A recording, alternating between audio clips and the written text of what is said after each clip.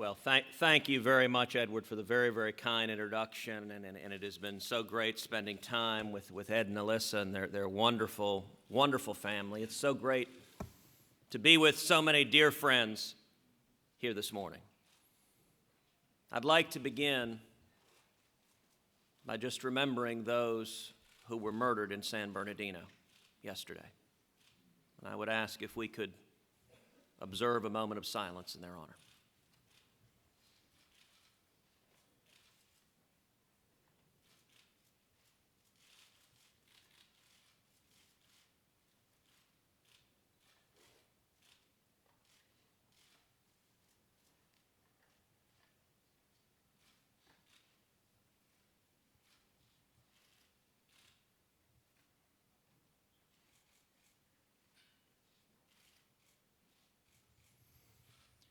At this point, the details of what happened in San Bernardino are still unclear.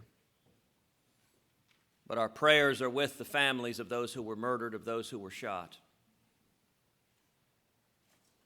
And all of us are deeply concerned that this is yet another manifestation of terrorism, radical Islamic terrorism here at home. Coming on the wake of the terror attack in Paris, this horrific murder underscores that we are at a time of war.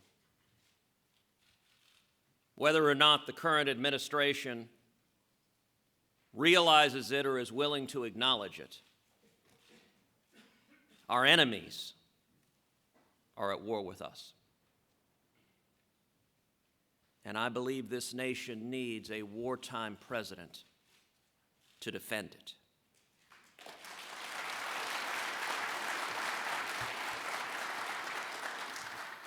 In recent weeks, President Obama traveled abroad to explain that he doesn't believe in American leadership, that he doesn't believe in America winning. Quote, "I don't have time for that." You know, I've got to say, FDR and JFK and Ronald Reagan were spinning in their graves to hear an American president say he doesn't believe in American leadership or America winning. I'll tell you, when it comes to radical Islamic terrorism, I think our strategy, to borrow a page from Ronald Reagan in the Cold War, should be very simple. We win, they lose.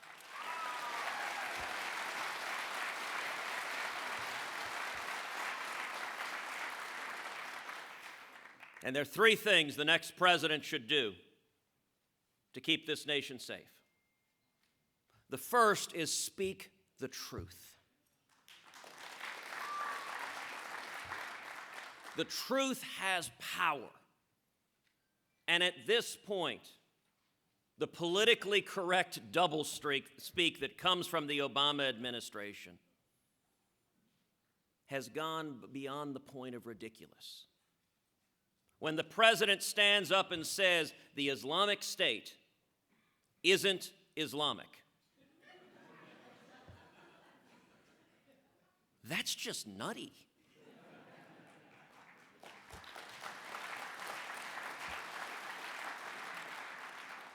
We need a president who will call the enemy by its name, radical Islamic terrorism, and we will defeat it.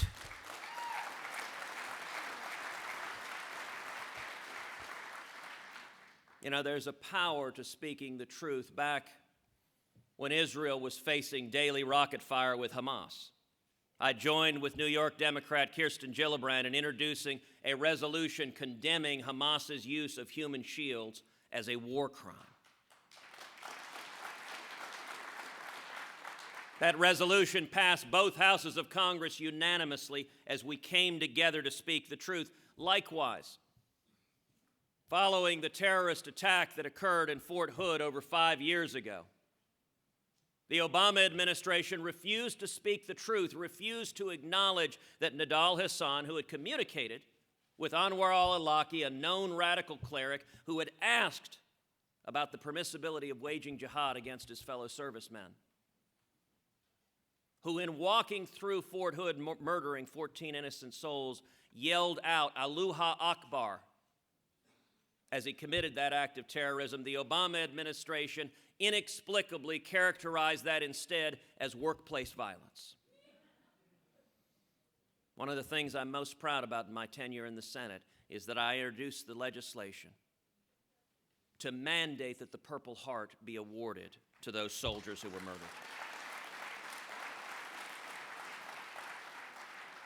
The Obama Pentagon fought tooth and nail against that legislation, yet I'm proud to say on the Senate Armed Services Committee I was able to earn the support of Republicans and Democrats. We passed it into law in December, and in April, I was at the ceremony where those Purple Hearts were awarded, and to each of the family members I simply shook their hands, looked them in the eyes, and said, I'm sorry. I'm sorry it took 5 years to acknowledge the sacrifice of your loved one. You know, when it comes to speaking the truth, this administration does precisely the opposite. We have a president right now who at times operates as an apologist for radical Islamic terrorists. Now, I don't use that word lightly. The word apologist has a very specific meaning. It's someone that gives a rationalization, a justification for the conduct. I was at the last National Prayer Breakfast. You'll recall the day before, ISIS had lit a Jordanian pilot on fire. The king of Jordan, who was supposed to attend the prayer breakfast, had to fly back to Jordan. And President Obama gave a speech in which he said, yes, ISIS commits terrorist attack.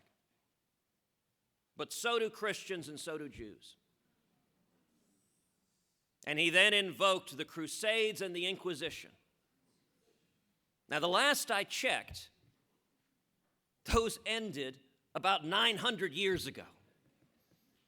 And I don't think it's asking too much for the President of the United States to stay in the current millennium.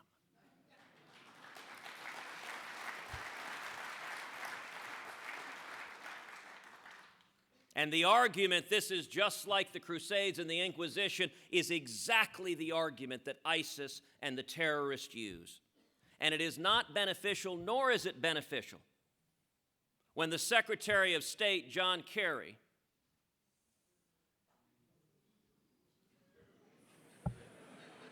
you know him well, suggests some months ago that Israel could become an apartheid state. Or when the Secretary of State, John Kerry, also says that the terrorist attack against Charlie Hebdo was understandable.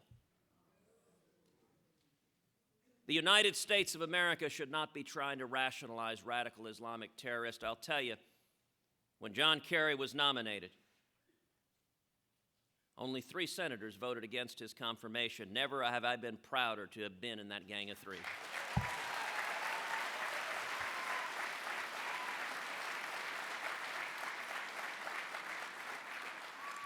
And when Kerry called Israel an apartheid state, I went to the Senate floor and called for Kerry's resignation. And when he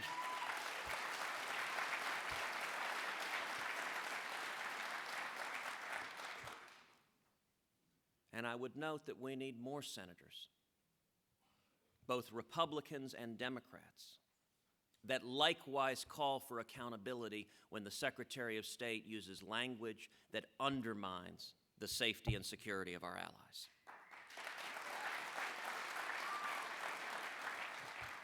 And that's the second thing we need to do, is we need to stand by our allies. You know, all of us knew early in the Obama administration there were warning signs when in the opening weeks the president sent back to the United Kingdom the bust of Winston Churchill.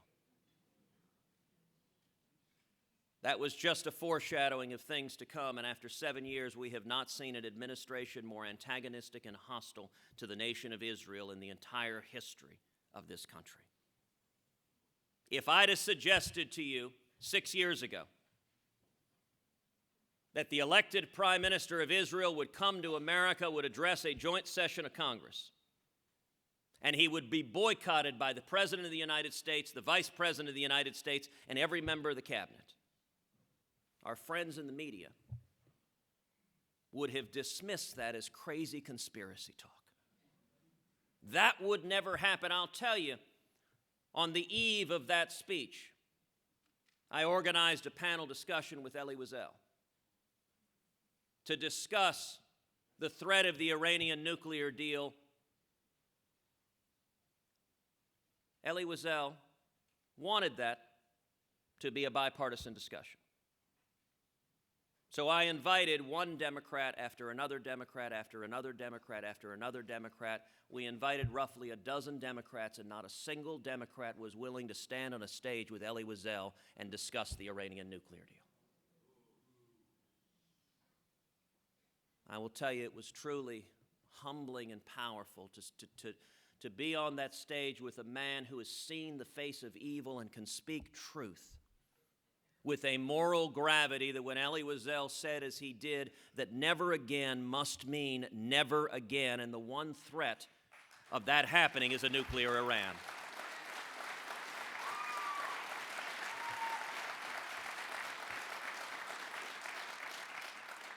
We need a president who will stand unapologetically with the nation of Israel.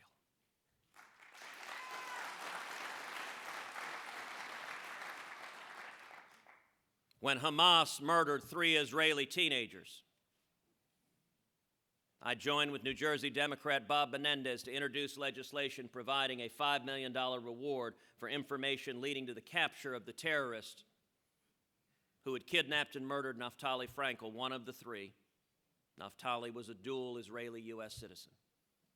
That legislation passed the Senate unanimously. Thankfully, they captured the terrorist before the House could take it up.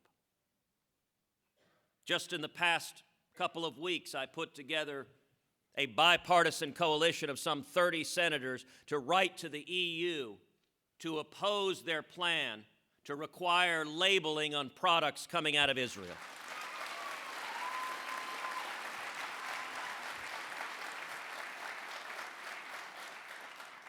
And I have pledged that if I'm elected president, on the very first day in office, we will begin the process of moving the American embassy to Jerusalem, the once and eternal capital of Israel.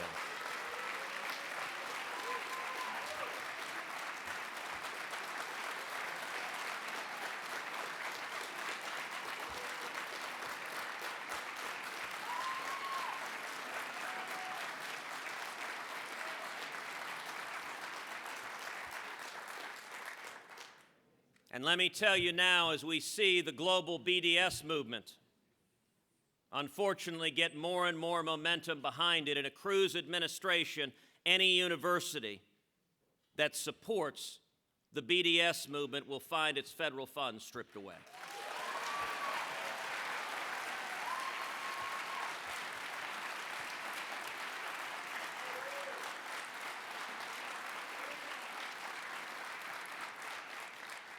And the third thing we need is we need to defeat our enemies. Not to weaken them, not to degrade them, but to defeat them. 2 years ago, the nation of Iran named as their ambassador to the United Nations Hamid Abu-Dhabi, a known terrorist who participated in holding Americans hostage. Everyone in this town wrung their hands. They said, "This is terrible. There's nothing we can do." I introduced legislation barring Abu-Dhabi and other known terrorists from coming to America. It passed the Senate 100-0. It passed the House 435-0, and President Obama signed it into law.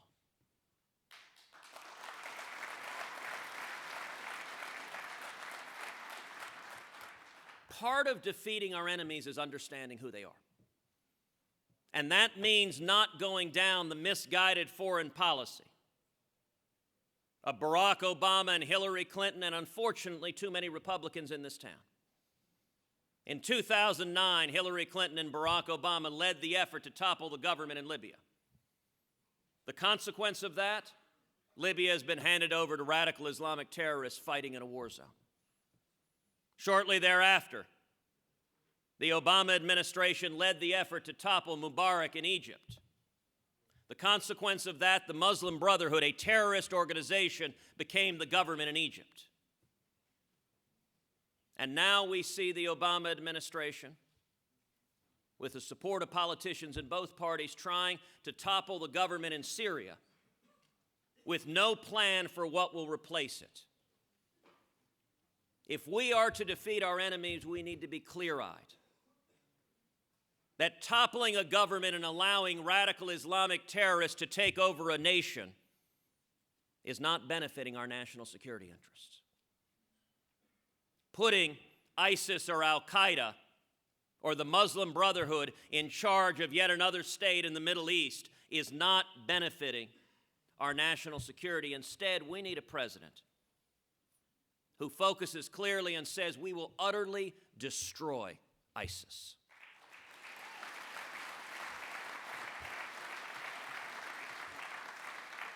Who makes abundantly clear to any militant on the face of the earth, if you go and join ISIS, if you wage jihad against the United States of America,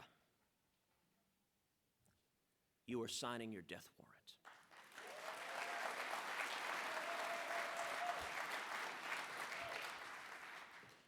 And then finally, we have the Iranian nuclear deal. If I am elected president, I have pledged on the very first day in office to rip to shreds this catastrophic Iranian nuclear deal.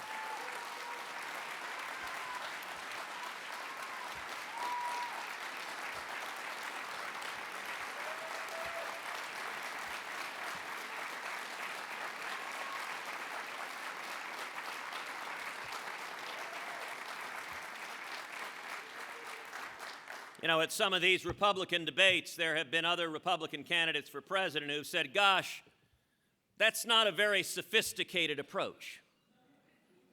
You don't understand. We need to wait and see if we can trust the Iranians. Well, let me tell you what, I do trust the Iranians. When the Ayatollah Khamenei burns American and Israeli flags and says death to America, I trust him that he means it.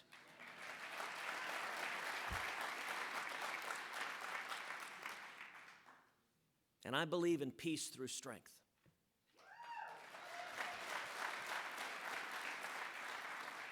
We are facing a moment like Munich in 1938. And President Obama, like Chamberlain, has come back from Tehran promising peace in our time.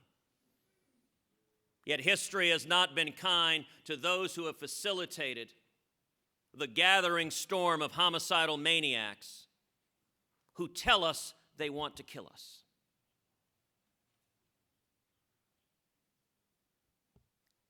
The next president needs to have the fortitude to say to the Ayatollah Khamenei in no uncertain terms, either you will stop your nuclear weapons program or we will stop it for you.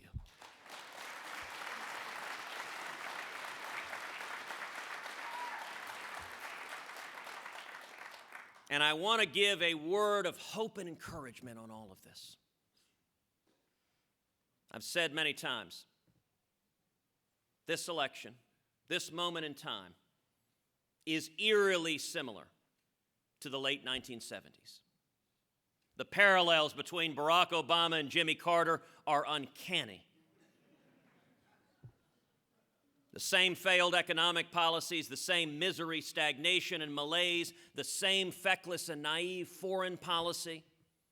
In fact, the exact same countries, Russia and Iran, openly laughing at and mocking the President of the United States.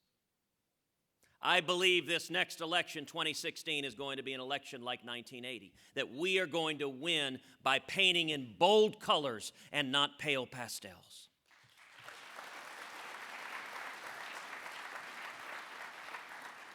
The manifest failures of the Carter administration set the stage for the Reagan Revolution, which came from millions of Americans across this country. It was a grassroots movement.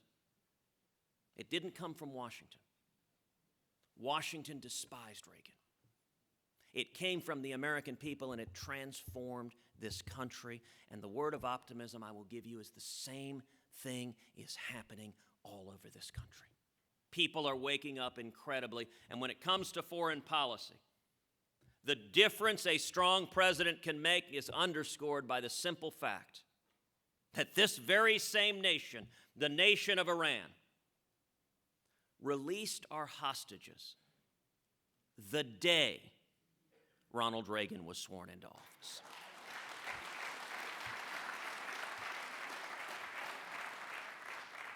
And with that, Matt, happy to answer or dodge any question you like. First of all, Senator, thank you. On behalf of the Republican Jewish Coalition,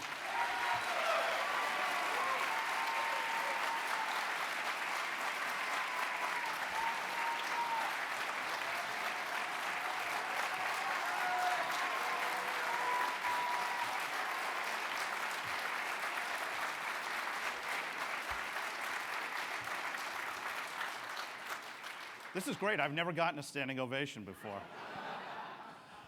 I've got a couple questions. We have been collecting questions over the last couple weeks, and I've curated a bunch of them, and I know you touched on a bunch of your remarks. But one of the things that comes up, and my apologies in advance for this comparison, but a number of people have asked that much has been made of Barack Obama coming into office as a first-term senator with no foreign policy experience. How do you respond to those who raise the same concerns about you? Well, I'll say two things. When the media asks, gosh, aren't you like Barack Obama? My reaction to reporters is, I thought you thought that was a good thing.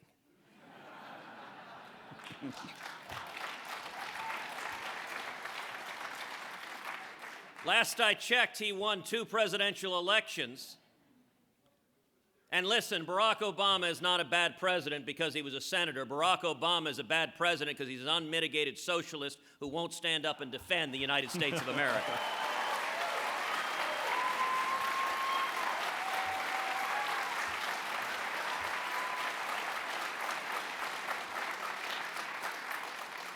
But there's a broader point in this. If you look in the last 50 years, and at the 2 moments that had the greatest impacts on human liberty, I would suggest it was in 1980, the election of Ronald Reagan, and in 2008, the election of Barack Obama, the first in a very positive way, the second in a very negative way. Now, they both shared something in common. Both Reagan and Obama believed profoundly in their principles. They had the courage to fight for them. When Barack Obama said he wanted to fundamentally transform this country, he meant it.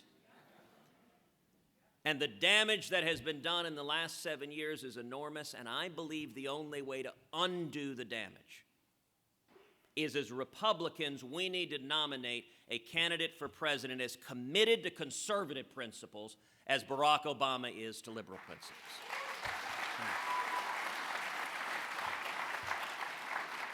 So this dovetails into the next question, which is, how would you convince staunchly pro-choice voters who love your views on security, on Israel, that they can still be pro-choice and vote for you?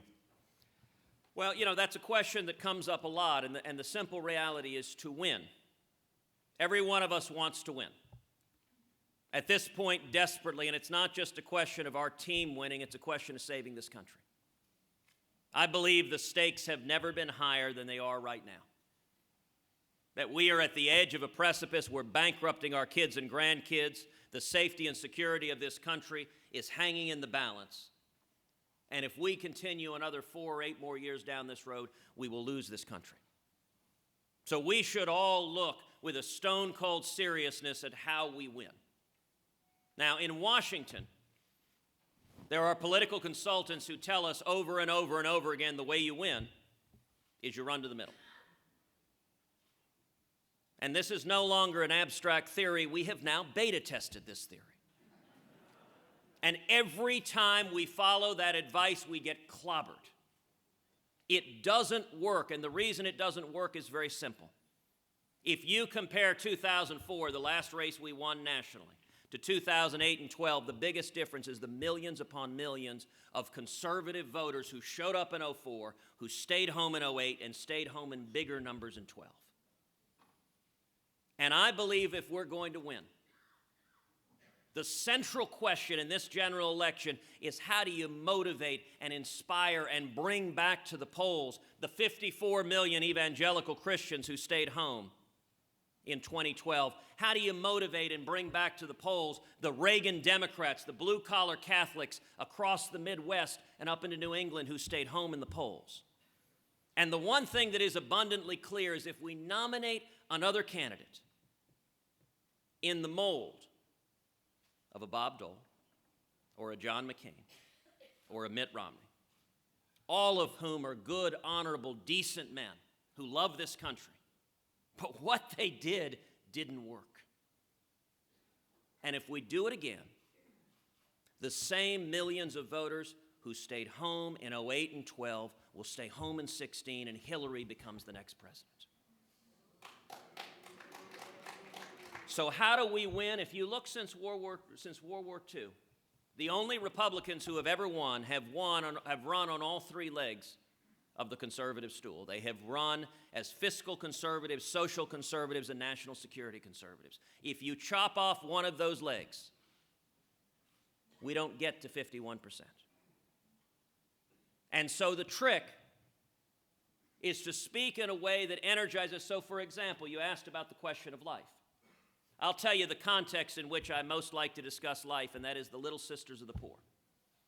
The Little Sisters of the Poor are a Catholic charity of nuns who've taken vows of poverty. They spend their lives caring for the poor and elderly, and right now the Obama administration is litigating against the Little Sisters of the Poor, trying to force the nuns to pay for abortion-inducing drugs and others. Now, I've joked many times, a really good rule of thumb: if you're litigating against nuns, you've probably done something wrong.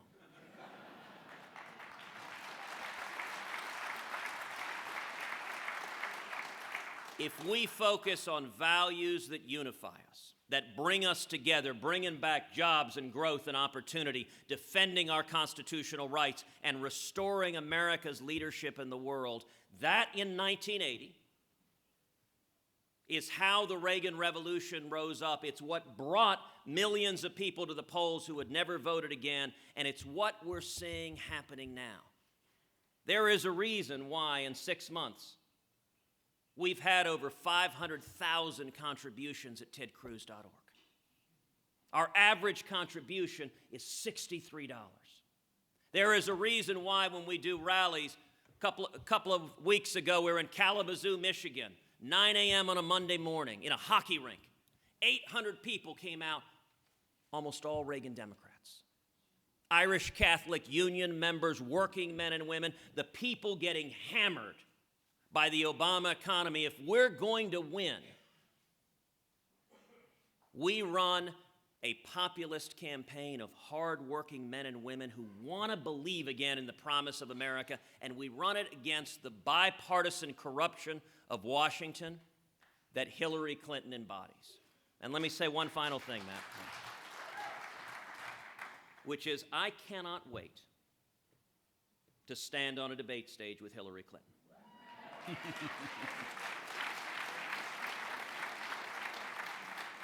Reagan understood that you win elections by making choices that are meaningful choices. You don't blur the difference. There's a reason there's only one Republican in the last 50 years who has a group of Democrats named after him. Reagan Democrats. We need to nominate a candidate who has the clarity to stand up and say,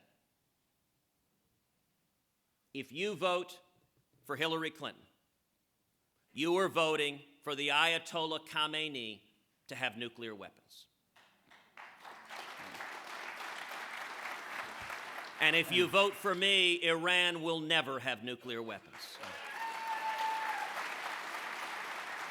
If you vote for Hillary Clinton, you are voting for 12 million people who are here illegally to be granted amnesty. If you vote for me, we will secure the border and stop illegal immigration. If you vote for Hillary, you are voting for Obamacare to be a permanent feature of our economy in perpetuity. If you vote for me, we will repeal every word of Obamacare. That, I believe, is how we win, with a cheerful, clear, meaningful distinction that makes a difference to working men and women across this country. Right. Thank you, Senator.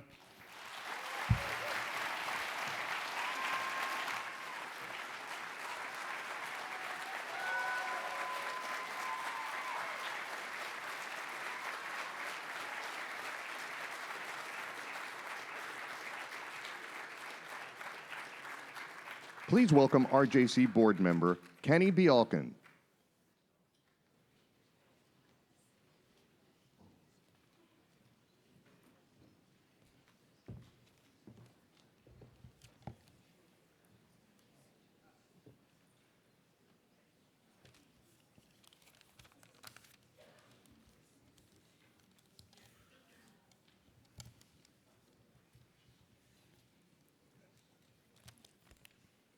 Good morning. I'm Kenneth Bialkin.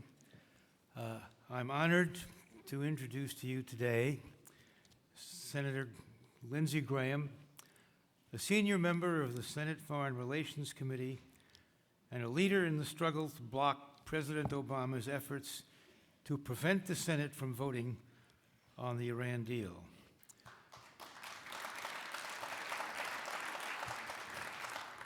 Lindsey Graham's personal story is an American saga of a close family's courageous struggle against grinding poverty, the tragic loss of his parents, and his personal courage to overcome obstacles in order to raise and educate his orphaned sister. He helped fund his efforts by his lengthy, more than 30-some-odd years of enlistment in the Air Force Reserves, where his duties as an officer took him on assignments throughout the world to many, many troubled spots. Senator Graham's record of support for Israel is blunt and outspoken. His determination to prevent Iran from acquiring nuclear weapons was absolute, even before the Islamic terrorist attack on Paris by ISIS.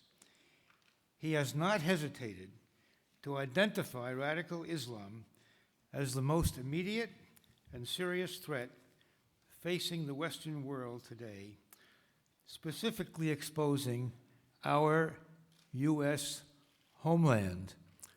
Just look around at the morning papers. There is a ring of determination in his promise to take immediate military action to meet that threat as Commander-in-Chief. The American voter in 2016 will surely be looking for determination in their next president. If that should be Lindsey Graham, you can be sure of it. My great pleasure to introduce to you Senator Lindsey Graham.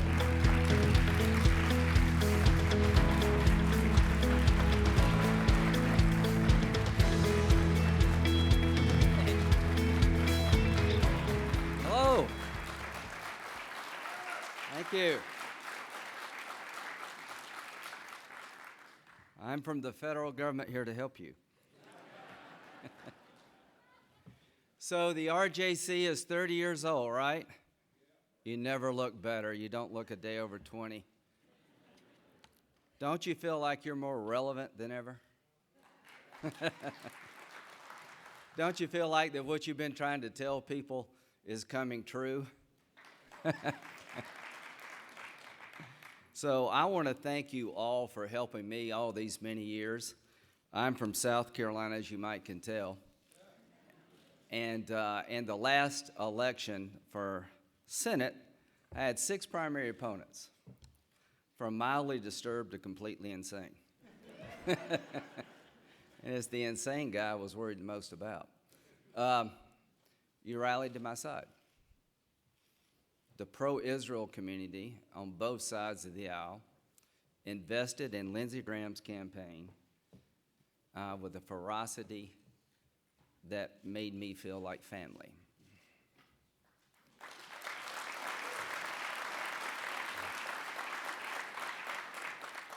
We are family.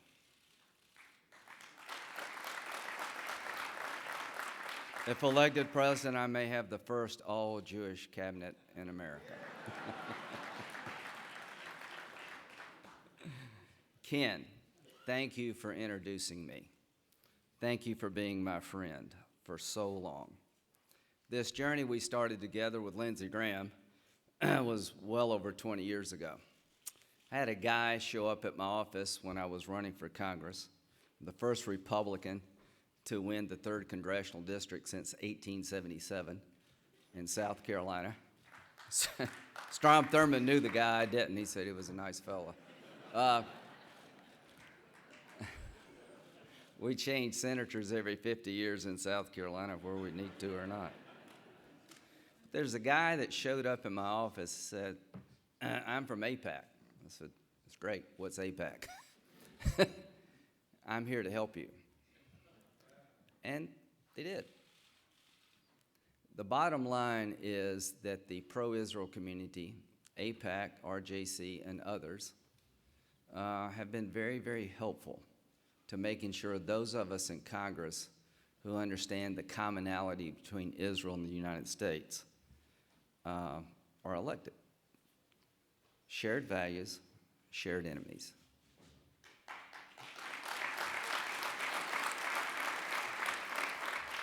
I'm the first in my family to go to college. Anybody in that boat? Neither one of my parents finished high school. My dad owned a liquor store, a bar, and a pool room. This is why I would be a good president for you. I grew up in the back of a bar until I was in high school. We lived in one room. My mom, my dad, my sister, who was 9 years younger than I am. Life was pretty good. If you own your own business, you go to work every day whether you feel like it or not. Does that sound familiar? You can't get sick. I ran the pool room as a kid. This is why I would be good regarding the Iranians. I know a liar when I see one.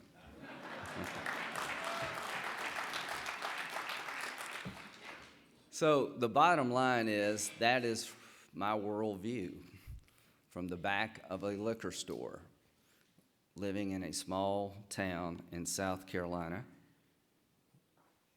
being raised by wonderful parents who cared a lot but not well educated. But they gave me the one thing that is essential: unconditional love. They loved me and they loved my sister unconditionally, and they didn't leave us a lot of money, but they left us the one thing that every kid should get from their parents: love, encouragement, and respect. So, when I'm 21, I'm at the University of South Carolina, where we just got beat by the Citadel a couple of weeks ago. Long, struggling Gamecocks. I'm a sophomore in college.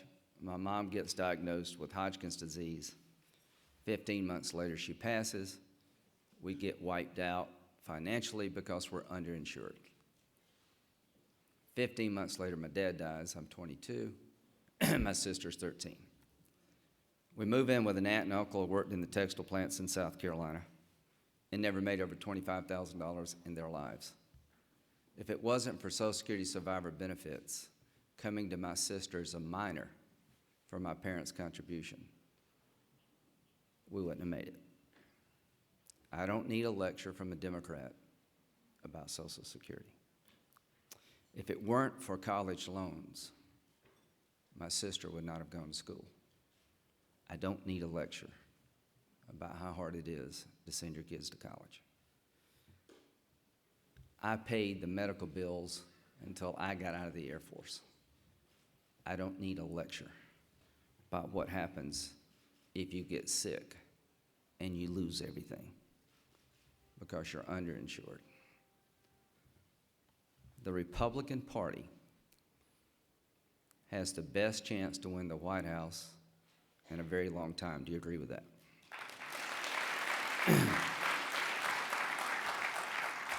I heard Senator Cruz mention a couple of things that I'm going to take issue with. Why we lose.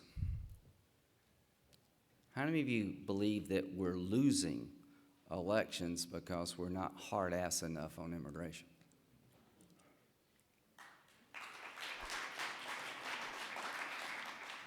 Well, I don't agree with you.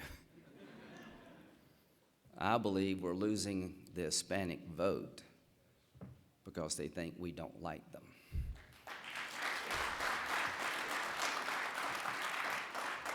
I believe that it's not about turning out evangelical Christians. It's about repairing the damage done by incredibly hateful rhetoric, driving a wall between us and the fastest growing demographic in America, who should be Republicans. I believe Donald Trump is destroying the Republican Party's chance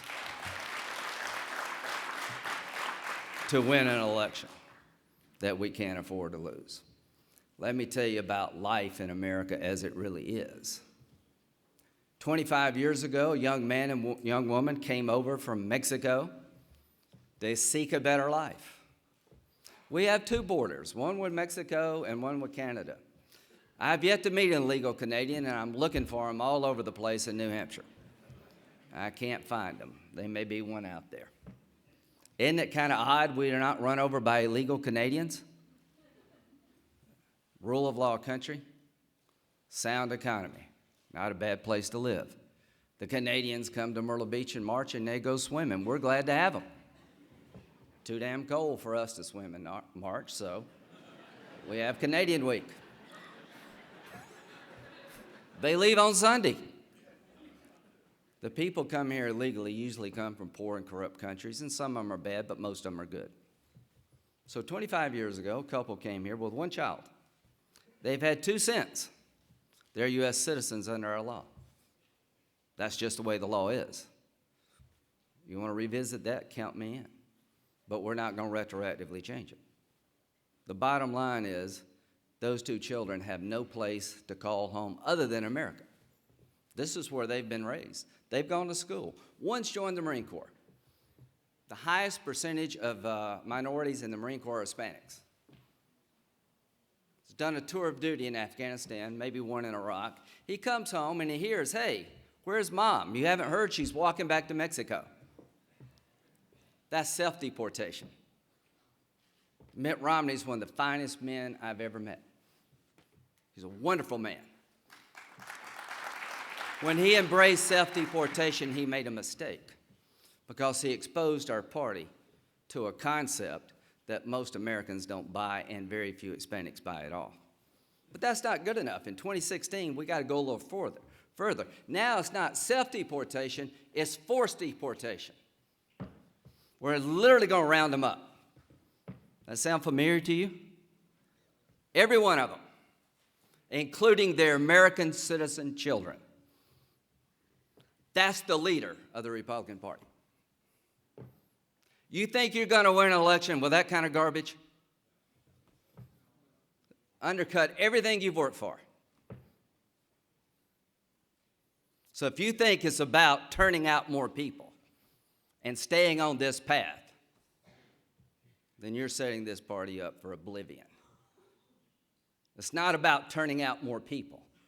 It's about getting more people involved in our cause.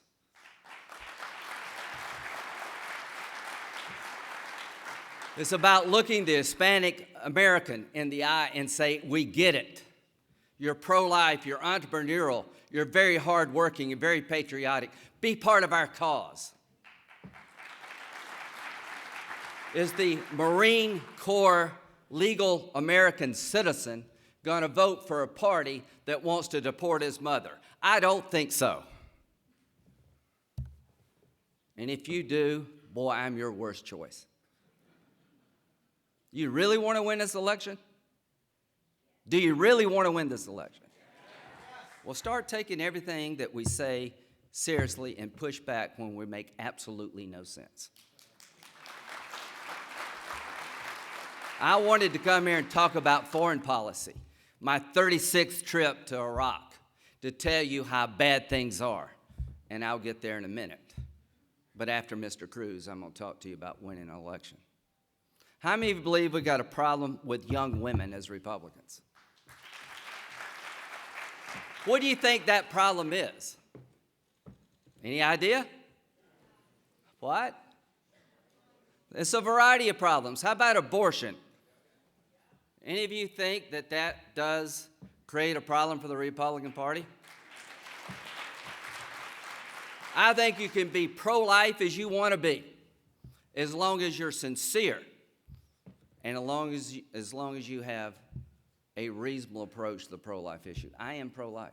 We're not going to lose this election because you're pro-life. Hispanics as a group are pro-life.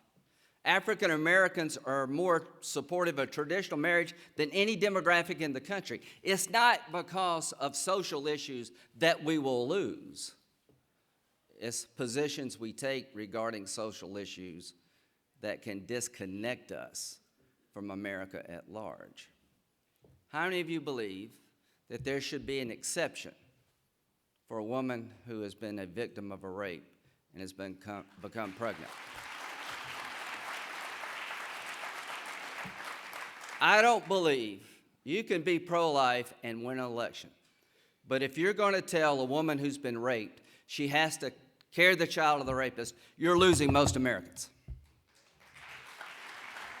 And you asked a question of Ted Cruz. How do you get a pro-choice person to vote for you?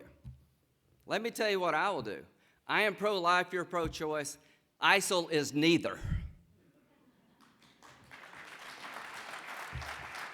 The tax code is a monstrosity for all of us. But if you don't understand the following, then we're making a big mistake, and here's the following. If the nominee of the Republican Party will not allow for an exception for rape and incest, they will not win. Ted Cruz doesn't have an exception for rape or incest. He says the debate's going to be about the little sisters of the poor. He's going to take the fight to the Democrats about their wanting to impose social policy on charitable organizations. It will be about rape. And if you don't think that, then you just don't understand what they will do. It will be about the nominee of the Republican Party telling a woman who's been raped, you got to carry the child of the rapist. Good luck with that.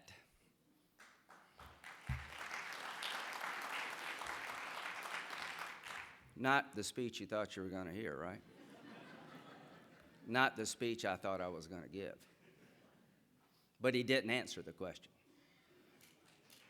He did not answer the question. I'm going to answer the question. We will lose if that's the position of the nominee of the Republican Party. We will lose young women in droves. And if we continue this garbage about illegal immigration and everything is amnesty, we're going to go from 27% to single digits.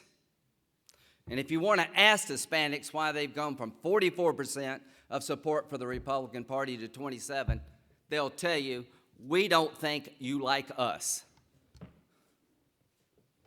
And given what I've heard, I would be in their camp too. So a little bit about me. I've come from the reddest of red states. I was called Lindsay Gomez, Lindsay Dramnesty. My whole primary was around me working with Democrats 3 different times to find a comprehensive solution to a broken immigration system. I've come to conclude that securing your border is required, controlling who gets a job is essential, but you're not going to deport 11 million illegal immigrants. You can't do it. You shouldn't do it.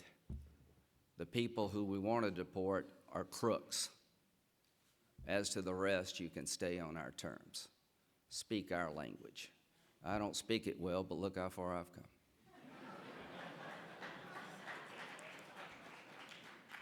Pay a fine because you did break the law. Don't cut in front of those who've been doing it right. Wait 10 years before you can even thinking about applying for a green card. That will sell. My goal is not to have a third wave. I've taken a beating over this issue. Let me tell you why I can beat Hillary Clinton. Her definition of flat broke and mine are a bit different.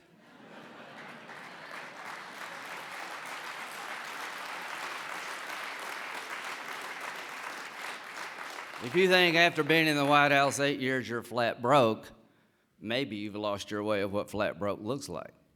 Maybe that's why they stole the China.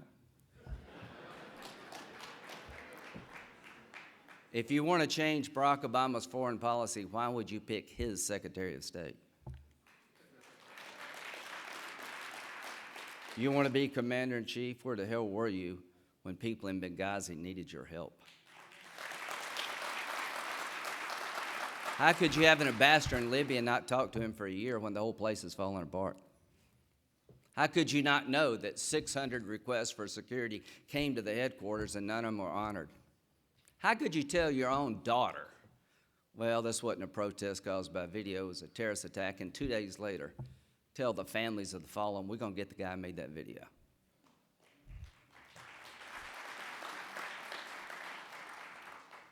Put me in the ring with her. Give me a chance.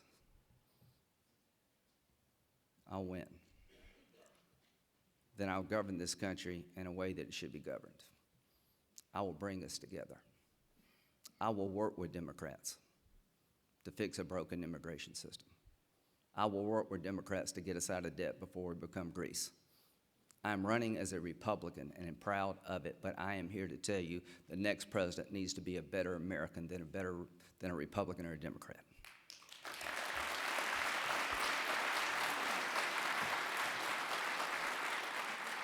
How are you going to bring us together if your whole career has been about dividing us?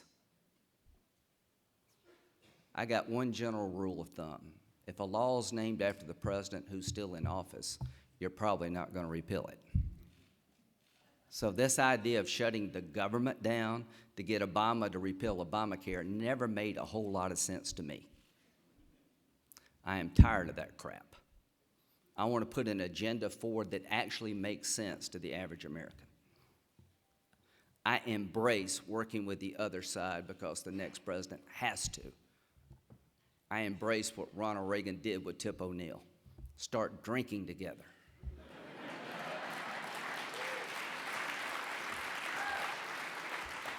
And find a way to save Social Security.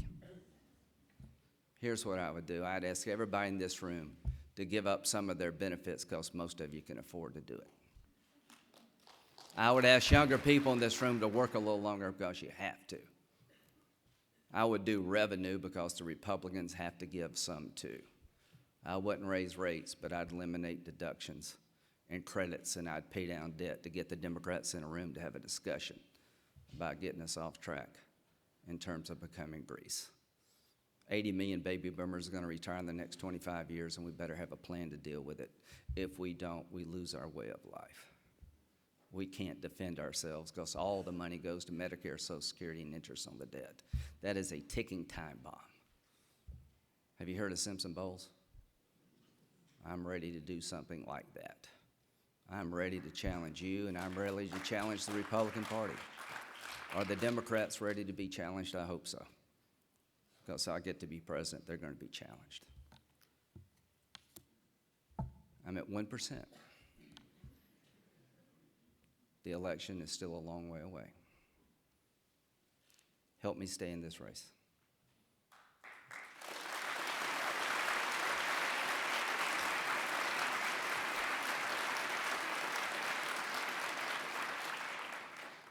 You want to talk a little bit about foreign policy? Do you think I even need to talk to you about my support for Israel? No. I'm the first guy to go to the RJC event and never mention Israel in 15 minutes. You know why? Because I don't have to.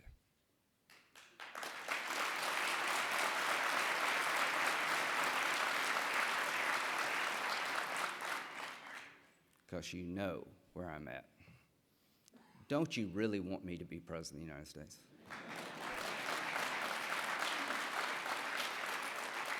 In your heart of hearts, don't you want me to be by Bibi's side? Don't you want me across the table from the Ayatollah? Don't you want me to be commander-in-chief because I've walked in their shoes? How many of you believe that I would go on offense on day one? How many of you believe that if I told the Iranians I'm going to tear this deal up, they would believe it? And if somebody running for president on our side says, I wouldn't tear the deal up, then you don't understand the deal. Because if it's fully implemented, it's a death sentence for Israel. They don't even have to cheat. Who in their right mind would give the Ayatollah $100 billion to do anything he wants to without changing his behavior? John Kerry. Never let someone negotiate with the Iranians who's never bought a car.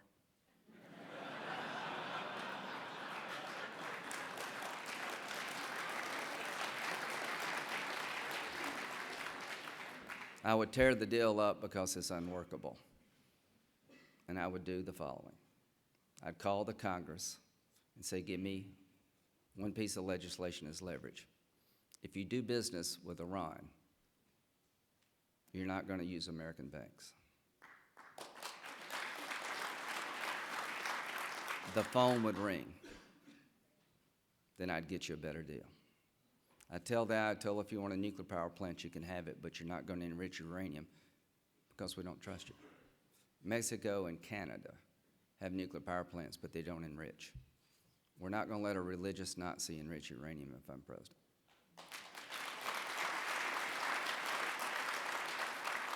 You're not going to get a penny of money and another weapon until you stop becoming the largest state sponsor of terrorism.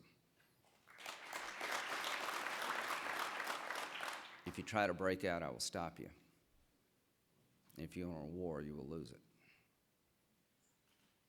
My goal is to take off the table the nightmare of all nightmares, a weapon of mass destruction in the hands of a radical Islamist who would use it. That's the number one threat to mankind. It's the way the second Holocaust becomes a reality. If you don't stop this deal and replace it with something else, every Arab in the region is going to want their own nuke. And our friends in Israel are in an untenable position. I understand why this is a bad deal, but I have the credibility in the region to get you a better deal. I've been there 40 times in the last 10 years. I know everybody worth knowing. I am intent on stopping this deal and stopping this regime before it's too late. Ted Cruz says he'd keep Assad in power. I sure as hell will not. I am not going to give Damascus to the Iranians, Baghdad to the Iranians. There's a corridor between Damascus to deep in the heart of Lebanon where Hezbollah can transport weapons that are going to be used against our friends in Israel. As long as Assad's around, Hezbollah has a partner. Do you agree with that? If I'm president, Assad's going standing up or laying down, but he is going. ISIL will be destroyed.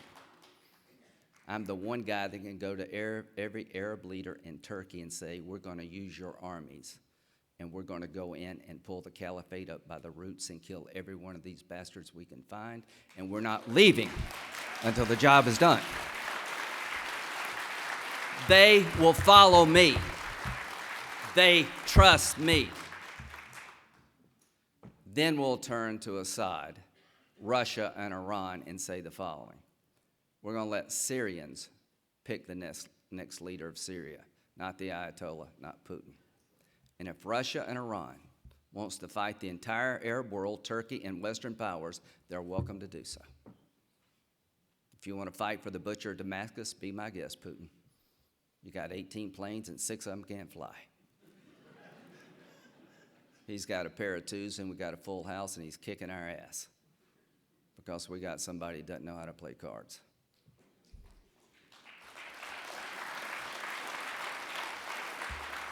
If I am president of the United States, ISIL will be destroyed. Iran will be defamed. And the UN will be put on notice that if you can't continue to come after our friends in Israel, you won't get a dime of money from the American taxpayer.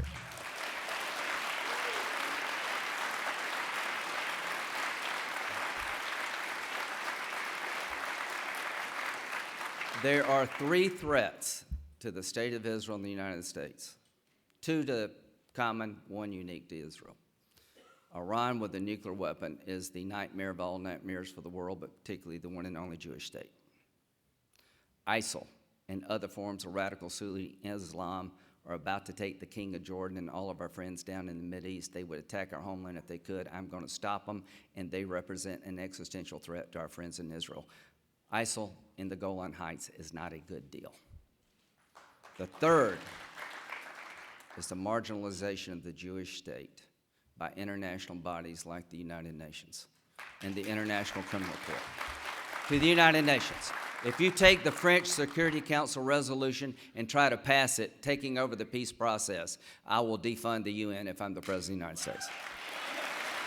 To the International Criminal Court, if you bring one IDF member before that court as a war criminal, I will shut you down.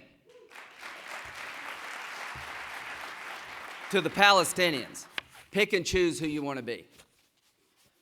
If you want to be Hamas's friend, you're not my friend. If you reject Hamas and live in peace with Israel, maybe we can do some business. All I can tell you, folks, that we better not lose this election. I've given you a way forward. Almost anybody can beat Hillary Clinton as long as they're right on two good issues: immigration and having a sensible position on social issues. If we don't have those two positions right, we're going to get creamed.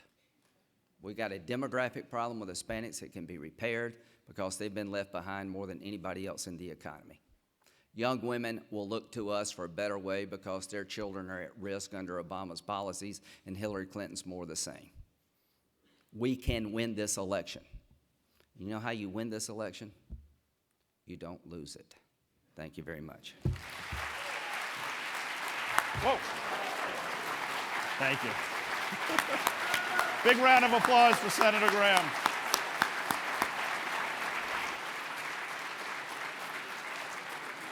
Please welcome RJC board member Wayne Berman.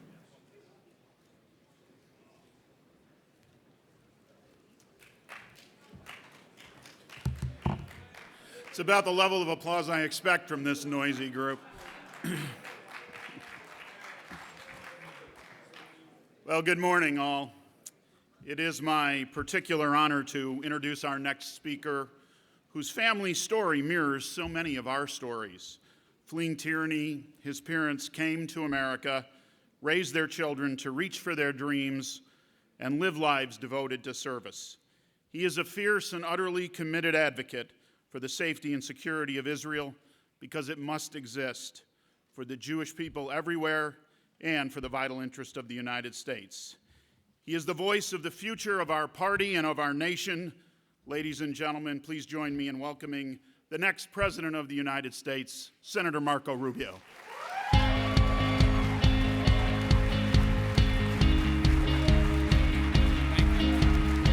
Thank you very much.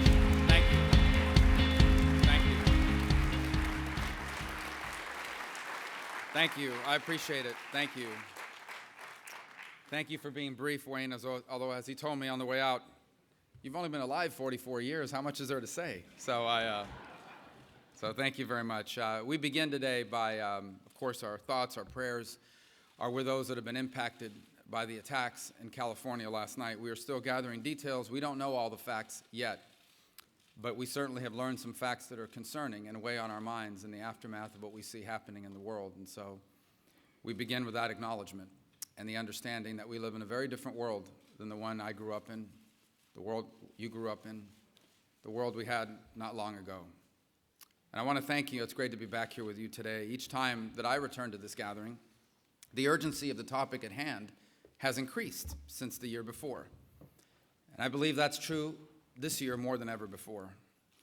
The threats facing our country and Israel have grown dramatically in recent months, in large part because our president has placed his own legacy ahead of our mutual security. But of course, when we gather here a year from now, we will have a new president-elect. And depending on, you can clap, depending on who that is, it will have either taken a significant step towards reviving American leadership in the world and in the process advancing Israel's security, or we will have slid even further towards weakness and disengagement.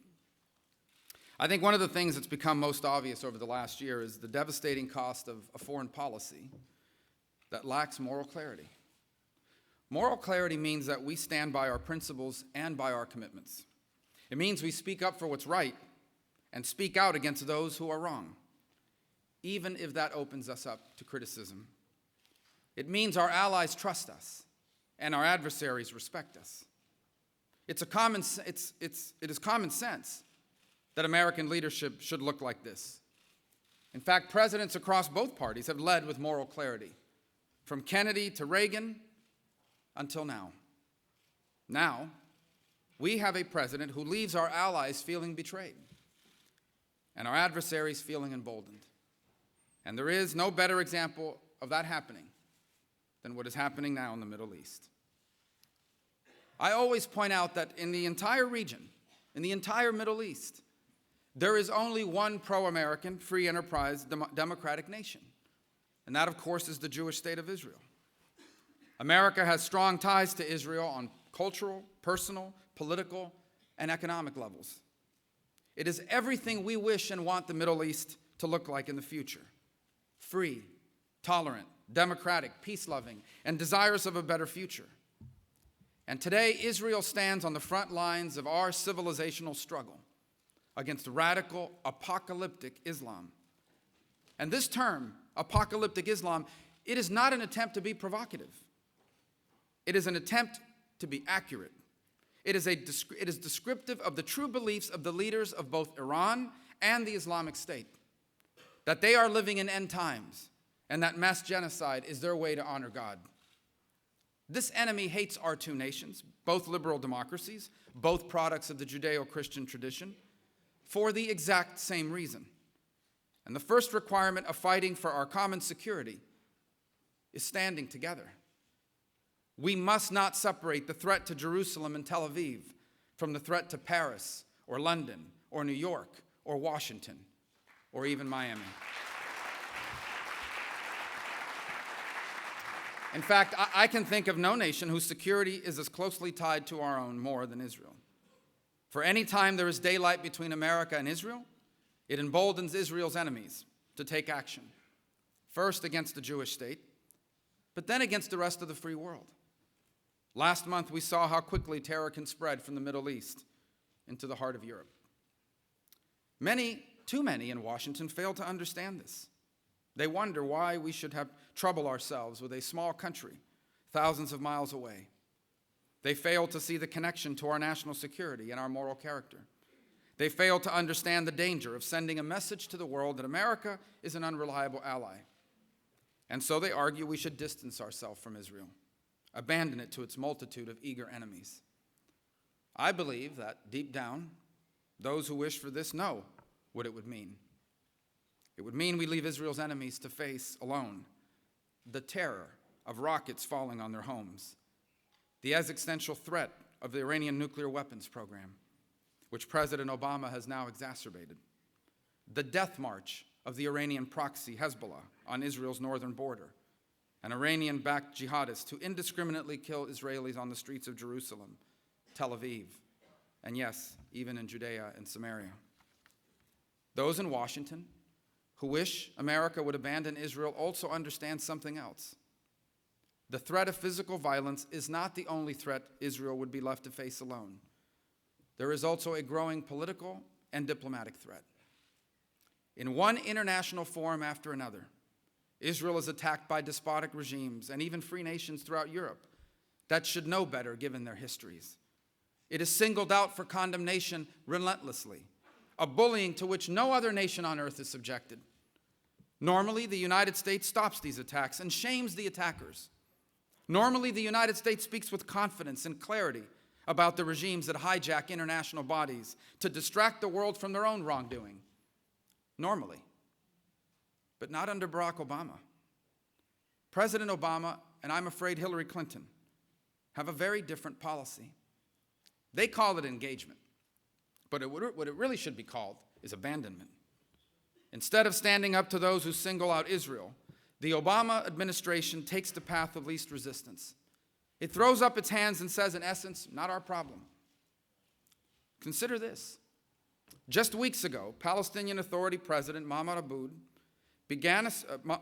Abbas began a speech to a UN body by asking, quote, this is his quote, "For how long will this protracted Israeli occupation of our land last?" End quote. After 67 years, how long? End quote. As we all know, 67 years ago was 1948, the year of Israel's creation. And so the man who is supposed to be Israel's partner for peace has just said that all of Israel is illegitimate and that the Jewish state is an occupation of someone else's land. Now, this is not unusual rhetoric for a Palestinian leader, but what matters is that it should have provoked a harsh condemnation from the United States.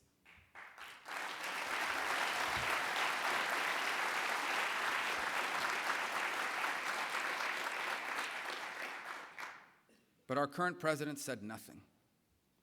By his silence, our government emboldened those who seek Israel's destruction and made ourselves a bystander to a poisonous lie. Similarly, over the last 3 months of Palestinian terror attacks, our administration has refused over and over again to do anything more than call on both sides for restraint, as if there were no difference between aggression and self-defense. The Palestinian attacks are being incited by lies knowingly promoted about Jewish threats to the Al-Aqsa Mosque in Jerusalem and spread through a vicious campaign of anti-Semitism in Palestinian media. Or consider the European Union's recent approval of a new trade rule that requires special labeling of products produced in what the EU now considers Israeli-occupied territories. The goal of this is to encourage Europeans to boycott goods from Israel. The rule applies to no other country in the world, not to Russia, who invaded Georgia and Ukraine, nor China, which occupies Tibet. The EU is singling out only Israel. Let's take a step back and realize what this means. Discriminatory laws that apply only to Jews are now being written into European law for the first time in more than half a century. I believe we need a president who is not afraid to call this out for what it is. This is anti-Semitism.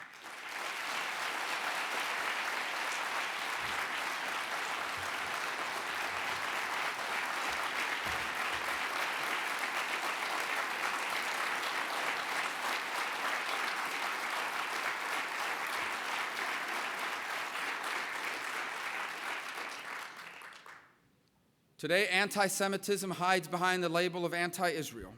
We need a president that will call it that, and I will be that president.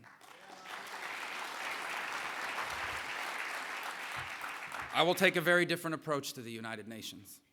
There will be no more complicity in attacks on Israel. Dictators, rogues, and terror sponsors will be publicly shamed.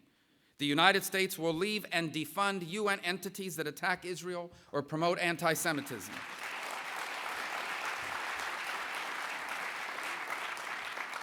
And I'll also speak out against anti-Semitism here in America.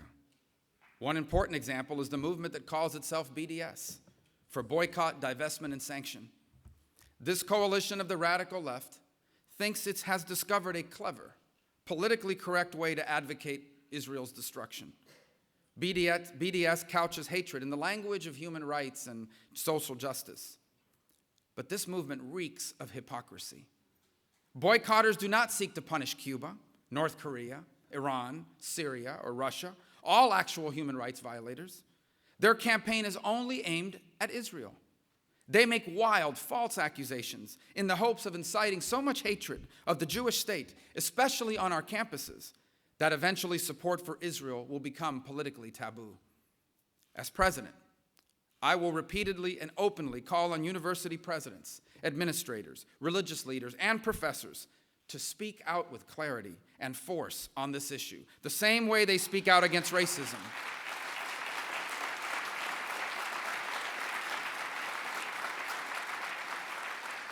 The same way they speak out against racism and other forms of bigotry. I will make clear that calling for the destruction of Israel is the same as calling for the death of Jews.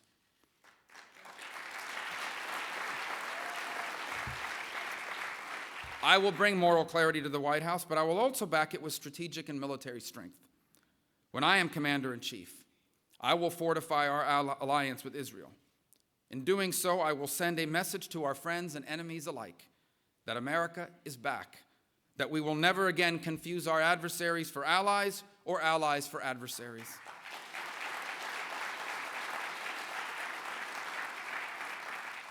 So let me be loud and clear about how I will begin. I will immediately shred this president's disastrous deal with Iran. You know, news reports out of Vienna this week indicate that Iran will not even be required to come clean about its past nuclear work. This makes a bad deal worse.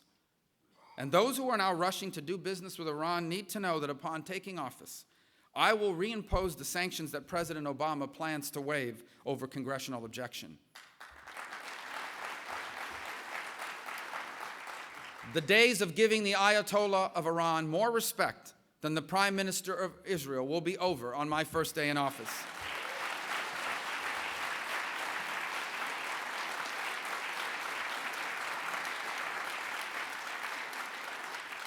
I will hold Iran accountable for American hostages it has taken and for its arming and funding of terrorist groups.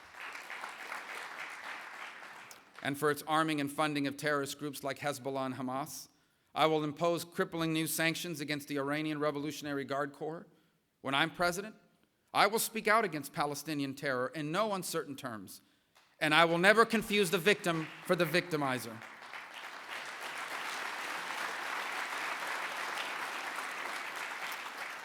And this means that as part of rebuilding our alliance with Israel, I will put the peace process in perspective. Barack Obama and Hillary Clinton have made it the defining feature of the relationship between our two countries. It should not be, for the simple reason that Israel currently has no viable partner for peace. In fact, the so-called partner that this administration claims is interested in peace. This so-called partner rewards Palestinian terrorists with up to $3,500 for every month they spend in an Israeli prison, which is more than 5 times the average Palestinian makes per month. They get tens of thousands more upon their release from prison, and the entire level of payment is directly tied to the number of Israelis they have killed. Does this sound to you like a group interested in peace? Some in our own party, in the news today, have actually questioned Israel's commitment to peace. Some in our own party have actually called for more sacrifice from the Israeli people. They are dead wrong, and they don't understand. They are dead wrong, and they don't understand the enduring bond between Israel and America. Generation after generation of Israelis have struggled and sacrificed to find peace with an enemy seeking only war and death. I know and honor these sacrifices, and I reject those who believe that Israel is an impediment to peace. Let me be crystal clear. There is no moral equivalence between Israel and its enemies.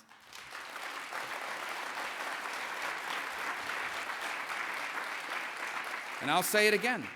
There is no moral equivalence between Israel and those who seek to destroy her. Understanding that fundamental truth is essential to being the next commander-in-chief. This is not a real estate deal where two sides argue over money. It is a struggle to safeguard the future of Israel. And as president, I will challenge the real impediments to peace in the Middle East, and I will stand up for Israel. Instead of pressuring Israel to make unreciprocated concessions, I will work with the Prime Minister on areas of mutual interest. I will finally move our embassy from Tel Aviv to Jerusalem.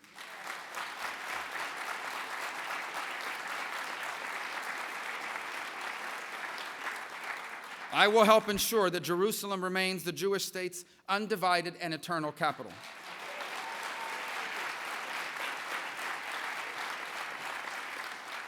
I will revive the common sense understandings reached in the 2004 Bush-Sharon letter and build on them to help ensure Israel. And I will build on them to help ensure Israel has defensible borders, including through its continued control of the Golan Heights. And this is only the beginning of what I will do as president in support of Israel. but it is far from the beginning of my efforts on this issue as a public servant. Throughout my time in the Senate, I have worked to strengthen and deepen our alliance. Just recently, I passed new sanctions against Hezbollah. Last year, I passed a budget amendment to move our embassy from Tel Aviv to Jerusalem, and I fought to require Iran to recognize Israel's right to exist. I've proposed crushing sanctions on Iran for its ongoing support for terrorism and human rights abuses.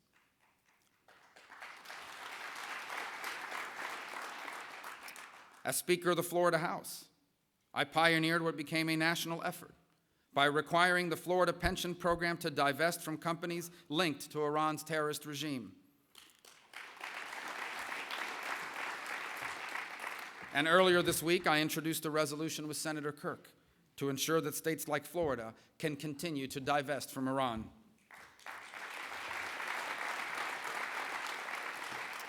I've also led efforts in the Senate to pressure the Palestinian Authority to end its partnership with Hamas. I attempted to defund UN agencies that attack Israel and supported legislation to force Europe to stop its despicable anti-Semitic boycotting of Israeli products. And I've been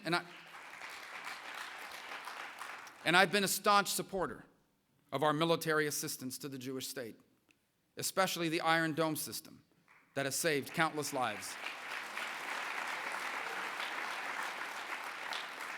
In fact, these programs have ended up benefiting America by leading to the technological innovations now used by the U.S. military itself. In choosing a president, we need to look at what candidates do, not just what they say. Just a few short years ago, many in my own party were trying to derail the post-war consensus about America's role in the world. They will never call themselves isolationists, but that's exactly what they are. I believe those who speak about their pro-Israel views, but carelessly support a gutting of our international affairs budget, including assistance to Israel, or who vote against legislation funding U.S.-Israel defense programs, I believe they need to check their priorities. You cannot be pro-Israel while also attempting to eliminate assistance that Israel uses to defend itself.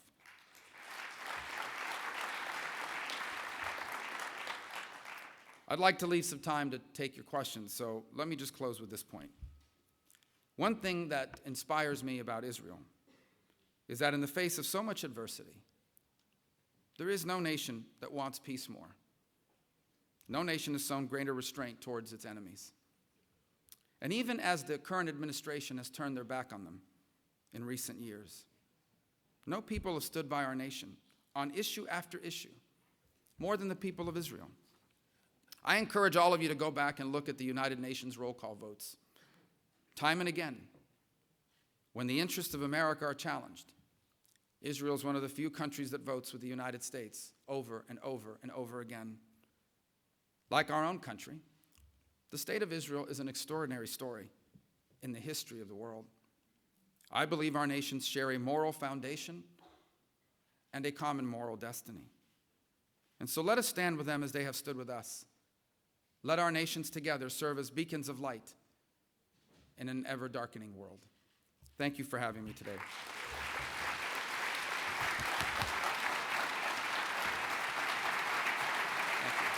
Thank you very much. Thank you. Yeah, we have 9 minutes. Okay. So we have about 9 minutes for some questions. And Senator, these are questions that we have curated over the last week or so from our members and our attendees across the country. The troubling thing is that you answered about 85% of them in the course of your terrific speech. So we're going to try and find some things that we can address that you haven't touched on. First of all, obviously you laid out a very concrete set of proposals and a vision for your foreign policy as president. Obviously, you need a team to assist you once you become president. Can you share with our group some of the folks that you would consider potentially to be a Secretary of State in your administration? Well, I think it's premature to actually begin to cite specific individuals. Suffice it to say that I do believe in the Republican Party and across the conservative movement. We have a handful of new voices that are very strong on the issues that I care deeply about. And it's important, for example, the Secretary of State oftentimes, if you appoint the wrong person, becomes captive to the Foreign Service and the professional bureaucracy of the State Department. People that have been there for long periods of time who think they can wait you out, sometimes flat out ignore your orders, or in the implementation, undermine the directives of the President and the White House. So the most important thing you need in a Secretary of State is a strong leader who becomes the President's representative at the State Department, not the State Department's representative to the President.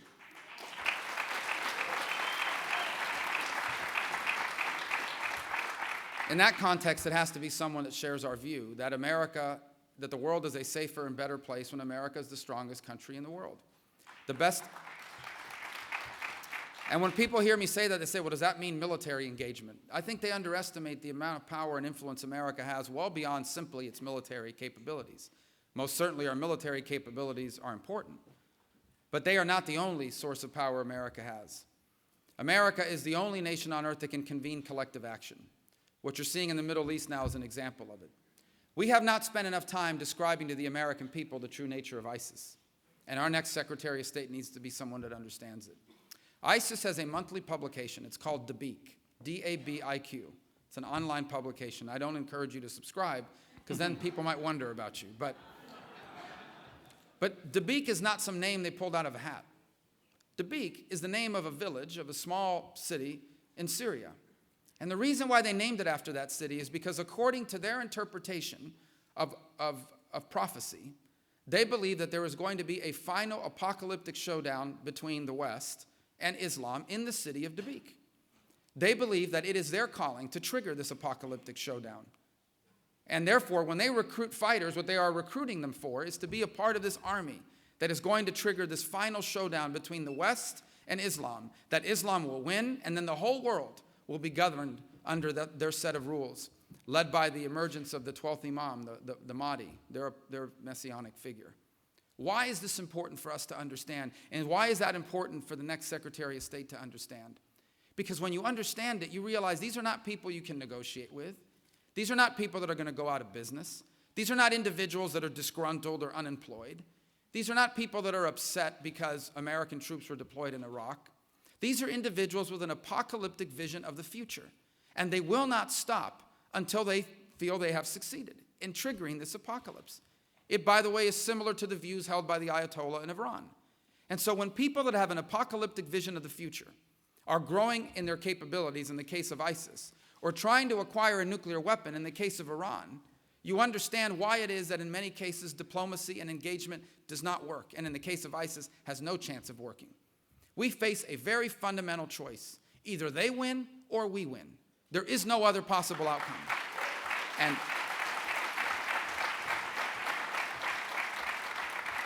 the next Secretary of State better be someone that understands this. If I can, I'd like to sort of probe a little bit into sort of having you sort of share with us how you philosophically approach an issue. Obviously, the presidency, you know, it's not the easy decisions that are important, it's the tough decisions. And you've been criticized by some of your opponents because you've advocated the removal of Assad in Syria. Others within the party have opposed taking out Saddam Hussein. They've opposed removing Gaddafi. As president, how would you weigh the challenges and the balance between the issues of human rights versus stability? Well, in fact, the bigger issue is you need to have foresight about what these things will mean if you do nothing about them. And Assad is an example of it. So the uprising against Assad, we didn't start the uprising against Assad. The uprising against Assad were everyday Syrians, not jihadists initially. It was largely made up of everyday Syrians, mostly Sunnis, who rebelled against an Alawi, which is basically a minority within the Shia minority, that they felt had been brutal and discriminatory towards them. And so they rose up. Some of them were Syrian army defectors that were a part of that effort. When that uprising began, I repeatedly warned that if we did not identify non-jihadists that we could help empower, then the vacuum would be created in the aftermath of this civil war, or in the midst of this civil war. And that vacuum would be filled, the way vacuums are always filled in the Middle East, by radical jihadists, made up largely of foreign fighters. And that's exactly what happened. The non-jihadists were either defeated, killed, or exiled. The only groups that were growing were the the jihadist groups. Initially, Jabhat al-Nusra was actually the group that was growing the fastest, and then ISIS really took off. And the result is that vacuum has now been filled by this group and has used Syria as an operational space to spread into Iraq, to grow now in Libya. They're beginning to grow their influence in Afghanistan significantly, conducting attacks in Lebanon. They're coming after Saudi Arabia, Jordan, Israel, Egypt. They've been very clear about the global caliphate they want to establish. As long as Bashar al-Assad is in power, you're going to have in power two things. Number one, you're going to have in power an Iranian puppet who serves not just as a conduit to Iranian influence in the region, but someone who has actively facilitated anti-Israeli, anti-American terrorism in that region. But the second thing you're going to have in place is an irritant. As long as Assad is in power, you're going to have in place someone that creates the conditions for the next ISIS to pop up, for the next ISIS to emerge. So this simplistic notion that leave Assad there because he's a brutal killer, but he's not as bad as what's going to follow him, is a fundamental and simplistic and dangerous misunderstanding of the reality of the region. As long as Assad or someone like Assad remains in power, not only does Iran have a proxy state that they control, but also it will serve as an irritant that will allow the next radical Sunni Islamist group to rise up and replace what ISIS is today. And so you need a president with a foresight to understand this. A president that doesn't just understand what's in front of you, but understands what it's going to turn into in 2, 3, or 5 years if you don't do something about it. And that's why I repeatedly warned about what was happening in Libya. I repeatedly warned about the premature withdrawal of troops from Afghanistan. I repeatedly warned about what would happen in the aftermath of the drawdown in Iraq. And I repeatedly warned about what would happen in Syria. Time and again, I warned about these things before they happened. And I think what it shows is insight and foresight into what can happen on these issues when America fails to lead. Right.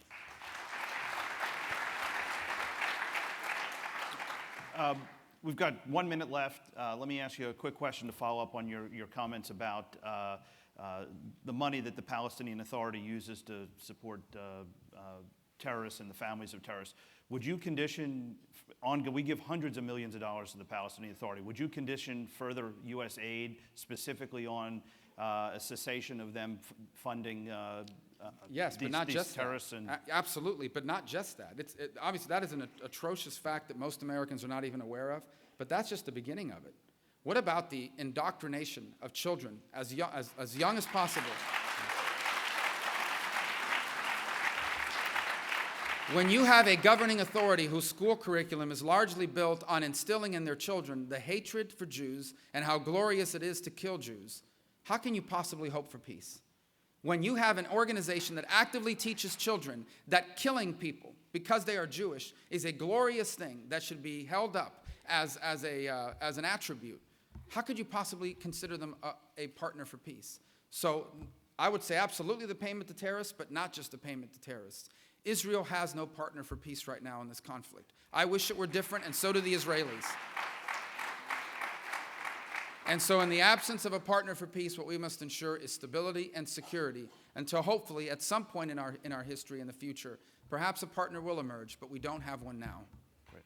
Senator, thank you very much. Thank you. I appreciate Big you round of having me. applause. Thank you. Watch your step. Thank you very much. Thank you. Thanks. Thank you.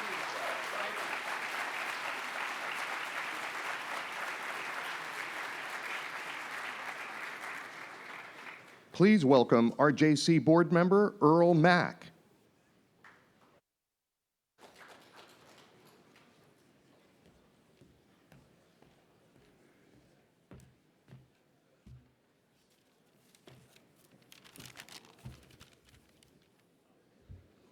Hello?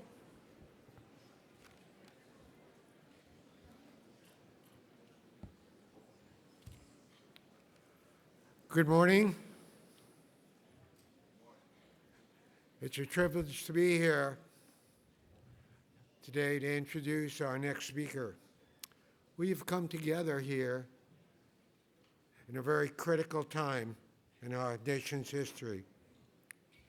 Our foreign policy is adrift. Our allies question our resolve, commitment, and even our common sense. Our enemies, ISIS and radical Muslims, are taking advantage. They're taking advantage of Americans' failure to lead, while our staunch allies in Israel face a long-term threat of nuclear Iran. Quite simply, We live in a world today that's the most dangerous since September 9/11. That's why I'm so honored to introduce my good friend and the next speaker, George Pataki.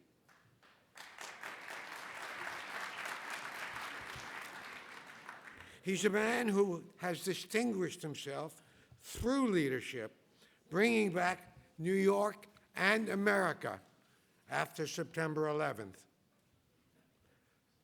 Some other candidates may not fully understand the threat we face because they read about it or they've been briefed about it, they saw it on TV. But George Pataki knows it because he lived through it and led us through it.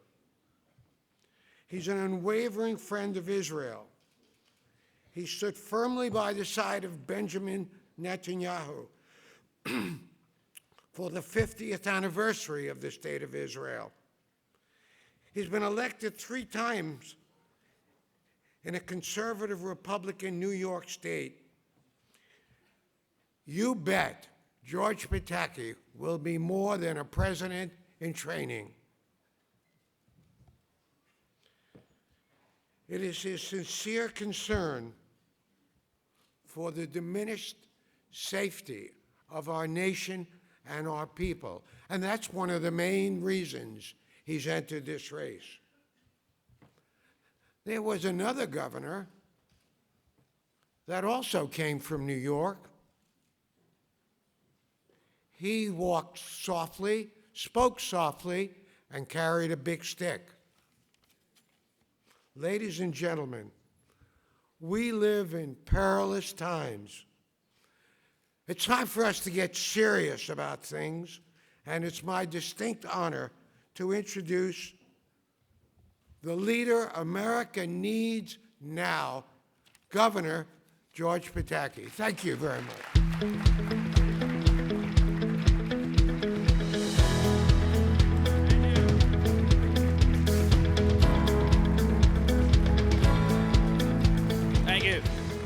Thank you, Ambassador Mack. Earl has been a great friend forever, a great leader of the RJC, and a man with enormous courage. He actually co-chaired my finance campaign when I ran for governor against Mario Cuomo when I thought when no one thought I had a chance to win. So Earl, thank you for that introduction. And to all of you here at the RJC, thank you for what you do. You are a critical wing and element of the Republican Party.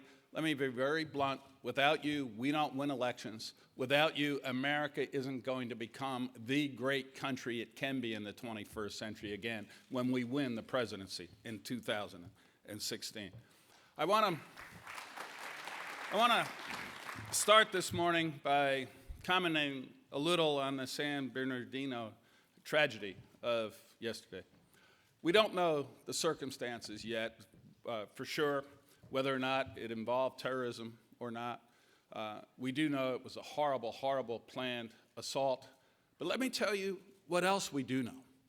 We do know that the Boston Marathon bombing was carried out by radical jihadists here in America. We do know that the Fort Hood massacre of our soldiers was carried out by a radical jihadist here in America. We do know that the Garland, Texas attacks that almost took place and would have massacred dozens of innocent Americans had they not been stopped by a Texas police officer was a radical jihadist radicalized here in America. We know that the Chattanooga murder of the Marine recruiters was carried out by a radical jihadist here in America.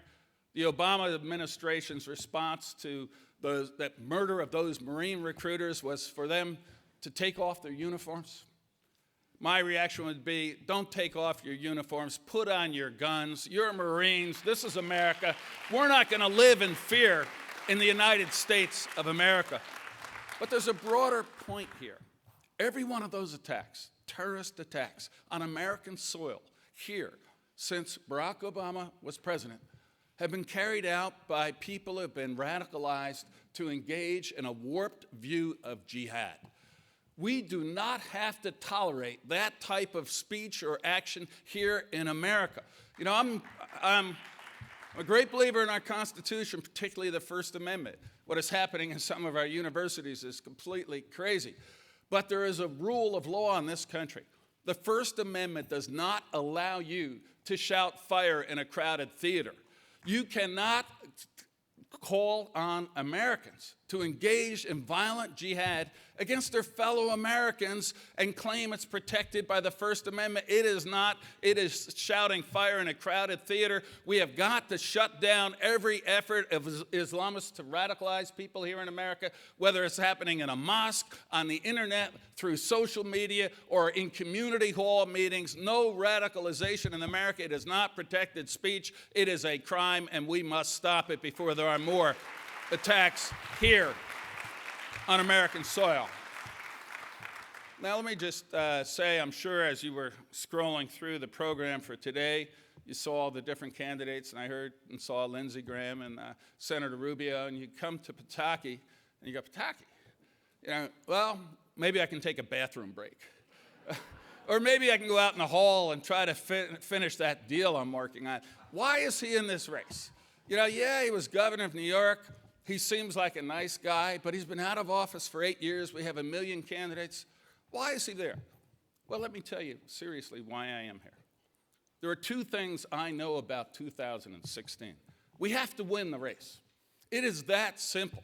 We cannot nominate somebody and think the job is over because we love our nominee. We have got to nominate someone who will actually beat Hillary Clinton and be the next president of the United States. And you know, I don't think there's a person in this room who doesn't understand Mitt Romney would have been a far better president than Barack Obama. No question about it.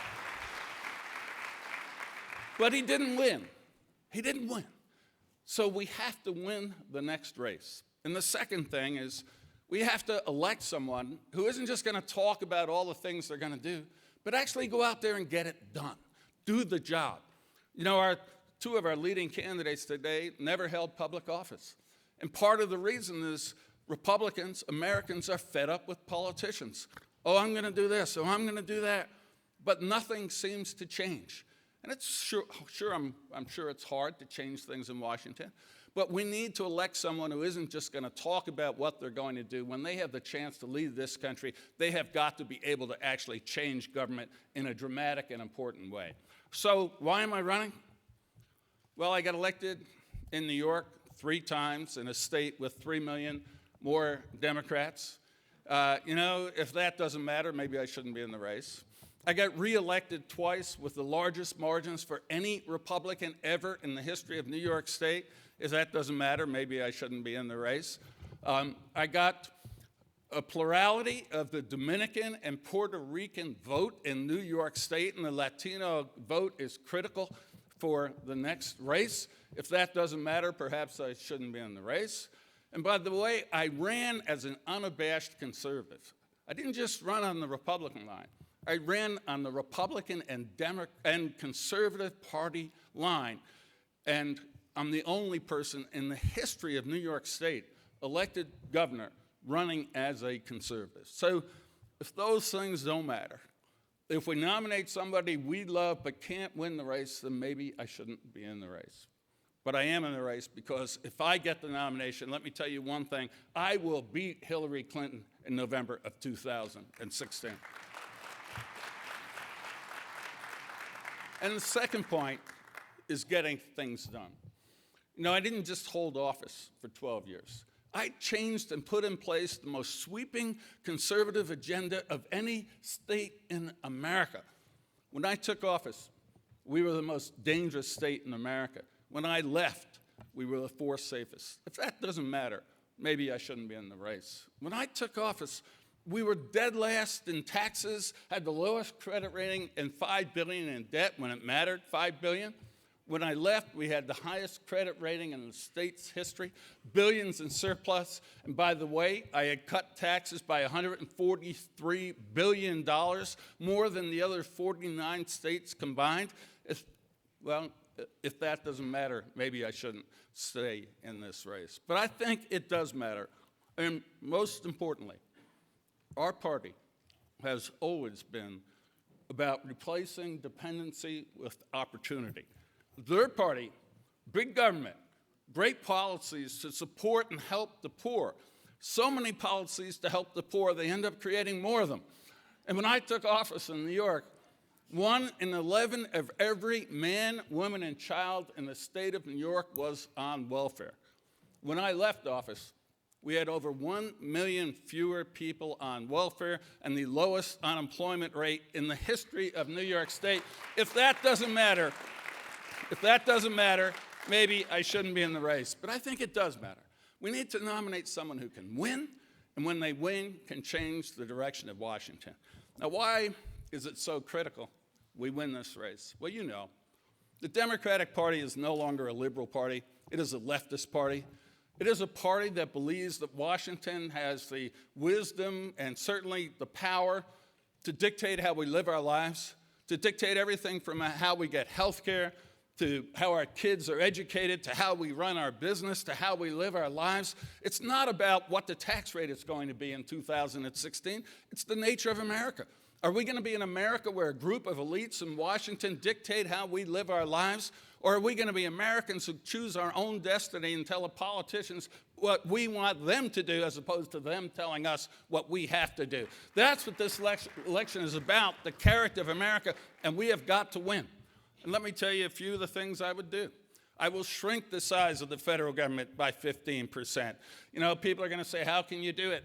When I left in New York, the government had more than 15% fewer workers than when I took office. We're going to get rid of Obamacare and get rid of those people in the health department. We're going to get rid of Common Core and get rid of the people working on that in the education department.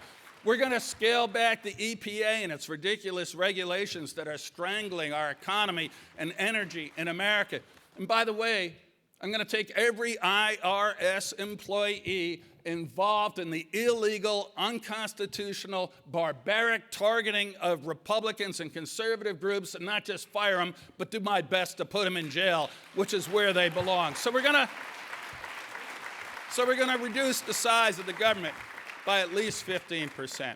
I'm going to throw out a corrupt tax code. You know, it is so absurd. Our taxes are so high that American companies constantly are looking to move overseas, not because they like it better, but because they can't afford to compete with our tax structure. A great New York company, founded almost 200 years ago, Pfizer, a big drug company, just last week announced a merger with a much smaller company, not because they wanted to be taken over, but because they're going to move their headquarters to Ireland. Instead of paying 39%, they will pay 12.5% taxes. That is absurd. This administration, the Democrats' view, is we have got to keep those companies here. They're not going to build a fence to keep out illegal immigrants, but they want to build a virtual wall to force American companies to stay here. It's kind of like the policies that worked so well in East Germany, where they actually had a wall to keep Germans from leaving. We don't need a wall to keep American companies from leaving. All we need to do is dramatically lower the tax rate, make us competitive here in America, and we will create jobs and opportunity in this country again. And by the way, I want to see us make things in America again.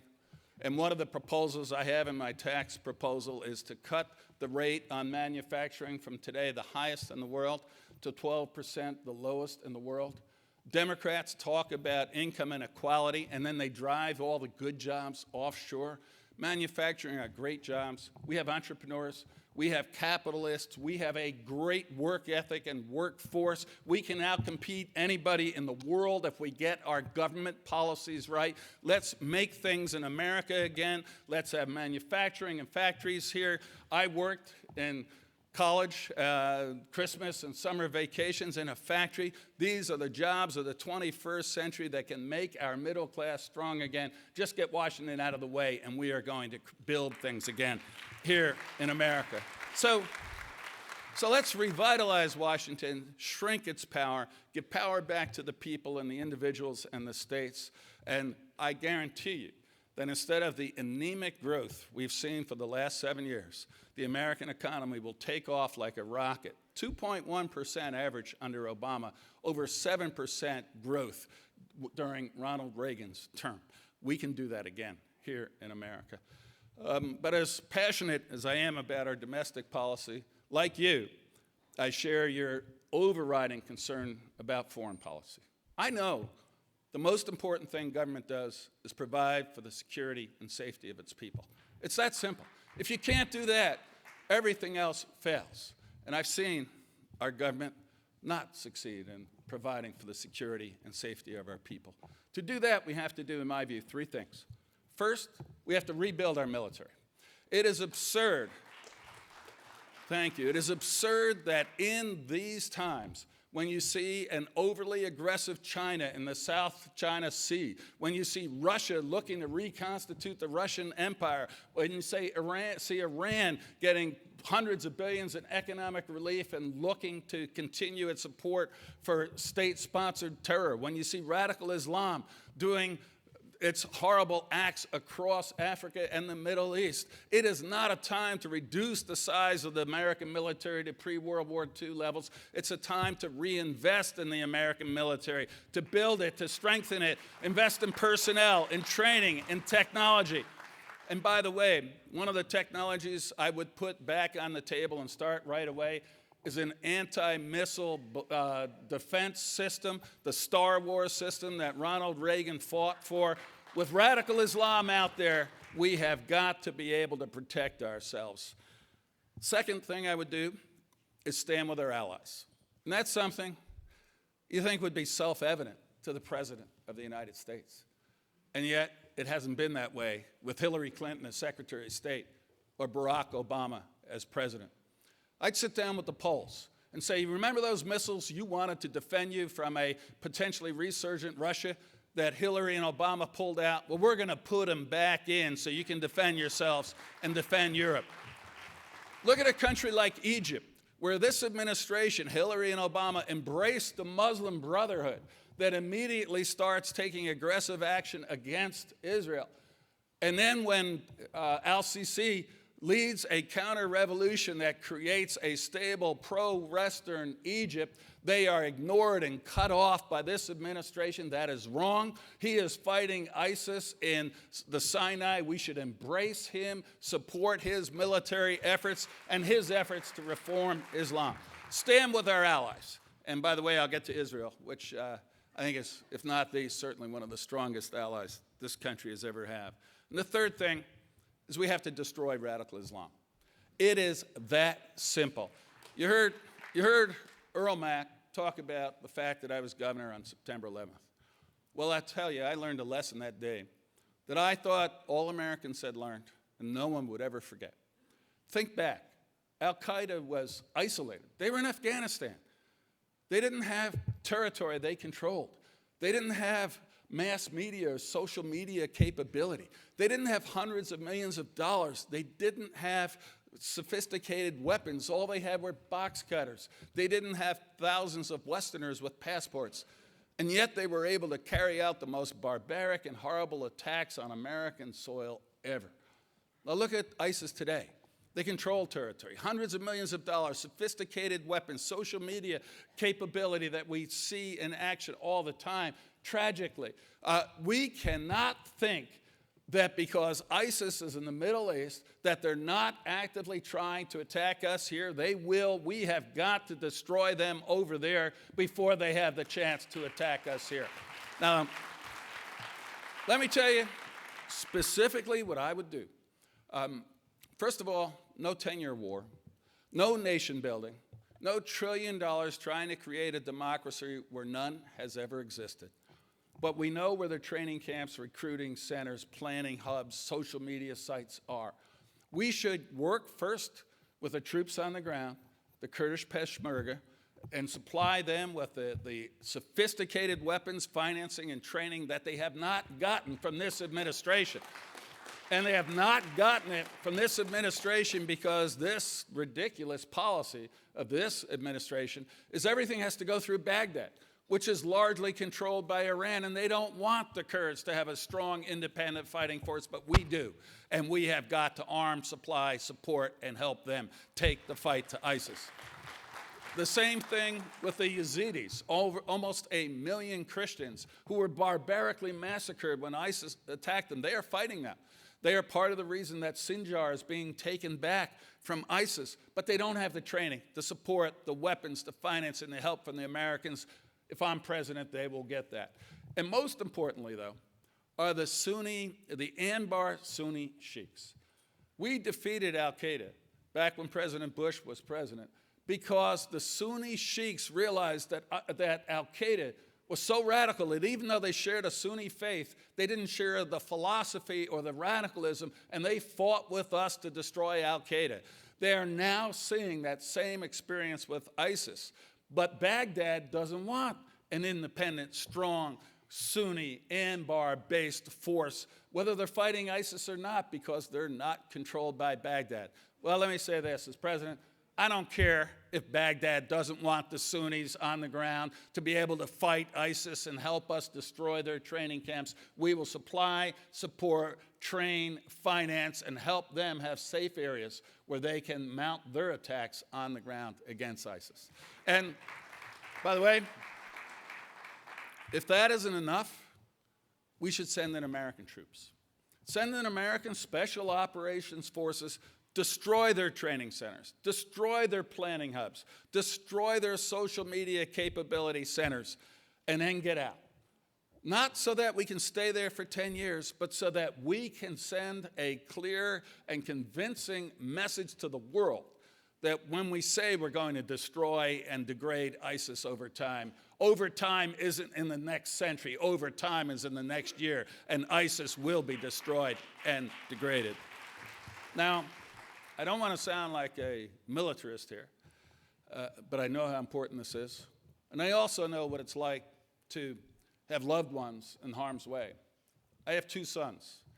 My older son, when he graduated from Yale, went into the Marines and became a lieutenant. Thank you. Thank you.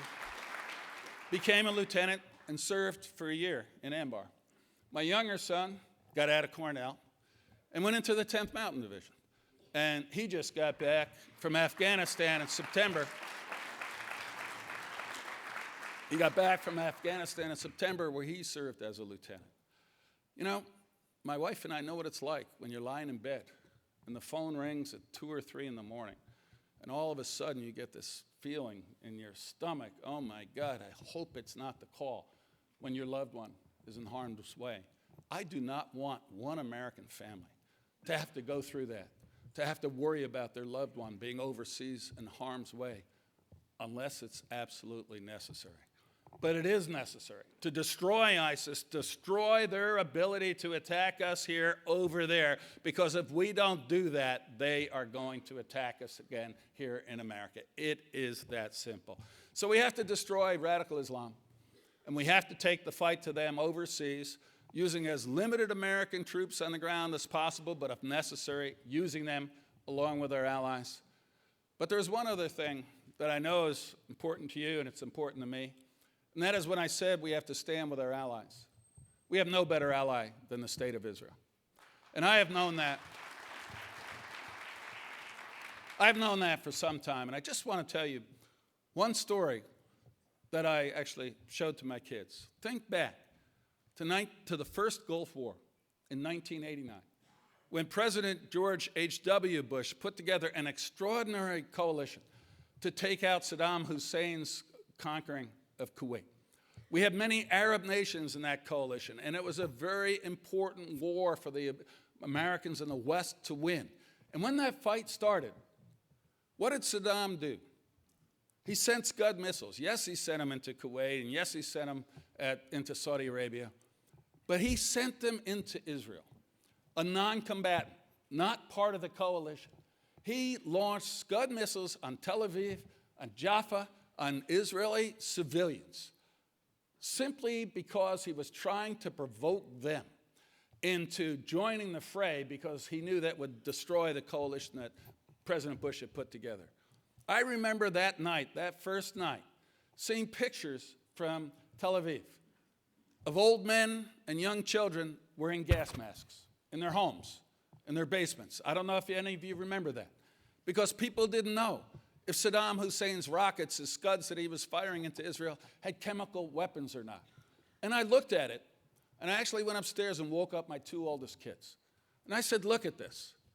This is less than 45 years after the end of the Holocaust. These are old men and young children wearing gas masks to protect themselves. And you know why? Simply because they're Jews. And because Saddam Hussein thinks that by attacking Jews, he can undermine the American coalition. Never forget this moment. Anti-Semitism is a toxic, toxic feeling, and whenever you see it raise its ugly head, you must stomp it down wherever that happens. But what happened? Thank you. But what happened? Israel didn't go into Iraq to defend its civilians. And there's not one person here who doesn't know that the IDF could have taken out those Scud missiles and prevented those attacks on its civilians. But the Israeli leadership said, this is a horrible thing to see our civilians going through this. But we are America's friend. We are America's ally. We will let our civilians suffer this attack because that is the strongest way we can support America in its effort. Have you ever heard of an ally more committed to helping you succeed than Israel was during that time of war?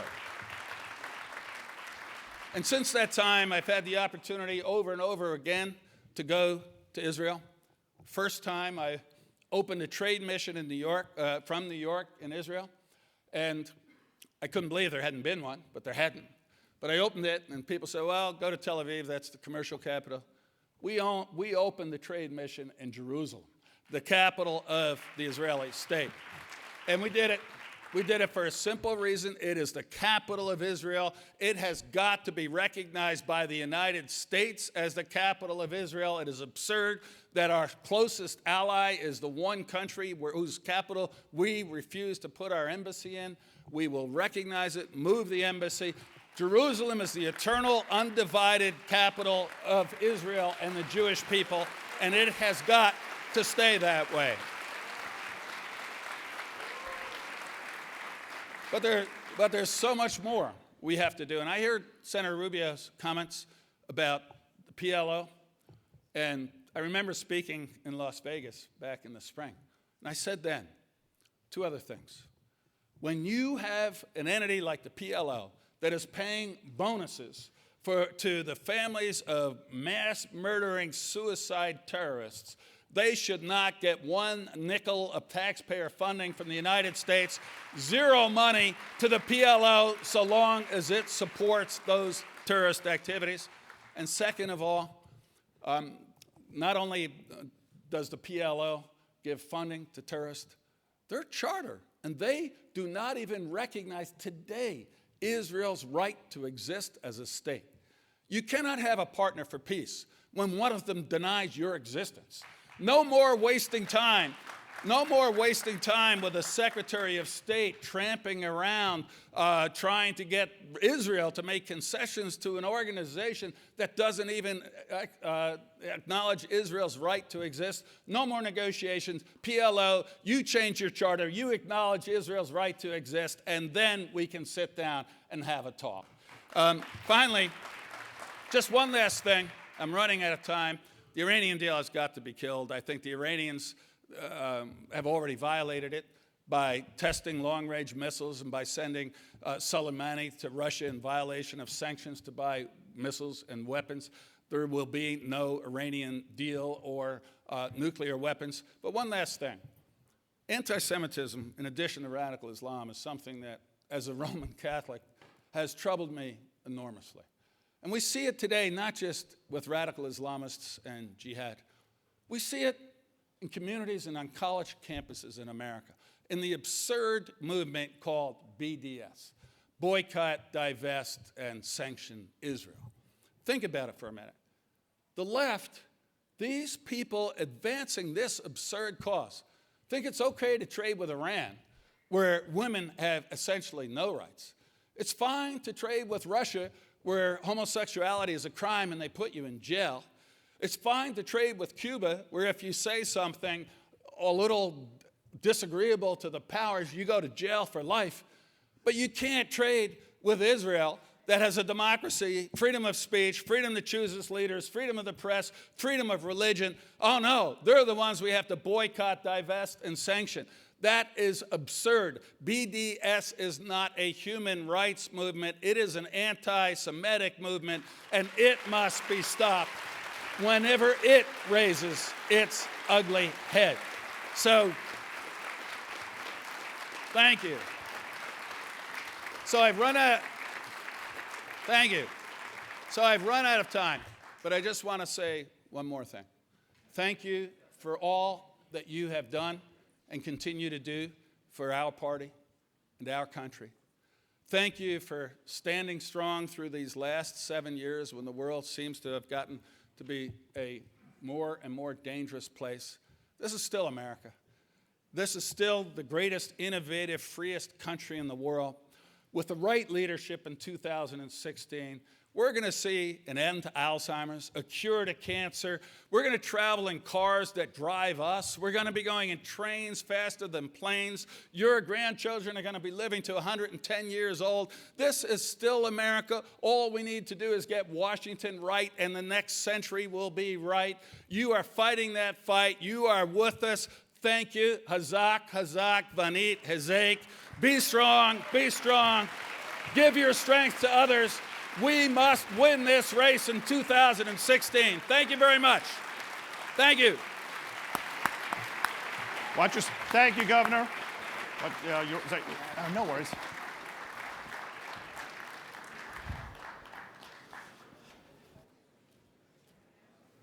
Please welcome RJC leader Brad Caston.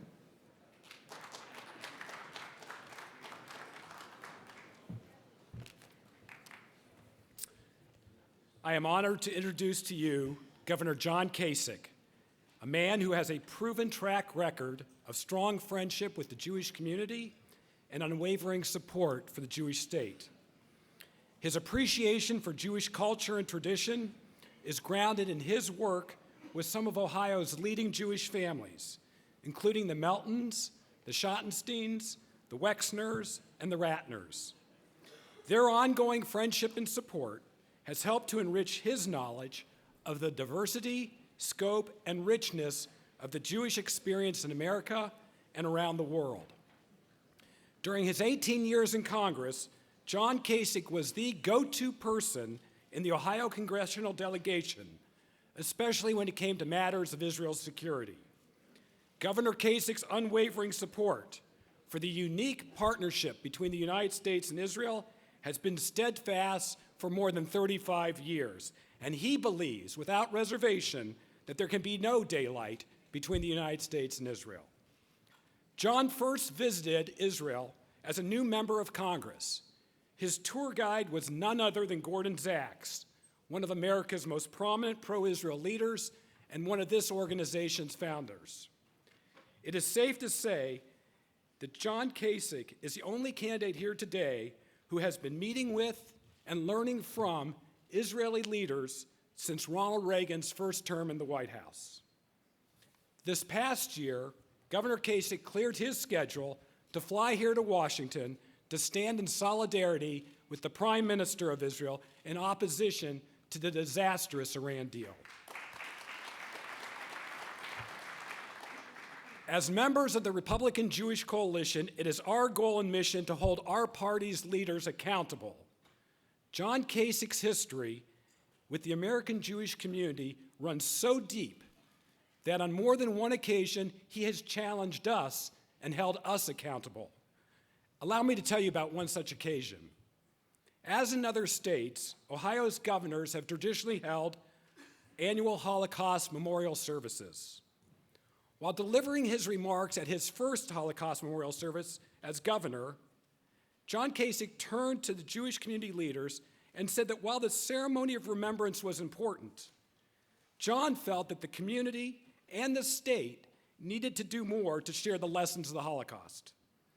He then announced his intent to construct a permanent Holocaust memorial on Ohio's State House grounds, which would be the first of its kind in our nation. Subsequently, he led a 3-year effort to build the extraordinary Daniel Libeskind-designed Holocaust and Liberators Memorial. As he travels the nation, I often hear John quote the Talmudic line that is emblazoned across the memorial: "If you save one life, it is as if you have saved the entire world."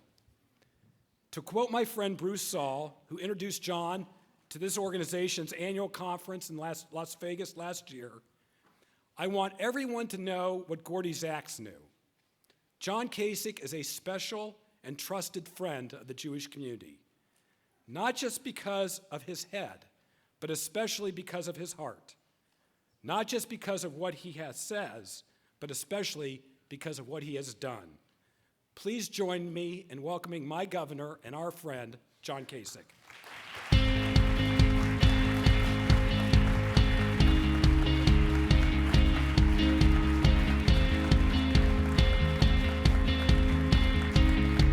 Thank you. Well, I'd like to just tell you a little bit about my motivations, and I'm going to try to be as short as I can so I can take your questions. But I suppose I could trace my relationships with the members of the Jewish community. They're just not members of the Jewish community, they're my friends. Back to something that my mother once told me. My mother was a pretty smart woman. Her mother could barely speak English. She was married to a man whose father was a coal miner. So they'd understood their share of struggles. And my mother told me one time, she said, "Johnny," when I was a very young man, she said, "Johnny, if you want to look for a really good friend, get somebody who's Jewish." And you know why she said that? She said, no matter what happens to you, your friend, your Jewish friend, will stick by your side and fight right with you and stand by you. I never forgot that from my mother, and my mother was right. So deep inside of my soul has been a sense of the Jewish community and the Jewish people. You know, when I think about what the Jewish family represents and what the culture represents, it could be the most important set of values and cultures in America. You know, and I'll tell you why. Because I've observed throughout my adult lifetime that as a Jew, you're supposed to live a life greater than yourself. The life is not just about you. It's about the people around you. It's about the community. Don't you think that's what our country needs? A sense, and not just our country, but in the West, that life is not just about ourselves, that life is about something bigger than ourselves. And this is a message that needs to be communicated to give people meaning. My great friend Brad Caston talked about my trip to Israel with Gordon Zaks, one of the great Jewish leaders. I agreed to go with Gordon to Israel soon after I was elected. I was about the age of 30 years old. And Gordon went on and on and on the airplane about how great it was going to be when we got to Jerusalem. And I'm like, Gordon, I've agreed to go on this trip with you, but I mean, can we knock it off already on the travel conversation we're having? And then we landed, and we got in the car, and we drove to Jerusalem. Have you ever seen a more magnificent city in the world? And I can't wait for the day for me to take my young 15-year-old daughters to Jerusalem, because it is a shining city, and it represents so much of human history.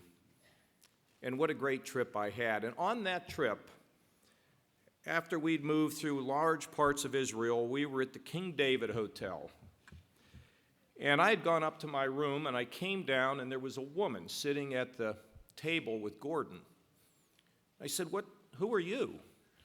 She said, well, my name is Avital Sharansky. I said, well, who are you? She said, well, I'm on my way to Washington to meet with President Reagan to plead for the release of my husband, Anatoly, who's been locked in a Soviet prison because he dared be a refusenik. I looked at her and I said, you're going to go to Washington. Why don't we have a rally right on the steps of the Capitol and send a double message to the president and to the Soviets about your husband? And we did. And we did. But I had never met Anatoly Sharansky in person until I read one of the most remarkable books I've ever read in my lifetime, called Fear of Evil. Sharansky I'd never met, but I wanted so much to meet him, and one time Gordon Zaks gave me the opportunity to talk to him in a phone conversation. And I expressed my admiration, because as we all know, the Soviets told Sharansky, repent. After all, take back what you said. After all, Galileo did it. And in his book, Fear No Evil, Sharansky writes that if they used Galileo against me, they will not use Sharansky against another prisoner of conscience. And I wanted to meet this man. Gordon Zaks died. There was a funeral service. There were 3 speakers scheduled. Richard Allen, the former National Security Advisor to President Reagan, John Kasich, the governor of Ohio, and Anatoly Sharansky. I called one of my friends and said, I can't make this talk. How can I stand on a podium with a guy like Sharansky and Richard Allen? What do I do? He said, be short. Well, God must have had mercy. Sharansky was delayed. But I got to meet him, shake his hand, and give him a hug at the burial site of Gordon Zaks. That's what life is all about, and meaning and purpose. Now, folks, I know that you know this, but when we think about 9/11, when we think about Chattanooga and Fort Hood, when we think about Charlie Hebdo, when we think about the slaughter at the Jewish delicatessen, and then we look at Paris, there can be no doubt that this is an effort to destroy our very way of life, to destroy civilization, to destroy respect for women, to destroy the sense of education and progress and science and civilization, and to destroy the concept that we should live a life greater than ourselves. The president went to Paris and said we were going to fight terrorism by taking on climate change.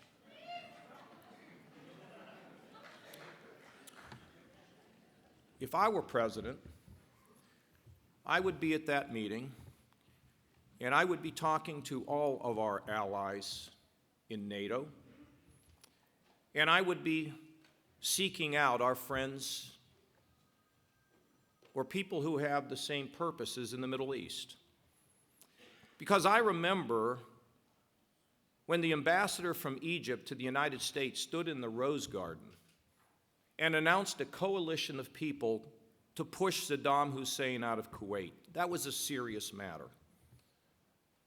But it pales into comparison to what we face today. The President of the United States needs to lead, and he needs to lead a coalition to stop the delay, to stop the politics, put people in the air and on the ground, and for once and for all, go and destroy ISIS where they exist.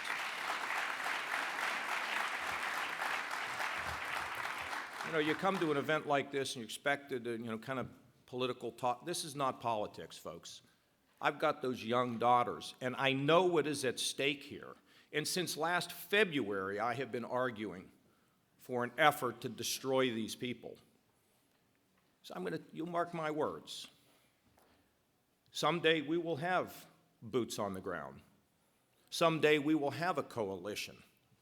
But the longer we wait, the higher price we will pay. And this is a fight about our existence. This is existential. Now, at the same time, I know the president has said, or his administration has said, we need to lead from behind. And you know what happens when we lead from behind? Well, we have a situation where we didn't support the rebels in Syria. We see the Russians building an S-400 air defense system that frankly limits the flexibility, the ability, and the strategic needs, not just of the United States, but Turkey and Israel. Just an article today about the impact on Israel with the S-400 because there was a void. We've not created no-fly zones. We've not created sanctuaries. We have not armed the Kurds to the degree that we should so we could work with them to do more effective work against ISIS, the only group in the Middle East that's actually working that way. And the void means that it's filled by forces that are not in our interests, and our interests are only in the interest of opportunity, the free world, equality, not repression, not dictatorship. You know, America and the West was founded on principles of respect for life, the belief that we can change the world, as Mr. Kasten referred to, that sits on that Holocaust memorial. These are serious matters. Over in the Ukraine, the people there just ask for support from the United States to defend themselves. We're absent. The Russian bear bears down on the Baltics, on the Finns, on the Swedes. Very serious matters. We look at China and their ability to hack and to launch cyber attacks against us, and we can't seem to deal with that. We have to lead. Because when America leads, people follow. And that doesn't mean it's easy. That means you need to sit and listen and negotiate and work and ultimately convince people of the need to take collective action to continue to support the ideals of the West. And that is not inconsistent with the moderate Arabs. Because, you know, they know in Jordan, and they know in Saudi, and they know in the Gulf states, and they know in Egypt, it's just a matter of time until this evil tries to take and is effective in taking them down. We can unite. We can get this done. And we have to rebuild our military. And we can rebuild our military, but I have to also tell you, we need to reform that building over there, that Pentagon, so that we're not spending money on overhead or duplication or waste and depriving our men and women in the military of the resources they need. But aside from all of that, doesn't it trouble you that America cannot seem to be able to solve problems? We can't seem to get our spending in line. We can't seem to balance a budget. We can't seem to clean up a tax code. We can't seem to deal with this regulatory morass that is shutting down the efforts of small business people to create jobs and strengthen our families. You know, the world looks at us and they wonder, what's happened to America? Now, this is a Republican gathering, but our friends in the Democratic Party are not our enemies. We can disagree with them on a number of issues, but we don't need to hate them. I served in Congress when it was possible for Republicans and Democrats to disagree 80 or 90% of the time, but then we came together at times because we put America first. Well, I was there when we balanced the budget. I spent 10 years of my life to get that done because I didn't think we should put a burden on our children. And I knew that by putting ourselves on the path to cutting taxes and balancing budgets, we'd have jobs, and we all know that jobs are the most important thing for all of us because that's what strengthens our families and gives our children opportunity. Well, ladies and gentlemen, we need to fix it. We need to come together. I became governor of Ohio. Oh, it was a mess.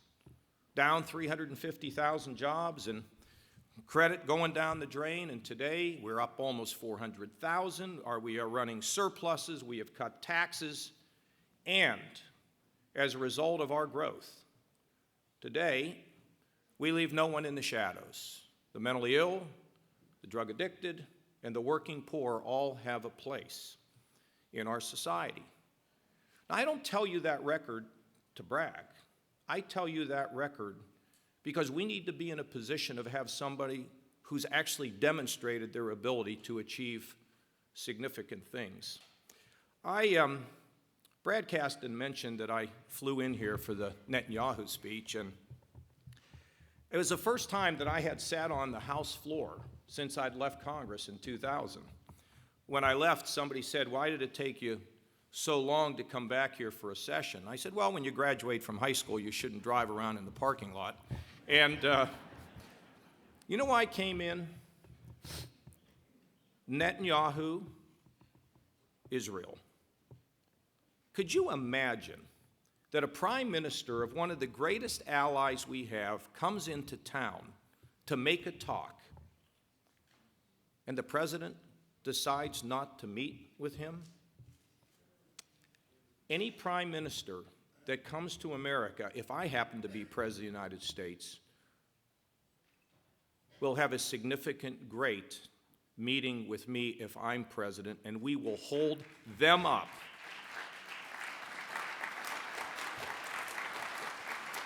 You know, sometimes we are a little tougher on our family, right, than we are on people we don't know.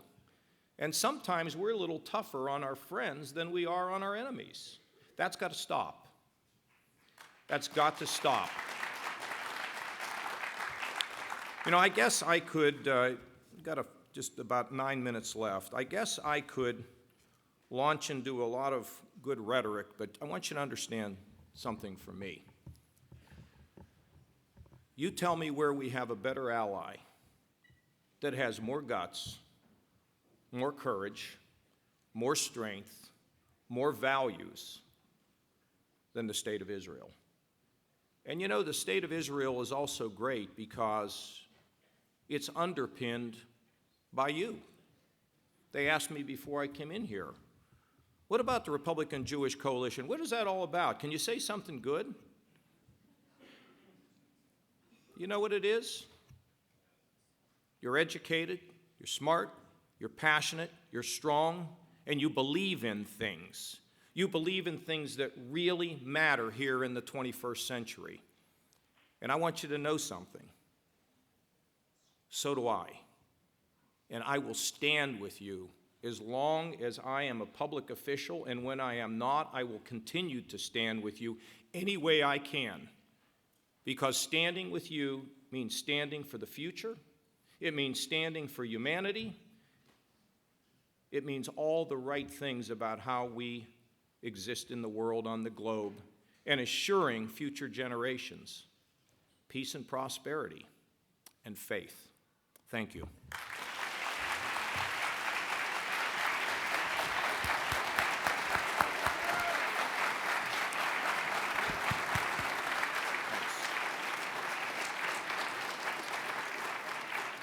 So thank you, Governor. We have about 8 minutes. In all the questions that came in for you, they really came, there were two main questions. I'm going to leave the more wonky question to the end because I figured you could probably take all 8 minutes with that. So let me go to one of the main questions that was on people's mind, and has to go back to one of the previous debates. And there was an exchange about Iran. And you had questioned some of your opponents, some of the other candidates, who say that they're going to rip up the Iran deal on day one, and there was some back and forth on that. Can you share with our folks where you? Yeah. Well, look. First of all, it's a ridiculous deal because what happened was they were in search of an agreement, regardless of what the agreement was. But I don't know why I would be trying to be able to telecast, at that time, about 18 months ahead of what I might do in regard to that agreement. Now, here's the other thing that I think is really, really important. I believe that we can act stronger when we can be a collective group.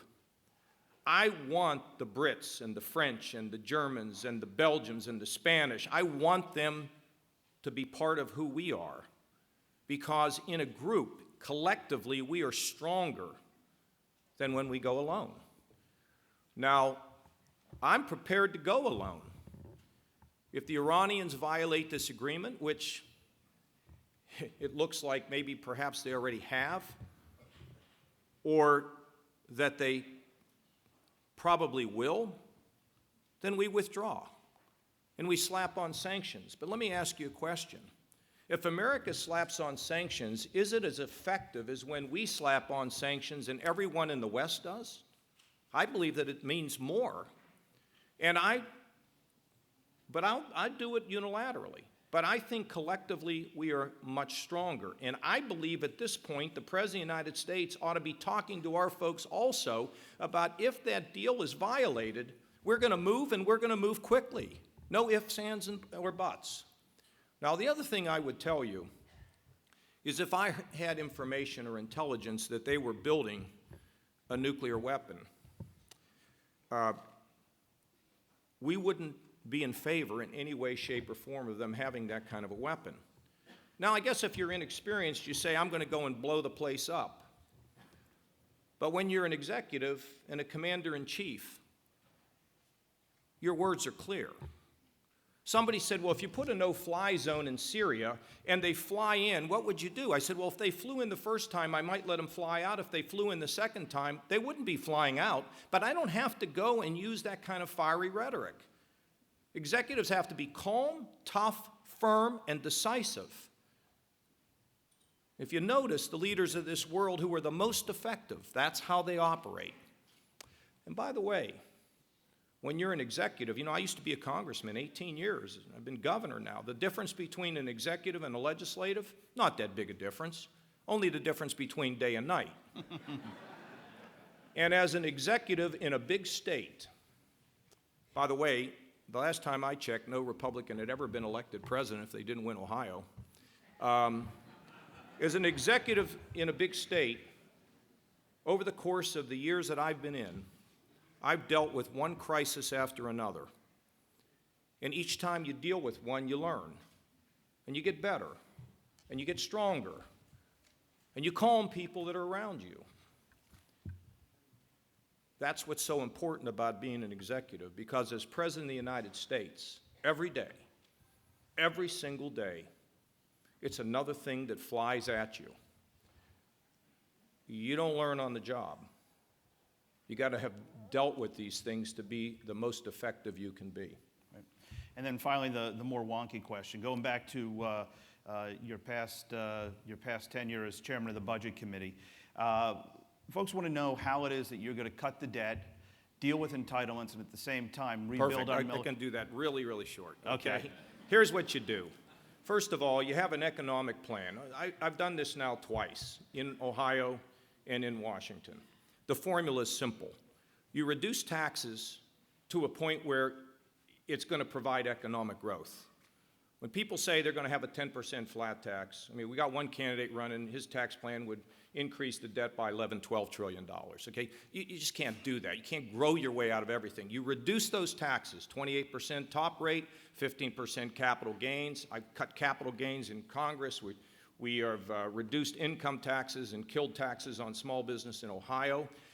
You reduce taxes. Corporate taxes down to 25%. Do not double tax. Bring the money home from Europe so people invest in America and they're not investing in Europe. And give them the ability to write off the investment in plant and equipment. And as those investments have shrunk, that is why our economy is not growing. Businesses have not invested in plant and equipment, and it has to happen. So you get the corporate rate down, you get the personal rates down, which are achievable because they're not way out of the ordinary. And then what you do is you restrain spending. You take your Medicaid program from 5 to 3. My Medicaid program went from 10 to 2.5 with no one being cut off the rolls and without the loss of a benefit. You get your Medicare from a growth rate of about 7 to 5 with a whole series of things that we were able to do in Medicaid to still provide services but at a lower price. You freeze all non-defense discretionary. You shift some of these programs out of Washington, like education, like Medicaid, like transportation, like job training, and at the same time you boost your spending in defense. And then you freeze regulations for a year and you begin to put some rhyme and reason in the way we regulate. That would contribute to us about a 3.9% economic growth. We would have a balanced budget. We're officially saying in 8 years, some people say you could do it in 4. Give me a break. Okay, we could do it maybe in 7, maybe in 6 if we get the economic growth we anticipate. But I don't make false and phony promises to people. I want you to know that we will have a plan in the first 100 days to rebuild the military, a plan in the first 100 days to fix the taxes, to balance the budget, to control spending in a reasonable way that I believe people can sign on to. And maybe at the same time, we also could work to secure our borders, create a guest worker program, and people who broke the law to get here, if they haven't broken the law since then, we can put them on a path to legalization by forcing them to pay a penalty. And that could settle this issue once and for all, and we'd control that border. Now, all those things, I believe, can be presented in the first 100 days. Now, you have 3 months, 4 months, Gary, for a leader to put an agenda on the table that can unite both wings of the party and perhaps even bring in some of my friends in the Democratic Party to lift America. We can't keep fumbling and fighting and being unable to solve our problems. And by the way, some of you will be skeptical about this, but if there's one single thing we need a constitutional amendment to require a federally balanced budget so politicians will do their job in Washington, okay?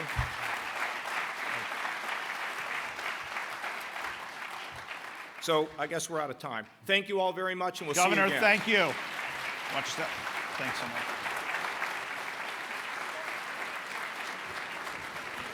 Ladies and gentlemen, there has been a change to the morning's program, and Ben Carson will be speaking before lunch. Please welcome RJC board member Abby Friedman.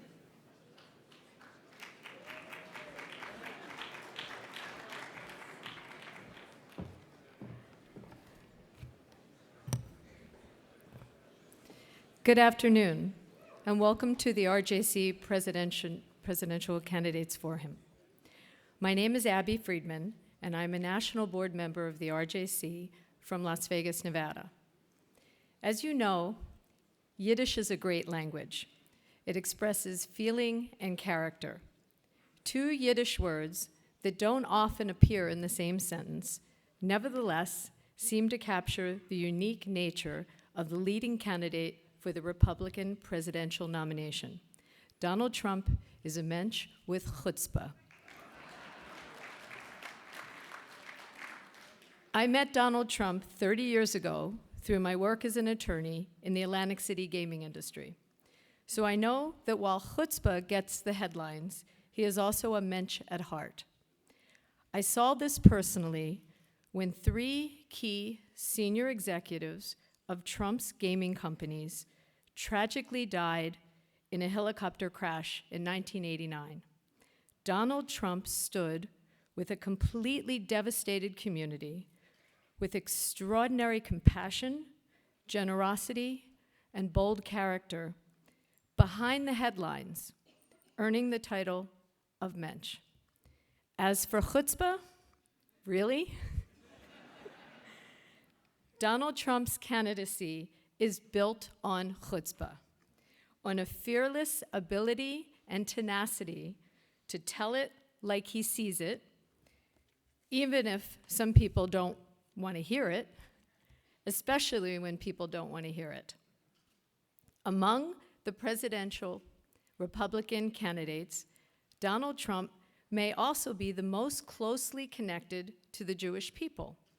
His daughter and his 2 grandchildren are Jewish. I guess theoretically it makes him mishpocha. Yes. He's also a vocal supporter of Israel and its great leader, Prime Minister Netanyahu. He has raised his voice, often and loudly, in support of Israel's safety and security. For that, we are extremely grateful. Donald Trump says what has to be said to whomever needs to hear it. Right now, America needs to hear it because America is in trouble. And it's going to take a whole lot of chutzpah to make it great again. And so, it is my honor to introduce the front runner for the Republican presidential nomination, a captain of industry, investor, author, public personality, and candidate for the President of the United States, a mensch with a lot of chutzpah, ladies and gentlemen, Donald Trump.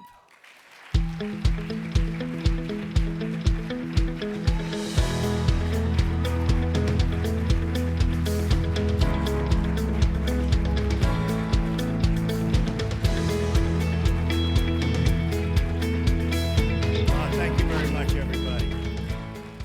You just like me because my daughter happens to be Jewish, right? She has a great husband, Jared, and I'll tell you what, Ivanka could not be happier, and she's very proud. The only bad news, I can't get her on Saturday. I call and call. I can't speak to my daughter anymore on Saturday, but that's okay.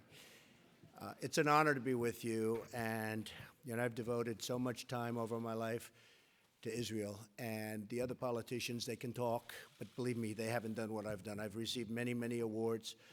I was the Grand Marshal of the Israeli Day Parade at a very dangerous time when people said, don't do it, don't do it. I walked up Fifth Avenue. I'm looking up for lots of trouble. But I said, no way that I'm not going to do it. And it was a rough time, as you know. It was 2004, and it was a tremendously successful parade, maybe the most successful parade that they ever had. So I'm in a different position than the other candidates because I'm the one candidate, I don't want any of your money. I want your support, but I don't want your money. I'm self-funding my campaign. It's been an amazing experience for me because I have very little money invested so far. I thought by this time I'd have about $30 million in ads, and I have none. Although I took a small radio commercial the other day in Iowa. But we have virtually no money invested in ads or advertising. And I think you as business people will feel pretty good about this and respect it. And at first I was embarrassed by it. I said, well, I think we're going to have to spend money just to spend money, but it's not really like a good thing to do because I am in first place by a lot. It's not even close. Every single poll, every single state. The numbers just came in 3 minutes ago in New Hampshire, the PPP poll. Trump at 27. The next one is 13. 10, 9, 8, 5, and the rest are off the board. They have to drop out pretty soon, I guess, right? Most importantly, favorability. No, I still like the top number most, but favorability is now at 50 to 39, which is good. And I beat Hillary in the Fox poll, as you see, very easily, 46 to 41. That's ultimately the most important. And, I've been a tremendous fan. And I've been a tremendous contributor. I've given a lot of money recently to Hatzalah, $100,000 emergency response. They do a fantastic job. And my father, Fred, was always a big supporter. So I grew up in that environment. I grew up in Brooklyn, Queens, and Israel was always very paramount in our mind. In fact, I've been sometimes criticized because I receive so many awards from Jewish groups, and they look at my wall. It's loaded up. But now the Christians are catching up, I have to tell you. My Christians are liking me a lot lately, and they've been great. They've been great. So Obama is the worst thing that's ever happened to Israel. The worst. And when I see great friends of mine who are very, very pro-Israel, they love Israel. They love it with passion. And they're having fundraisers for Obama. I say, what are you doing? And it's almost like they answer me, they say, we don't know. He comes to New York, we don't know. We don't know. I say he's a disaster. I really believe the Iran deal. Look, I'm a negotiator like you folks. We're negotiators. We don't build gas stations in the middle of, as you know, Afghanistan for $43 million. Can you imagine this? A small gas station, $43 million. And then they use the wrong kind of terminal because they don't sell that type of gas. Okay, $43 million for a gas station. How many think they could have done it for less? Would you raise your hand, please? But I look at Obama, I look at that deal where we gave to Iran $150 billion. They don't need to develop nuclear weapons. They can buy them. They can buy them. It's true. Why do they have to develop them? They can buy them. We gave them $150 billion. They go out, and in terms of, surveillance, they have the right to self-inspect. How about that? On their major, the most dangerous, they can self-inspect. We're going to let them self-inspect. And then you have, of course, the 24 days. But the 24 days, we're all good with contracts. Don't start until such and such happens. It could be forever before you ever go in to inspect. And we don't even get our prisoners back. And now they want to start a negotiation to get the prisoners back. And they want 19 people for hour 3. They don't want to give us our 4. We're 4. But they only want to talk 3. Now, that should have been negotiated right at the beginning, 3 years ago. And maybe better than any audience. I mean, the people in this room understand what I'm saying. It should have been, you walk in. By the way, did you ever see a negotiation take so long? And we conceded on every single, we didn't win anything. We didn't win anything. But that should have been with our prisoners. Day one, whatever it is, years ago, we have to get our prisoners back. You don't want them. We need them. It'll make us look better. Everybody's going to like us more. With the American public, any deal we strike, it's going to look good. And you say that. We have to get our prisoners back. Day one. They're going to say, no, we're not giving. And we're going to say, bye-bye, bye. Call us when you're ready. And then we go out and double up and triple up the sanctions. I guarantee you within 48 hours, they're calling, begging us to come back to the table, and you have your prisoners back. It's so easy. Now, the president, you saw that, and John Kerry, who is probably the worst negotiator I've ever seen. No, he's the worst negotiator I've ever seen. He did not read The Art of the Deal, folks, I can tell you that.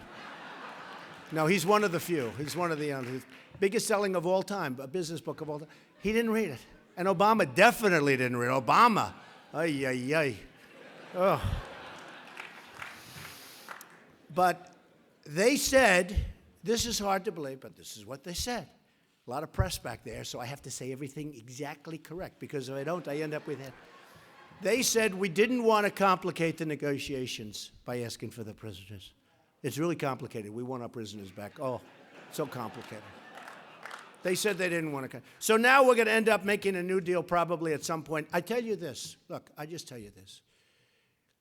If I win, before I take office, I guarantee those prisoners are going to be back. They're going to be back. I guarantee you that. They're going to be back.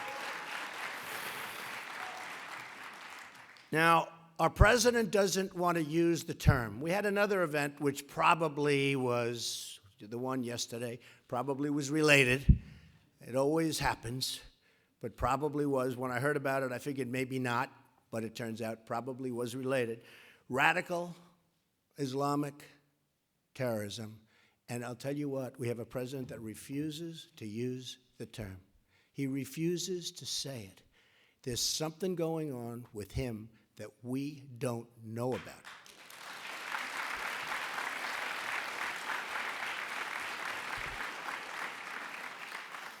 Now, as far as Hillary is concerned, she's got to go with what he wants. She shouldn't be allowed to run.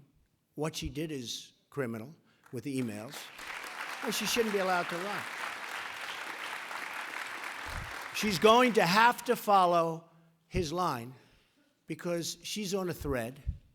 Look, in real life, his attorney general, his U.S. attorney, his attorney general. So his attorney general is going to listen to him, in my opinion. I think it's very dishonest what's going on with our government. General Petraeus was given a life-changing sentence. Other people have been sent to jail. Petraeus was, essentially, look, I don't want to get into it with the poor guy. What he went, for nothing compared to what she did, for nothing. For 5% of what she did. And Obama, she can't go against him. Because all he does, boom, she gets indicted. That's the end of it. That's the end of it. So when you see Hillary backing up virtually everything he says, and he's got control of her, I mean, it's just total control. But I'll tell you what, she shouldn't be allowed to run. What she did was a criminal act. And remember, this is a 6-year, you have a 6-year statute of limitations. So she's fighting for her life. If she doesn't become president, she could have a real problem. Does that make any sense to anybody, huh? Does that make sense to anybody?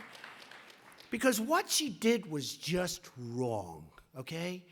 And, she's been involved in corruption her whole life, whether it's Whitewater. I mean, her whole life is corruption. She was a horrible Secretary of State. She did a horrible job. Other than travel a lot, she traveled a lot, nothing ever got done. The world blew up around her. It blew up. 500 to 600 calls and emails and everything from our ambassador asking for help, and she didn't respond. The truth is she doesn't have the strength or the energy. She responded to her friends. You know the friends we're talking about. Some of those friends are, sort of an interesting friend going on there. But she responded. Yeah, you get that, right? A lot of people don't get that. But she responded to a friend, but she doesn't respond to an ambassador that's asking for help. Hundreds of requests, and she doesn't respond. Now remember this, I go every night I'm someplace. I mean, yesterday I was in Manassas, Virginia. We had an unbelievable crowd. The other day I was in Florida. We had 12,000 people in Sarasota at 12 o'clock in the afternoon with the football games going on. 12,000 people. The convention center held 5,000. So we had thousands outside. I made a speech outside. I made 2 speeches. I had to do 2 speeches. I said, you can't get me a larger convention center so I can do 1 speech? My people said, no, this is the biggest one. We set a record, a big record. We set a record everywhere. In one of the centers, we beat the record of Elton John. It's true. Elton John. I'm no longer competing with politicians. I'm competing with musical talent. One of the great musicians said, you get the largest crowds of any single human being on earth without a guitar, meaning who doesn't count on music. So it's true. We've had tremendous response. We've had incredible response. And I think, if you look at what's going on, and I think based on the response, based on the polls, I don't want your money, therefore you're probably not going to support me, because stupidly you want to give money. Trump doesn't want money. Therefore we can't, even though he's better than all these guys, even though he's going to do more for Israel than anybody else, even though Bibi Netanyahu asked me to do a commercial for him, and I did, and he won his race, so I was very happy about that. But he asked me to do a commercial. And they said I was only celebrity. I don't know if that's, but they said I'm the only celebrity. I don't know. I'm not a celebrity. See, now I'm a politician. I'm so embarrassed by that term. My whole life I've been a businessman, I've been a developer, I've been somebody, I've employed tens of thousands of people over my lifetime. I have unbelievable statements, an unbelievable company. A lot of people said, oh, he'll never file. This you'll get a kick out of it. He'll never run because he'll never want to file various papers. And then he'll never file this and that. And then you have to sign your life away. The first paper, we all know about first papers. You sign your life away. They'll say, he did it. Then they say, well, he'll never sign and he'll never file his financials because who knows, maybe he's not as rich as people think. So I filed my financials, almost 100 pages, the biggest ever filed by the federal elections. And everybody said, oh my, he's much bigger and much stronger, and holy mackerel, look at these numbers. And what they don't know, if I didn't run, I probably would have filed anyway because I built a great company. And I like to brag about it whenever possible. It's true. Some of the greatest assets, Doral, Doral, and Turnberry in Scotland, and Trump Tower, and many buildings in Manhattan. Just many buildings. Bank of America building in San Francisco with a great partner, and so many other buildings and things. And it's just a much bigger and stronger. And the reason I bring that up is because that's the kind of thinking we need. And I don't bring it up as braggadocio. I bring it up because that's the kind of thinking we need in this country to bring us back. We have people that don't know the first thing about the word negotiation. I can take anybody in this office, believe me, and they're better than Obama, and they're better than Kerry, and they're better than the foolish people, It's so embarrassing when you see what happens. Sergeant Bergdahl, all right? Sergeant Bergdahl, we get a traitor They get 5 of the greatest killers that they've wanted for 9 years. You know, the deal was 5 for 1. And they knew he was a traitor before we made the deal. You know about Sergeant Bergdahl. He deserted. 6 people were killed trying to get him back. They were looking for him. A general and a colonel went to see all those people. They said, no, he deserted. He was a traitor. And we still made the deal. So we get a traitor, we can give him back. Do you want to renegotiate deals? Some of us renegotiate deals. I would say about 99.9. Is there anybody that doesn't renegotiate deals in this room? This room negotiates. I want to renegotiate this room. Perhaps more than any room I've ever spoken to. Maybe more. It's okay. No, I've been called on that a couple of times too. But the fact is, I want to renegotiate that deal. I want to drop him right smack in the middle of where he came from. The hell where they can have him. Even if we don't get the 5 guys back, because that's not going to happen. Because you know where they are right now? They're right now all in the battlefield fighting us and trying to kill us and killing anybody that gets near them. So they get their 5 guys that they've wanted. For 9 years they've wanted them. And we get a dirty, rotten traitor. But that's the way our people negotiate. They're stupid people, okay? They're stupid people. It's very sad. It's very sad. So I just tell you that I'm going to win. I am going to win. I mean, unless something happens, you know, walk across the street, the wrong thing happens. But I tell you what, I have a great Secret Service. You know, it's nice when you're number 1, they give you a Secret Service. I never saw so many people. Talented people, great people. But I believe I'm going to win. I really have just a great feeling about it. And, you know, my life has been about winning. I've won. And my life has been about winning. And that's what I want to do for the country. And if people say about my company and deals, and you can do this deal, that deal, I have no interest. It's like the other day, Ivanka, she's doing so great. Dad, we can buy this wonderful office building. I said, honey, who cares? How can you talk to me about such trivial things, Ivanka? It's amazing. See, now I'm dealing in trillions. I never heard of trillions before. You know, with this, we owe $19 trillion. We just signed a budget that's so bad. And the Republicans, you know, well, we know where the Democrats are coming from. But these Republican politicians, they go to Washington, and they're going to end Obamacare, which I'm doing, by the way. I'm terminating. It's going to be repealed and replaced with something much better. But they go to Washington, and they're going to do this, and they're going to do budgets. Like, you know, I heard the guy before me, we're going to work in the budget.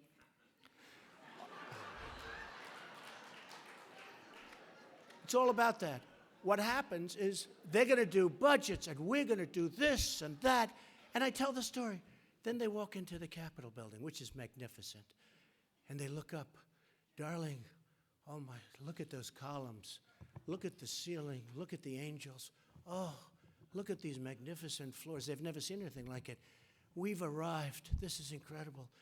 And then they become mainstream. They will vote on Obamacare. Yes, I vote. They don't want to leave. They lose all of their courage. I want to use a nice word because otherwise I get reported for foul language. They lose all of their courage, and they've let us down. That won't happen with me.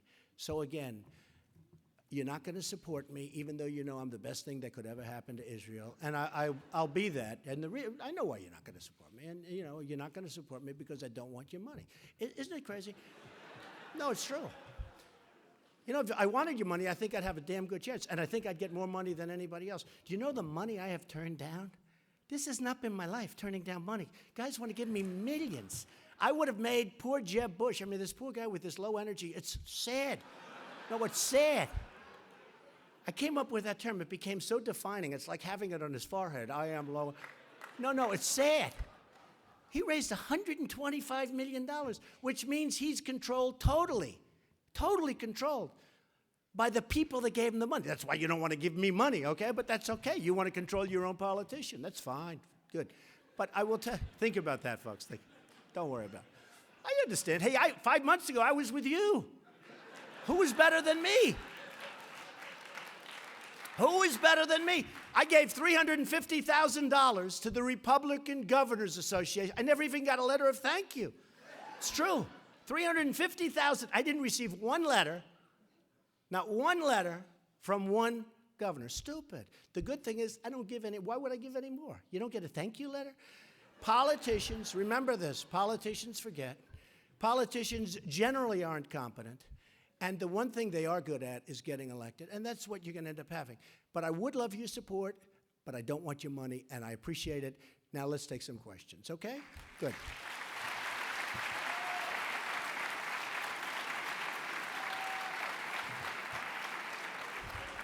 He's saying that was a little bit different than the other guys, right? So I got to tell you. And he does a great job, by the way. Thank you. So I got to tell you, you don't want their money, but you cost me $10. I had a side bet that somehow you were going to work out into your speech the hotel you were building right next door to this property. I'm glad he reminded me. And you disappointed. You cost me $10. I didn't want to do that. You know what? Honestly, I'm building a tremendous hotel down the road. You know what? He's actually giving me actually it's a much better plug, but I'm going to go there right after this. I have to go through. You know, you have to watch to make sure the contractors aren't stealing and ripping you off and everything else. So, but to show you how important this all is and how important the country is to me and how important Israel is to me, it's so important. I don't mention my projects. I don't. It's not like very important to me anymore.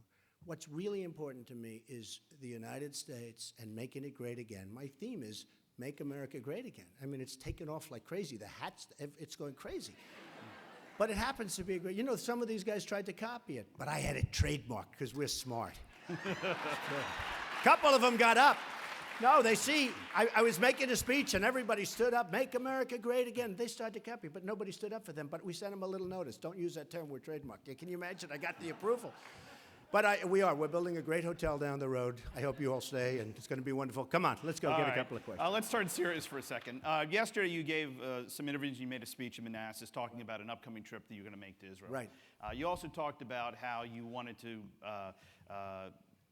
raise some questions regarding, in talking about the Israeli-Palestinian issue, you raised some questions about Israel's commitment to peace that I'd love for you to yeah. Well, I raised questions. And yeah, you said Israel's going to have to make some tough sacrifices. Yeah. So to that group, to this group here, those tough sacrifices, does that mean return to the 67 borders, dividing Jerusalem? What does that mean to you? I'll tell you exactly. So I was interviewed yesterday by a whole group of reporters from AP, and they did a very good job, very fair story. And one of the questions was about Israel and the Palestinians, what's going to happen. I said, I use that as an example of some deals that are maybe the hardest deal ever in history to make of any deal. Can we think of any time? We all have tough deals, right? You know, we have some good, some. Is that Sam? How are you, Sam? Good man. Good man. Very nice to see you. I know everybody in this audience.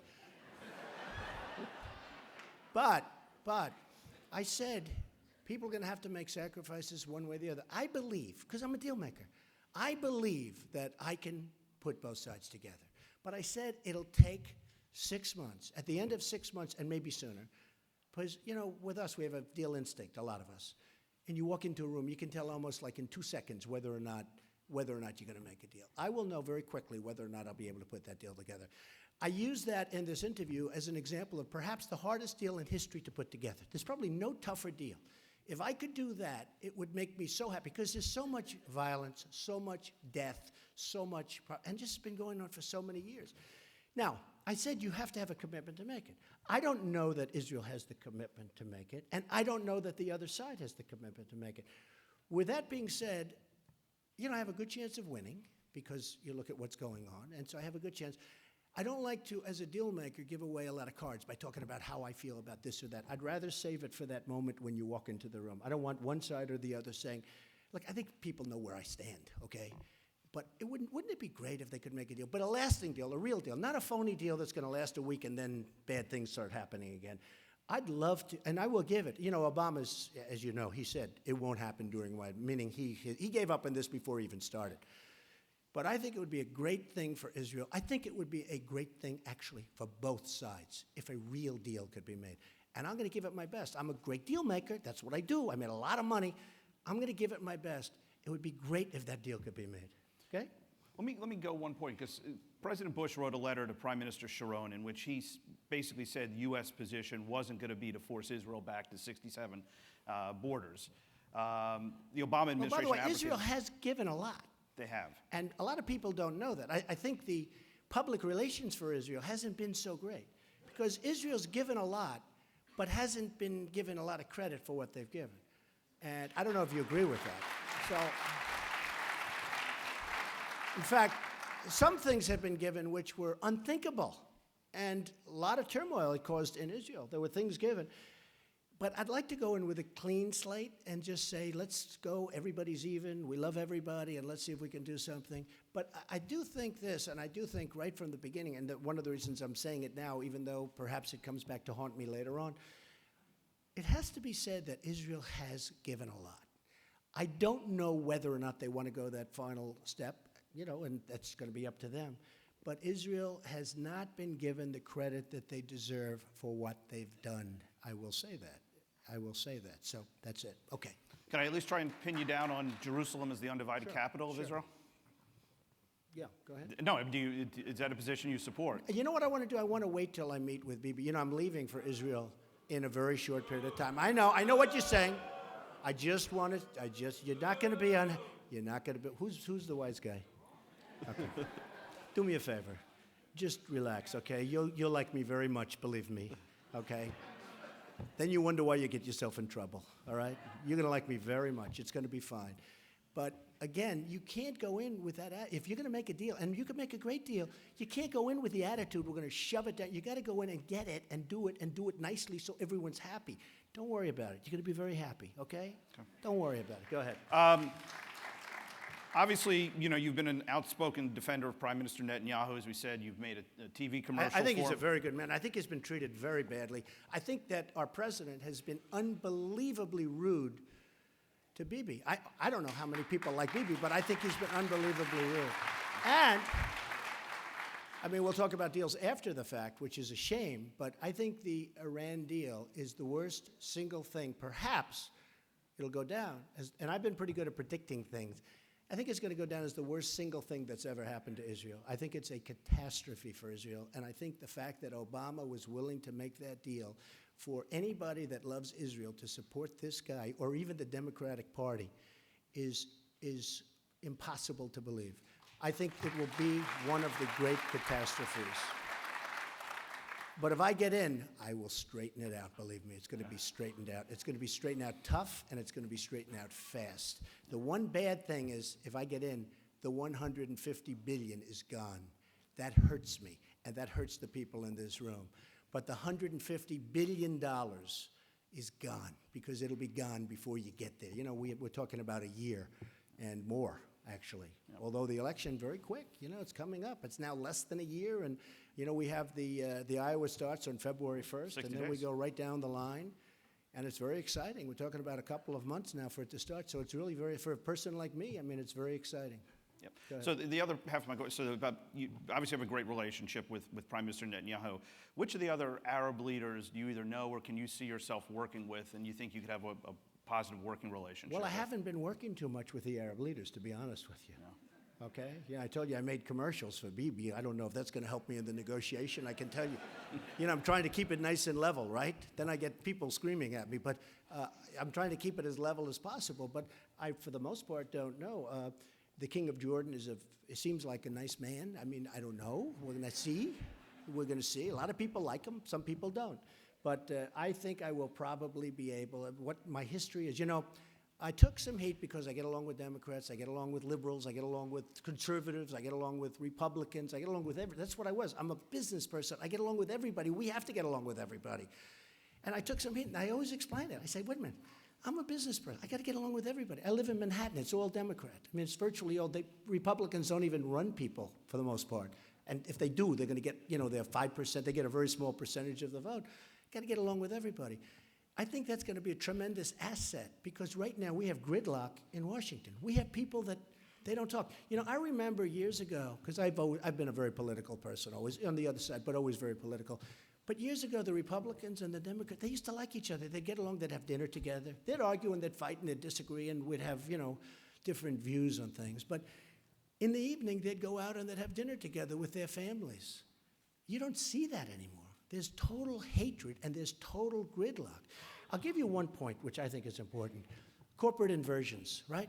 So you have companies leaving the United States, and they're leaving because of better taxes and a lot of things. A lot of things are better. But they're leaving. Pfizer, how good is Pfizer? Thousands and thousands of jobs are going to be lost. But they're also leaving because we have $2.5 trillion, at least, I think it's a much higher number than $2.5 trillion that's out of the country that these companies can't get back because of bureaucracy and horrible horrible agreements, but because the taxes are too high. They're so onerous that nobody in this room would agree to pay that much money to get your money over. So they leave it over there, and they actually take the company, and they move the company to the money, because that's how much money. The Republicans and the Democrats totally agree that the money should come back. For 3 years, they can't get a deal. There's no leadership. It's gridlock. There's an example of something where everybody agrees. All the people that you see up here, they all agree, but they can't get it done because they're politicians. They're all talk, they're no action. So there's something, and it's so important.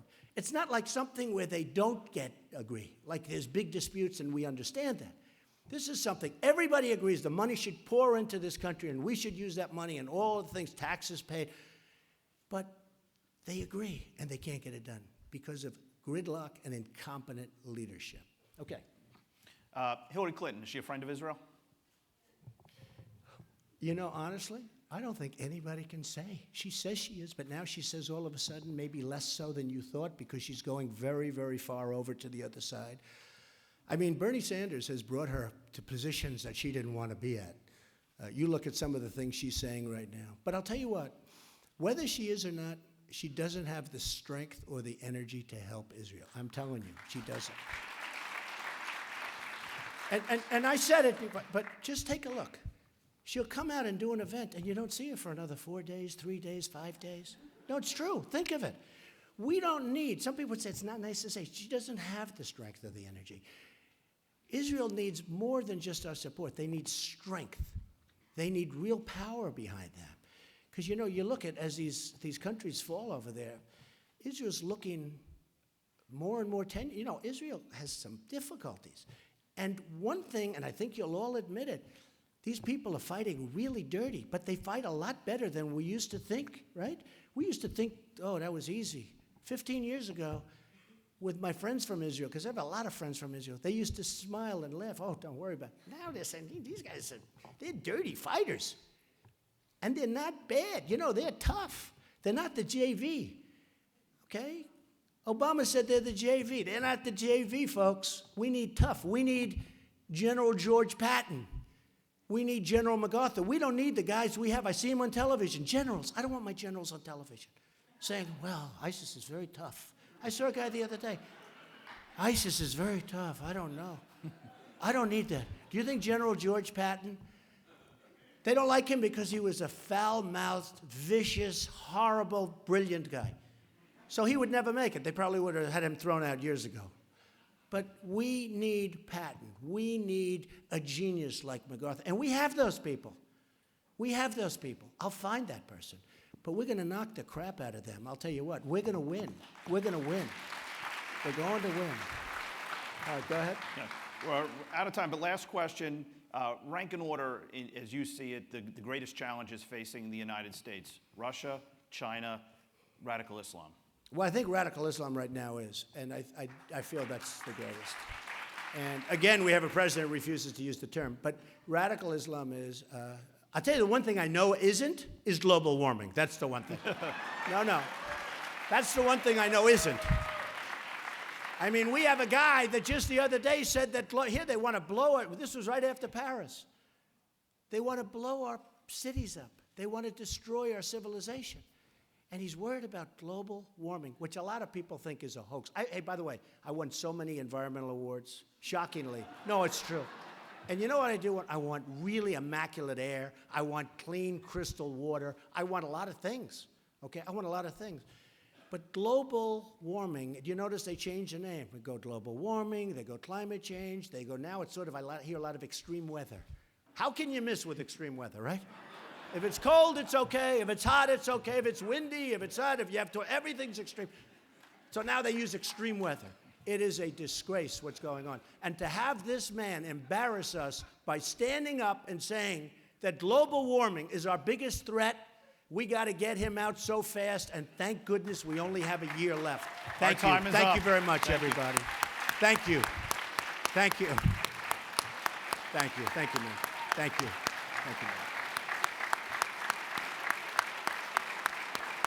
Thank you, everybody. Thank you, Stan. Watch your step. Thank you, everybody.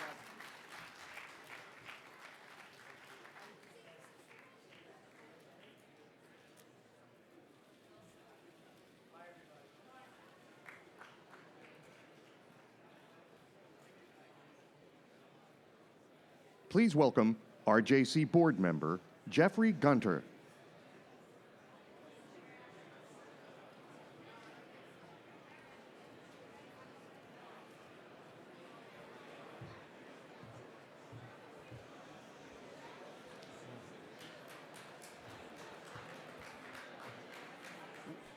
One more to go before lunch.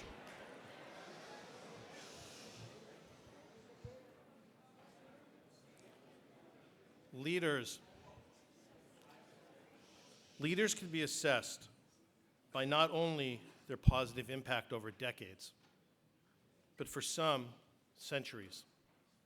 For many of us, as Jews and Americans, Maimonides, a physician, a philosopher, a religious scholar, and a leader fits that bill, in fact, shaping parts of our great American democracy. Our next candidate is also a physician, a leader, a man of faith, and a great thinker. Yet his legacy is still to be written. His tremendous clarity, his vision of an exceptional America, the lives he saved, and his single belief in the strength of every American is second to none. He's touched the souls of many, as the truth for him, like all of us in this room, truly matters. So I introduce to you all, representing the 45,000 strong patriotic RJC members, not an insider, not an outsider, but a great visionary American conservative leader who is also our friend, ladies and gentlemen, Dr. Benjamin Carson.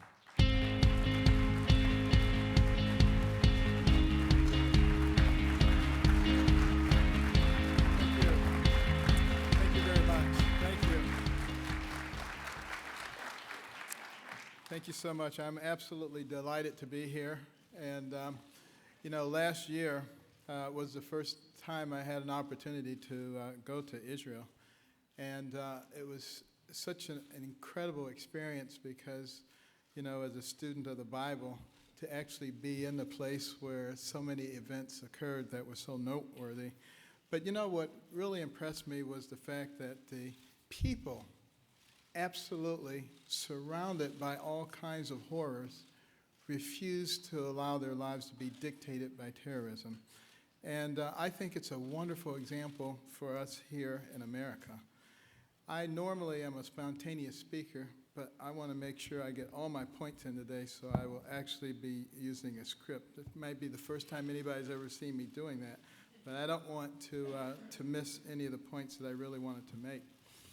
After serving for 2 terms as the first president of a new nation, born from the ashes of European colony, George Washington, in his farewell address to the nation, warned the citizens of the United States that it is our true policy to steer clear of permanent alliances with any portion of the foreign world. Now, Washington, of course, was concerned about the constant changing and realignments of various countries and empires in Europe and what that would mean for the United States.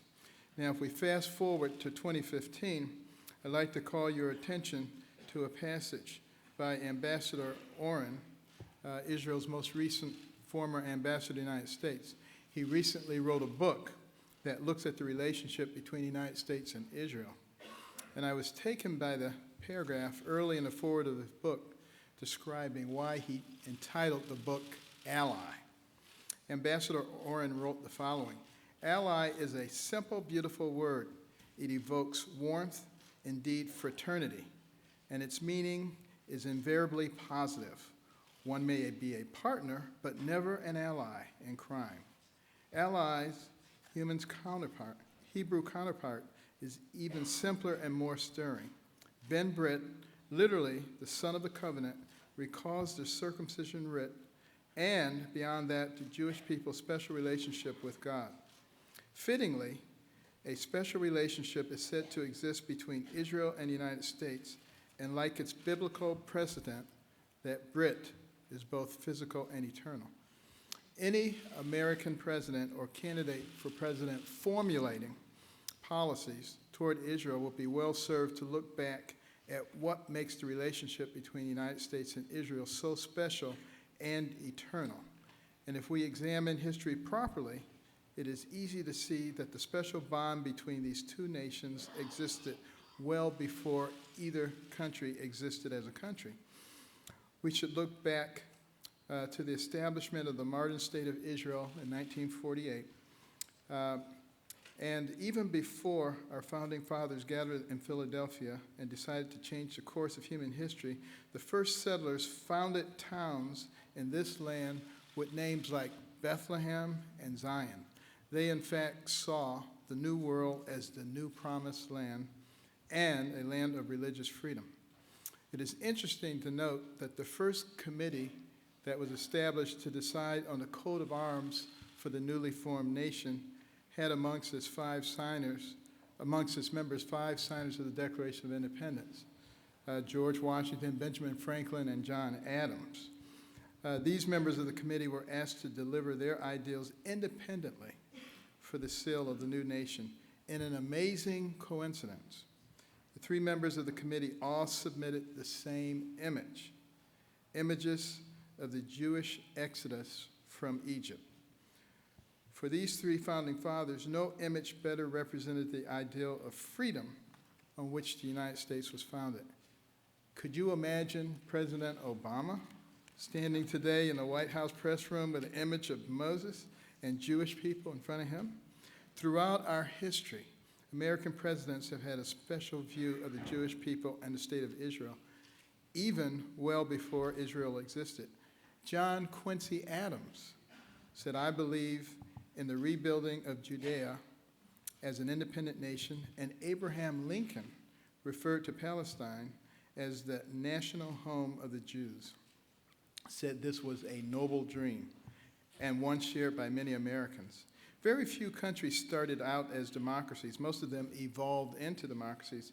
Israel, however, was born a democracy and has stayed that way with fundamental tenets of democracy ever since. Now compare that to its neighbors.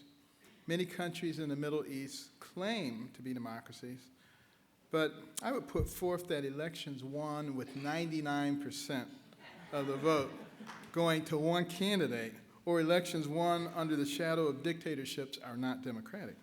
Regrettably, while Israel was born as a democracy, it was also born into a state of war that has remained in one form or another ever since May of 1948.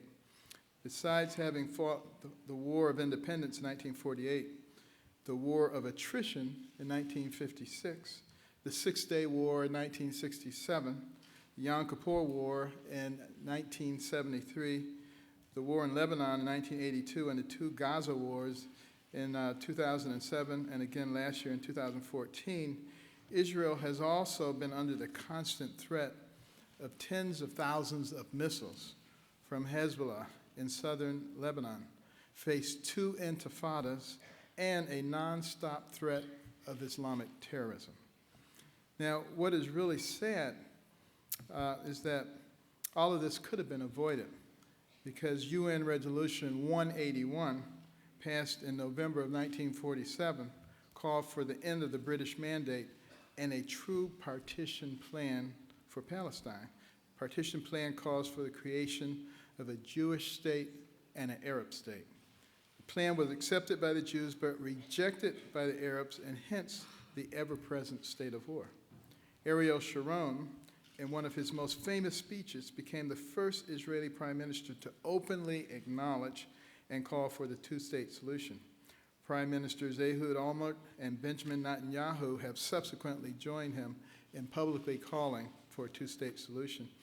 And while I'm not here today to debate a one-state or two-state solution, it is something I think for the Israeli leadership to decide. But it amazes me that the United Nations, the European Union, the Israeli government, and even the Palestinian Authority are all pushing for a solution that the Arabs themselves rejected in 1947. Imagine how much blood could have been saved had the Arabs agreed 68 years ago to exactly what they want to try to achieve today. The role of the United States today should not be to force peace between Israel and the Palestinians, but rather to help enable an environment in which peace can be forged. And the next president of the United States should start with a focus on supporting Israel in its efforts to find a lasting peace. The key word here is lasting.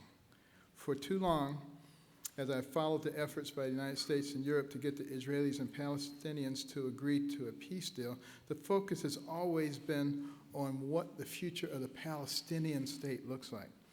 As president, my focus, first and foremost, would be to frame the debate as to what the future Israeli state would look like.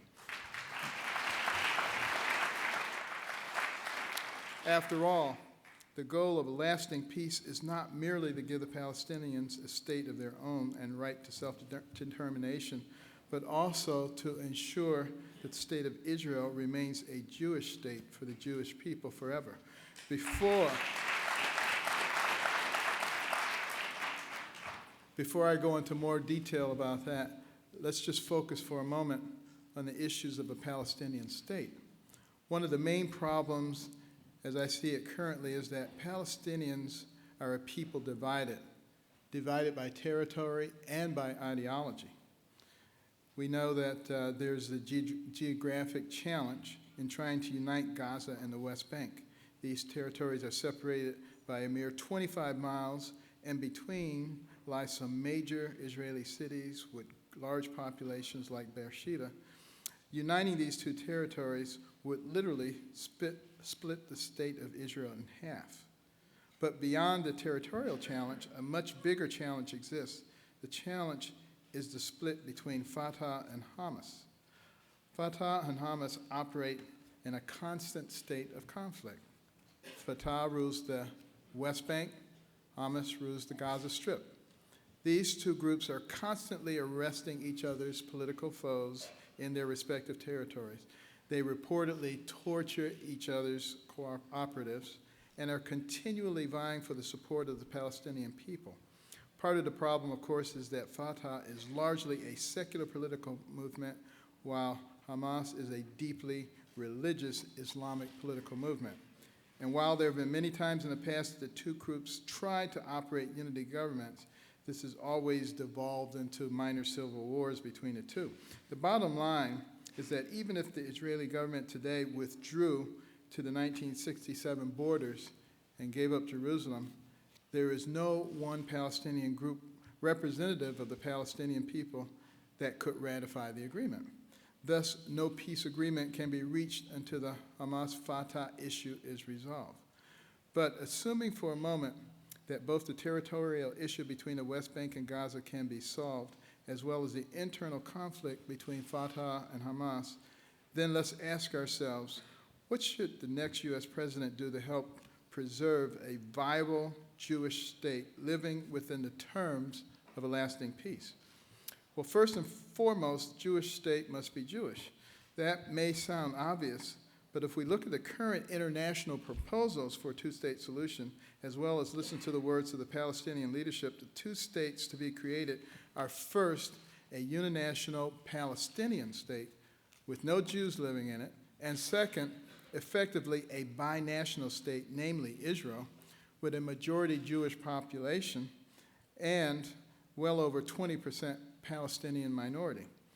One doesn't have to look too far into the future to see what the long-term outcome would be.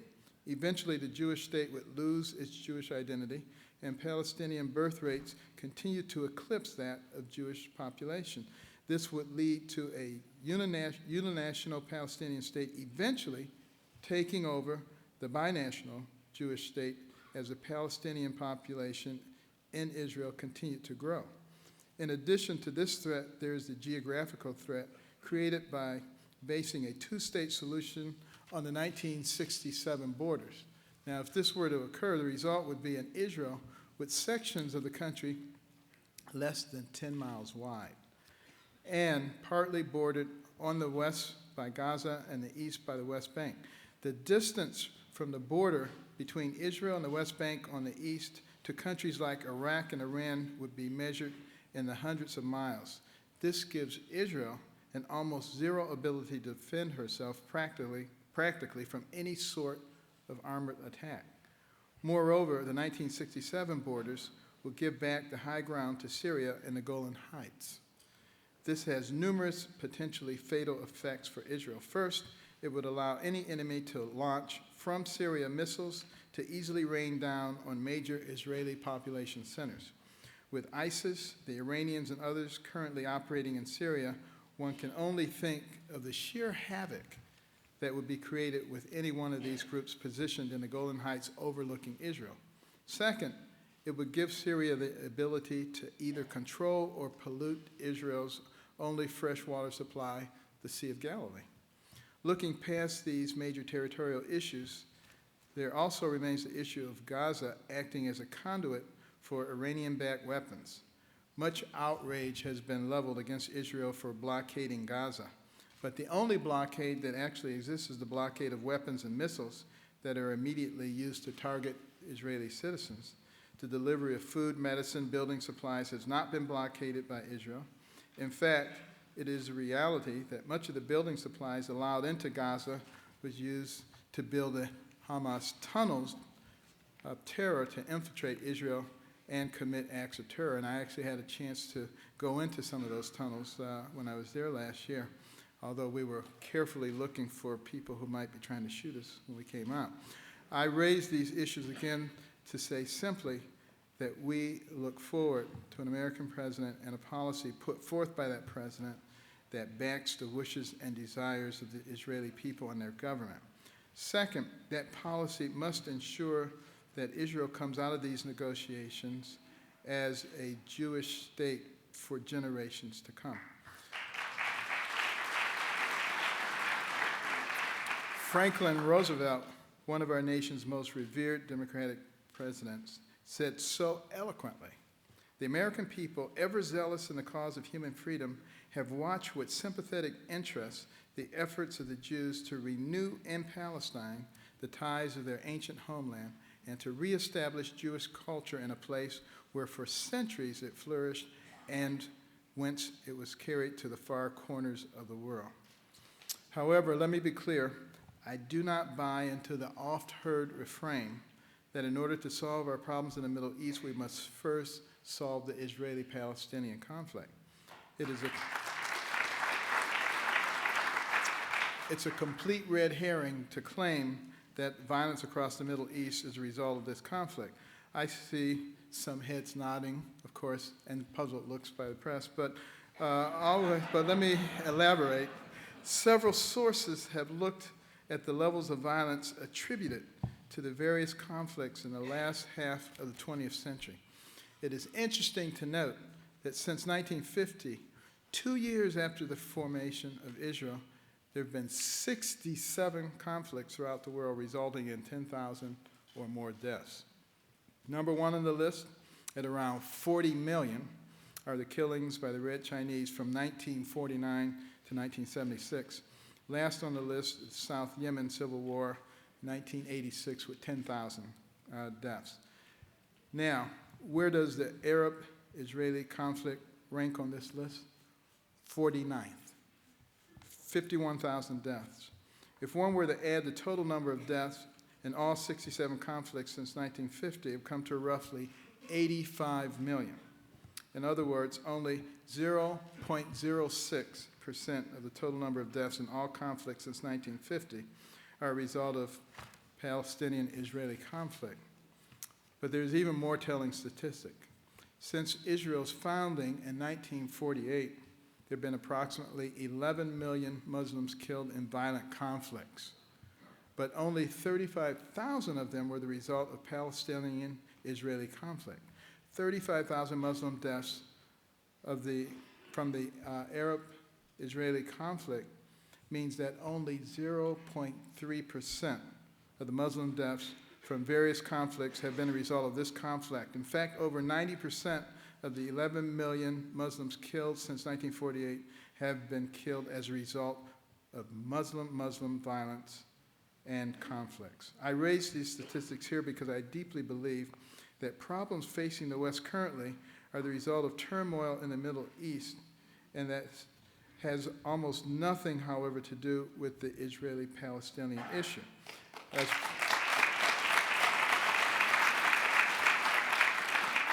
As president, I would do what I could to try to create the kind of peace that I've previously outlined between Israelis and Palestinians. However, America needs to understand and acknowledge that peace in the Middle East is not predicated on peace between Israelis and Palestinians. The Middle East is certainly one of the most complicated regions in the world. I mean, really complicated. It is clear to me that the Obama administration has zero understanding of this region, and hence, due to the policies of our president and his State Department, the situation in the region has really gone from bad to worse. Let me give you a perfect example of how much President Obama misunderstands about this region and our allies and allegiances in the region. As the Arab Spring was unfolding, President Obama and Secretary Clinton saw this as a movement of democratic uprisings throughout the region. While I don't have the time to discuss how wrong this assumption was, I do want to highlight one of the misguided outcomes that our current administration precipitated. There has always been a power struggle in modern Egypt between the religious and secular factions.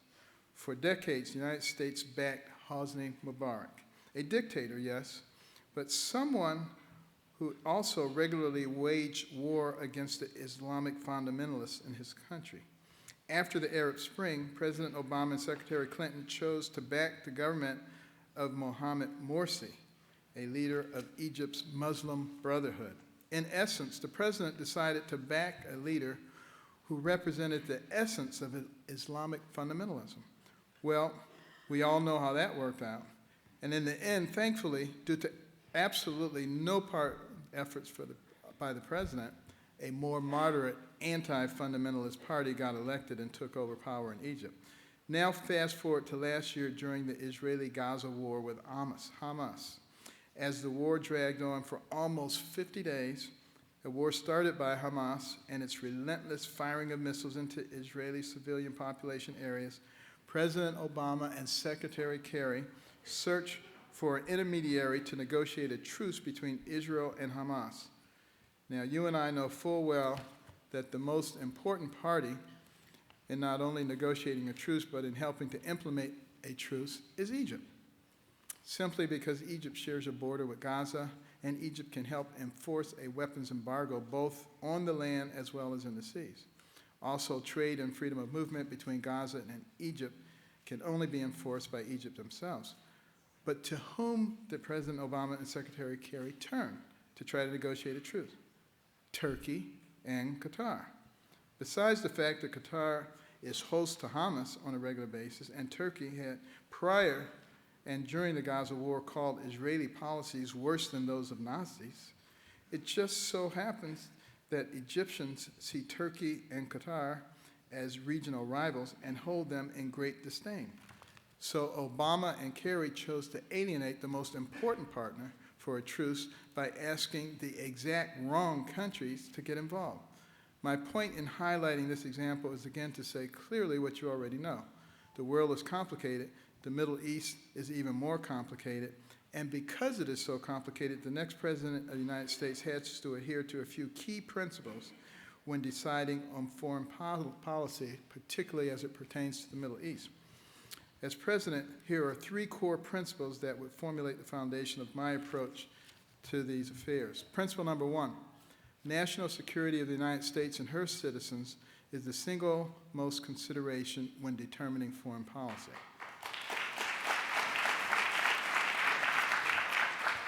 Not running for president of the or Secretary of the Secretary General of the United Nations, or President of the European Union, or any other position, but rather for President of the United States, and would ultimately bear the responsibility for defending our nation and her interests. Hence, all foreign policy decisions must be viewed through the lens of our national security interests. Many of you know that I am a man of devout faith. That faith teaches compassion, morals, and ethics. I believe that if a particular foreign policy can both maintain our national security interests while also being able to take the moral and compassionate high ground, then we should pursue it. However, when those two things are at odds, national security must trump other considerations. As you may have heard, I visited Syrian refugees in Jordan over the Thanksgiving weekend. My heart goes out to these people who simply want to live their lives. They want to send their kids to school, go to work, have dinner as a family, live without the shadow of war and terror hanging over them. It is the moral and compassionate instinct to open our arms and welcome them into our nation. However, we do not have the tools to properly vet every single one of these refugees. And from the standpoint of our national security, no U.S. president should adopt a policy that will likely allow terrorists to legally enter the United States via a refugee settlement program born out of our compassion. I believe the answer is to create safe havens for the refugees in Syria and to ensure their protection until the end of hostilities. And a lot of those safe havens exist already in places like Jordan. We, along with our regional allies, have the military power to keep them safe, and we have the resources available to provide shelter, clothing, food, and anything else necessary. This is a perfect example of how I would determine U.S. foreign policy in a way that puts our national security first, yet maintains a compassion and morality that we Americans are famous for. Principle 2, we are currently facing a clash of civilizations between fundamentalist Islam and Western values. I view Israel as both our canary in the coal mine, meaning that as Israel goes, so goes Western civilization, but also as the tip of the spear in this clash. Israel is a democracy in the true sense of the word. Where else in the Middle East do women have the same rights as men? Where else in the Middle East does the government allow gay pride parades? In Israel, there are Arabs who serve as doctors, lawyers, teachers.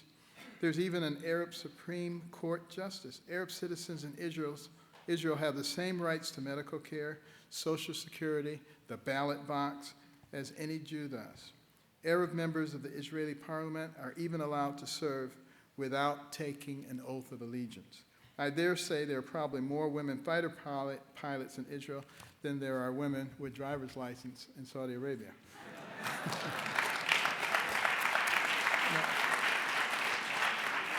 Israel is a true symbol of a pluralistic democracy, and quite frankly, Israel is the only one that exists anywhere in the region. The United States must do everything to support Israel, embrace Israel, protect Israel, lift her up as an example to her neighbors as to what freedom really means and what that freedom can bring to a nation. If we as a country with a bond to Israel that goes back centuries do not make this a foreign policy priority, then I fear we may be dooming not just Israel, but Western civilization itself.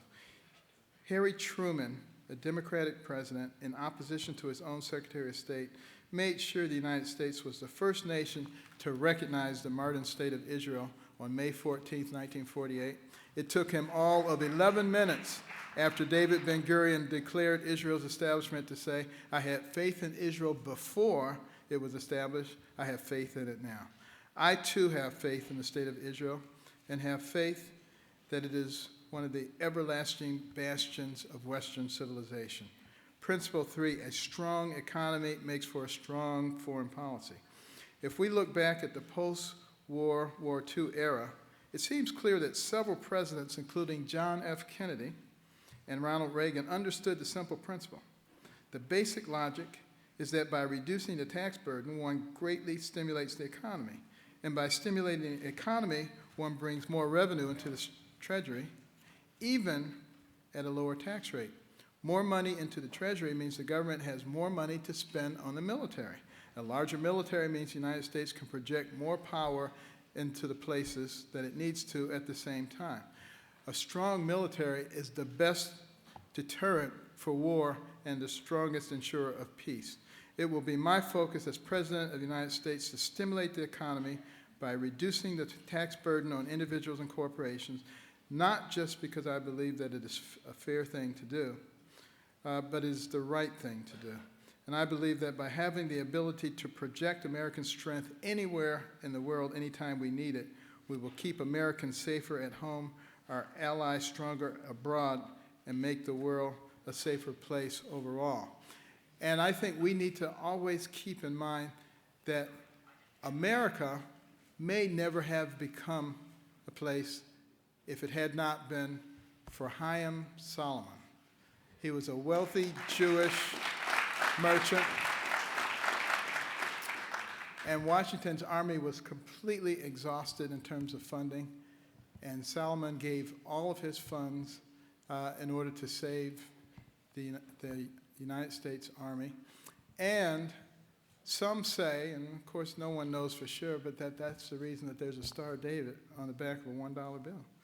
But the fact of the matter is, Judeo-Christian values are the thing that distinguishes us from so many other people in the world.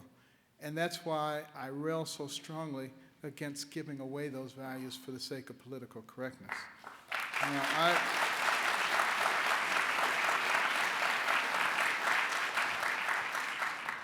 I once heard an old Jewish proverb that says, even in a room of complete darkness, a single flame can illuminate the entire room. We are indeed in the middle of a clash of civilizations, a war against the forces of darkness. But in this war against those forces of darkness, there's not one, but two flames illuminating the room: the state of Israel and the United States of America. Thank you very much. Watch your step. Thank you so much. Thank you. Good afternoon.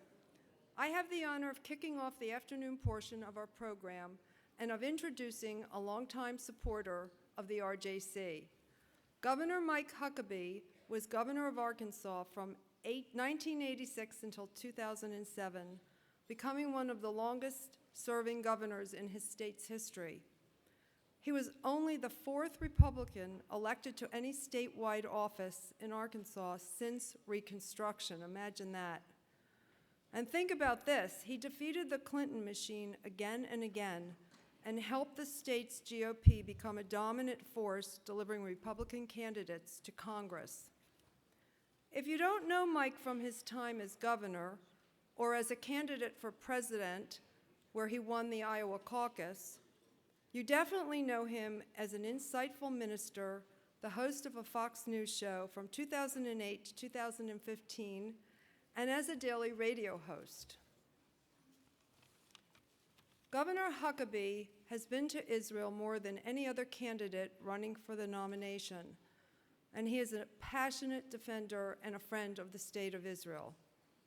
A talented musician since the age of 11, he's a lover of cool, diverse music and can slow jam with the best of them. Ladies and gentlemen, Governor Mike Huckabee.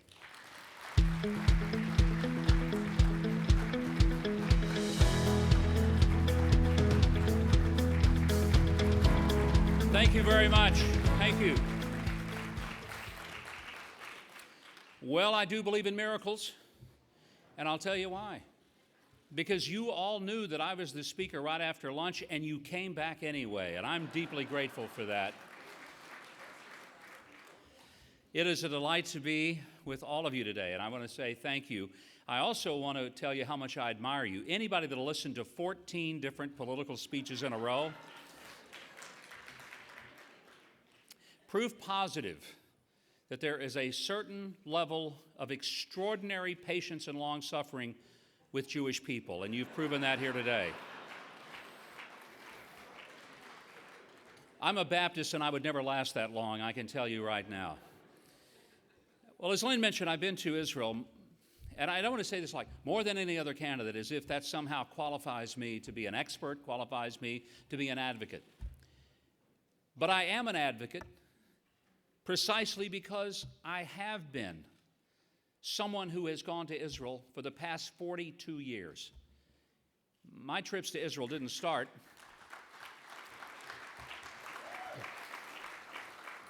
I thought for a moment there it was going to be the definition of one-hand clapping, so. But my interest in Israel, my relationship with Israel, is not something that happened as a result of my running for office and feeling that I somehow had to appeal to a segment of the Republican audience that would be very happy that I was a supporter of Israel. It happened quite naturally. At the age of 17, just a month before my 18th birthday, a gentleman who was to become my college roommate in 2 months and I went to the Middle East, and we traveled all over the Middle East, places that I probably couldn't and wouldn't go today. Syria, Lebanon, Jordan, Turkey, and Israel. And when I went to Israel, something happened inside of me that I can't explain, but you'll understand it. And that is, it's a place I'd never been in my life, but I felt like I was at home. Now keep in mind, in 1973, the modern Israel was 25 years old. It was a struggling little country that frankly was still trying to get up on its feet. Its economy was tough. Many of the people lived in the kibbutzim. Very few people had a real sense that it would be what it is today in terms of the economic and technological powerhouse that it is. Israel's economy was largely selling some oranges and bringing some tourists over. But it was very evident that the pioneer spirit that existed in that nation was as close to anything that resembled the American spirit that I had ever witnessed, for sure. And I realized from that point on that the United States and Israel don't merely have an organizational relationship because we have mutual interest. We have an organic relationship because both of our countries were founded by people who had the vision to give their children and their future generations something of liberty and of freedom, and to give them the ability to have religious liberty so that their beliefs would not be trampled out by voices of tyranny.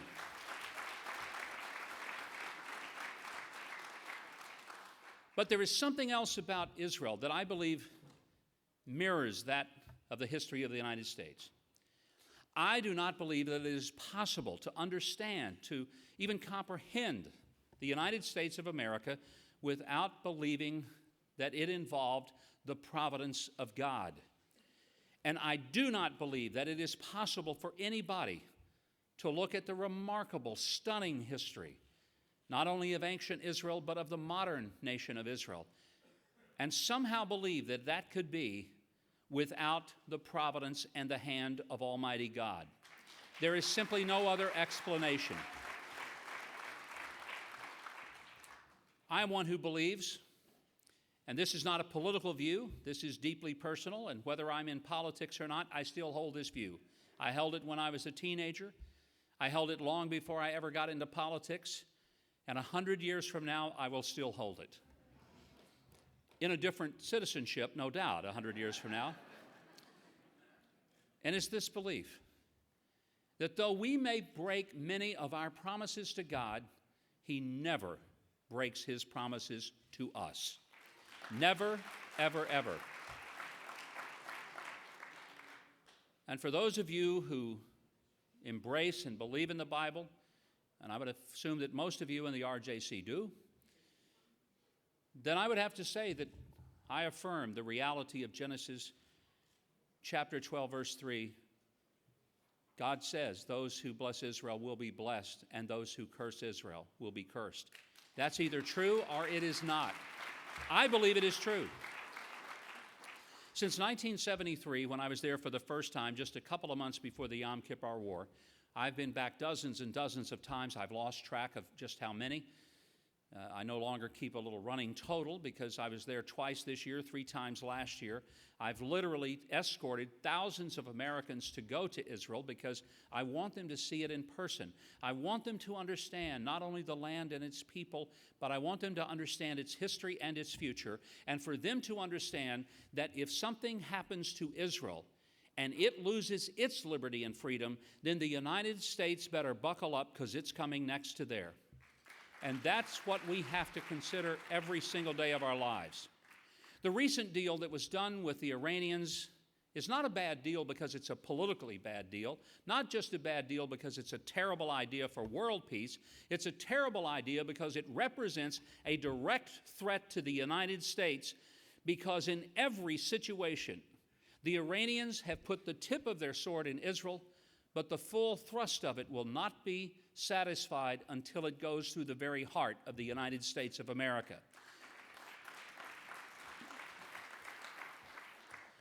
I sometimes hear people, even Republican candidates for presidents, who say things that I find just head-scratching. When they say, well, I think that there's possibility for peace in the Middle East, but only if Israel will sit down and try to work with the Palestinians. And I want to say, where have you been for the past 70 years? And I most certainly don't want to hear anybody say that the Israelis just need to give up some things and then they can have peace. I want to remind you that it is Israel that has consistently and repeatedly given up, given up, given up, and given up, and gotten nothing in return.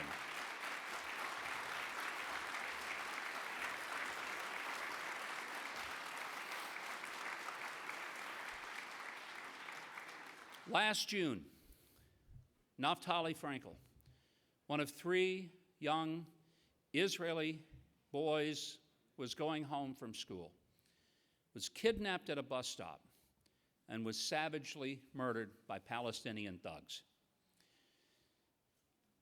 The day before they found his body, I was in the home of Naftali Frankel, just outside of Jerusalem, visiting with his absolutely amazing mother and father. I was there because I wanted to express to them not just my sympathy, but my support and my commitment that there cannot be ever a concession, that Israel would be expected to continue to give up not just land, but to give up their sons and daughters as long as the Palestinians continue to teach their children in school books that it is okay to kill Jews. That is not a concession that any nation should ever be willing to make. And no American president should ever put the pressure on Israel to give up land that God gave them the title deed to, whether it's the land of Israel, and that includes Judea and Samaria.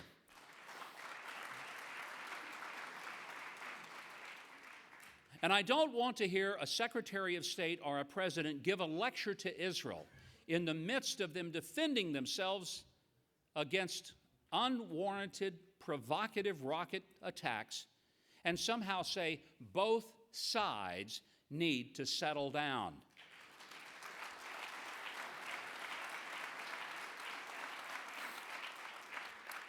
Again, my wife and I were in Israel last August when Hamas was firing rockets out of Gaza, aiming specifically, intentionally for civilian targets because they wanted to bring as much carnage as was possible to the innocents of Israel.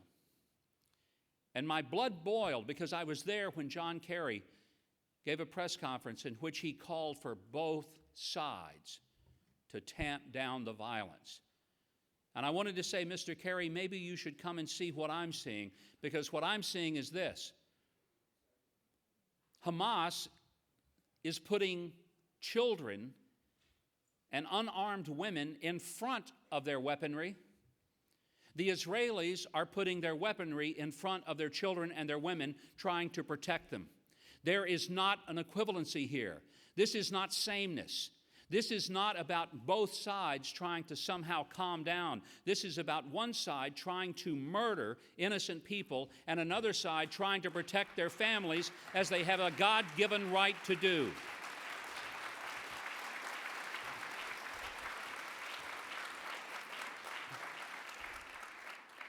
I realize that for the past several years there has been, both on the Democratic and Republican side, the notion that we would be able to achieve Middle East peace by something called the two-state solution.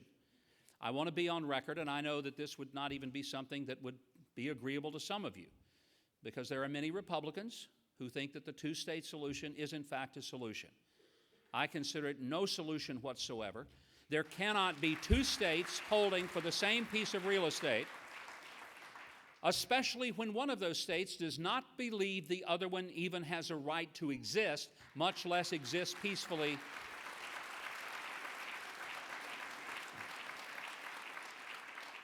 In fact, when I take groups to Israel and I take Americans, most of whom are there for the first time, I always get a Palestinian map, easily found in the old city. And I'll get the map out and I'll show some skeptical American who says, well, I think we should have a two-state solution. I said, really? Well, let's take a look and see what the Palestinians say about it. They said, why don't you find Israel on this map? And they look, and I said, well, where is it? And they say, well, it's not there. And I said, and that's the problem. If it were left to the Palestinians, it wouldn't be there. And that's why you can't have two governments wanting to own the same piece of real estate. So why don't we leave it in the hands of the government to whom it was originally given? And why don't we leave it into the hands of those who will protect not only the antiquities, but respect the religions, not only of the Jews, but also of the Muslims and of the Christians? I ask you, how many synagogues are being built in Saudi Arabia? I ask you today, how many churches are being allowed for construction in Tehran? And we know the answer, none. But today, as a Christian, I am free to go to Israel and to express and experience my own spiritual journey, as are Muslims, as are Jews. In no other country on this earth are religious traditions respected, appreciated, and protected like they are in Israel.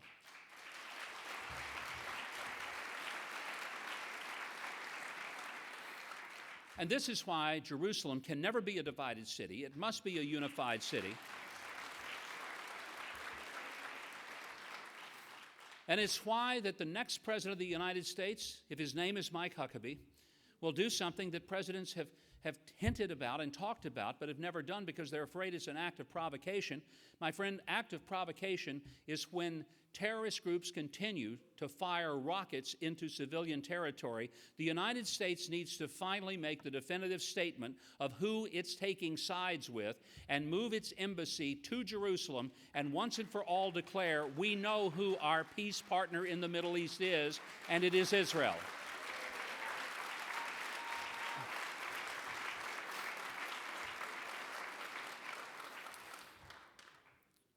My many trips there have led me to this conclusion. If I had never believed the Bible before, I'd have to believe it from the visits, because I have seen the dry bones come to life, and I have seen the desert bloom. Places in Israel that in 1973 were rocky, barren, earthy nothingness are now lush with vegetation, lush with life and neighborhoods and families. And a nation that once was struggling is now stunningly alive, with some of the greatest levels of technology and advancement that can be found anywhere on planet Earth. This is nothing short of the miracle that I spoke of when I started here today. But this is not a miracle that we should take for granted. And if the United States ever has one strategic foreign policy decision to make, it needs to make the strategic foreign policy decision that it recognizes who its friends are and who its enemies are. And making a deal with the Iranians instead of standing with Israel is an inexplicable and absolutely unacceptable act of idiocy and insanity that we must reverse.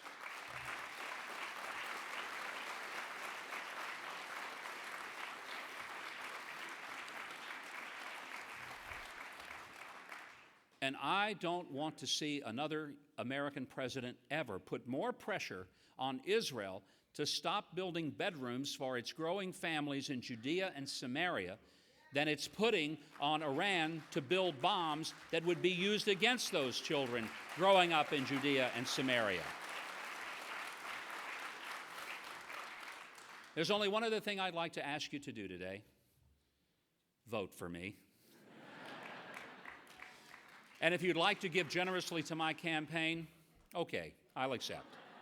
And with that, Matt's going to come, and I think the remainder of my time I'll use to answer your questions. And I may regret this, but we'll go for it anyway.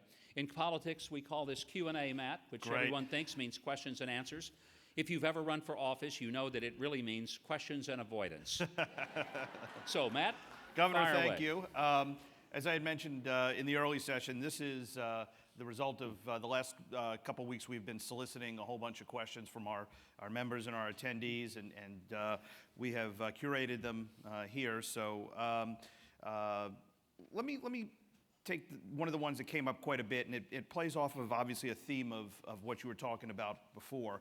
The Democrats have played upon the fears of the Christian right by promoting the view that for many, support of Israel is based on a theological and a messianic foundation.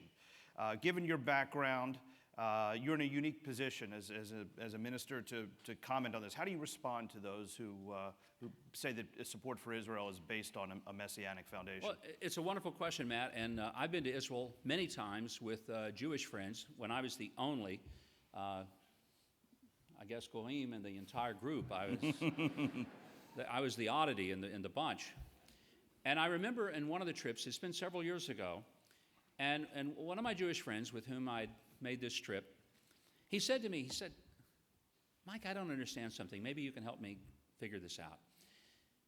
He said, evangelicals in the United States seem to be sometimes more supportive of Israel than American Jews. And I said, yes, I've noticed that. And he said, a lot of you have a greater fervor for the protection and the future of Israel than even many of the Jewish people do. He said, explain to me why. I said, it's really simple. I said, because you need to understand that as an evangelical, I embrace everything that you embrace in your faith. Your faith is the foundation of what I believe. And there wouldn't be a faith for me if it weren't for the faith that is built upon everything that is in the Jewish tradition. A person can be a Jew and not have any connection to a Christian. Perfectly possible.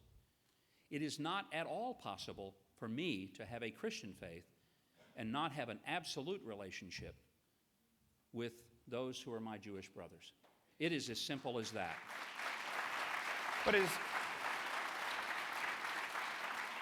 is your support for Israel based on more the shared values, along with obviously the theological, but also that support for Israel will necessitate the time for the coming of the Messiah?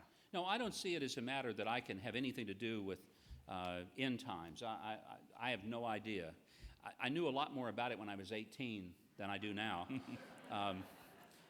You know, the older we get, the less we seem to know with certain levels of surety about how God's going to let the world come to a conclusion. I don't know. But here's what I know. I know with all my heart that God is going to keep his promise to his people. And I believe he has made a covenant with his people, the Jews. And he will keep that covenant. And I don't want to do anything to, in any way, violate that covenant, stand in its way.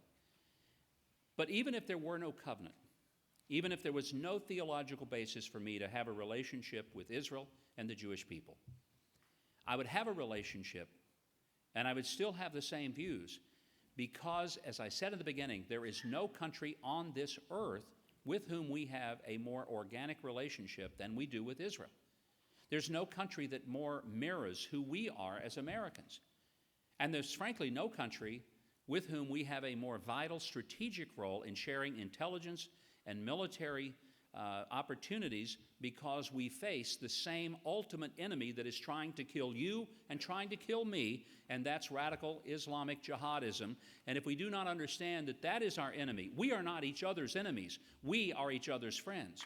But radical Islamic jihadism wants to kill all of us, starting with Israel and ending with the United States and the rest of Western civilization. And that's what's at stake for my kids and, more importantly, for my 5 grandkids.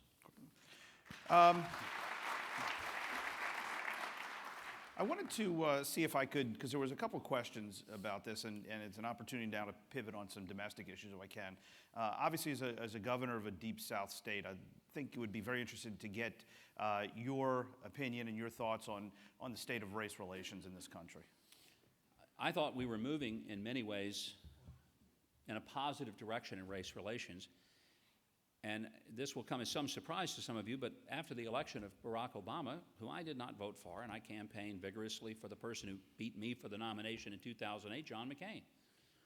But after the election, as a child who grew up in the 50s and the 60s and saw what real segregation did to people and saw what racism looked like through the Jim Crow laws and hated it even as a child, I was very optimistic and hopeful that the election of an African American president would be a new day in America for race relations.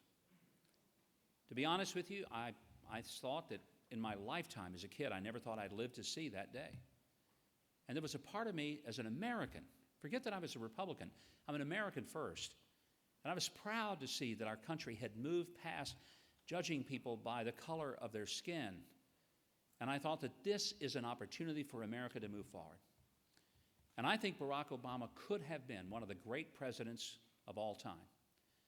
But he chose not to be. Because what he chose to do was to bring a divisive spirit and attitude to the job of president, the likes of which I've never seen in my lifetime. And today, I think that we are as divided on race as we have been in decades. I do not believe it is a permanent division, and I believe it can be repaired.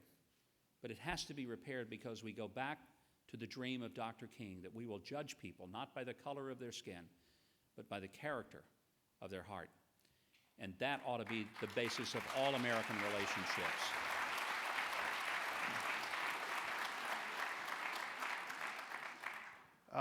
One of the other questions that came up quite a bit, as I think you can tell by the response you've gotten in the room, is that many in this room applaud your position on Israel and on security and the role of America on the international stage, but may disagree with you on social issues such as pro-choice and gay marriage. How would you convince people who are staunchly pro-choice or pro-gay marriage to vote for you? I probably wouldn't. If those are the issues upon which you're going to select the president, and that's the determining factor, and you think that's the single most important factor in selecting a president, you're probably not going to vote for me. Because I am pro-life. I believe that every life has value and worth. I think every life has intrinsic value that we should never deny. I don't think that the captain of the football team is more valuable than the Down syndrome child. I believe they both have equal worth and value. I don't think that there's such a thing as a human being that's expendable or disposable. I think it's a dangerous place for us to go as a culture and a civilization when we begin to evaluate the worth and the viability, the value of one human over another. And so my pro-life position is not just about the baby in the womb, it's about the life of that individual throughout all of its existence, from the time it's conceived until the time God brings its life to a natural conclusion. I can't change on that. I'm not going to change on that. If that's the deciding point, I lose you. I understand that. But I'd like to think that even if you disagree with me on that issue, or the issue that I believe is another very divisive issue for some, and that's same-sex marriage. I believe that marriage is the union of one man, one woman, life partners, through which we create the next generation. And then we train that generation to be our replacements. If that's the sole issue by which you judge a candidate, again, I lose you. But on the other hand, if you look for a candidate who has those convictions because they're deeply held, and you know where I'm coming from, and you know that they're not political positions for me, and you'd rather have someone that you disagreed with, but someone that isn't going to change his mind every election cycle, like Barack Obama did when he said that his position on marriage was the same as mine in 2008, before he changed it 3.5 years later. So if you want consistency, I can give it to you. If you want someone who's going to change with the latest political poll, I'm quite certain you can look on the stage and you'll find somebody whose positions have shifted through the years and will shift for you for the right level of support. look, I believe the next president has many jobs. One of them is to be the commander-in-chief, not the meteorologist-in-chief. Somebody who actually believes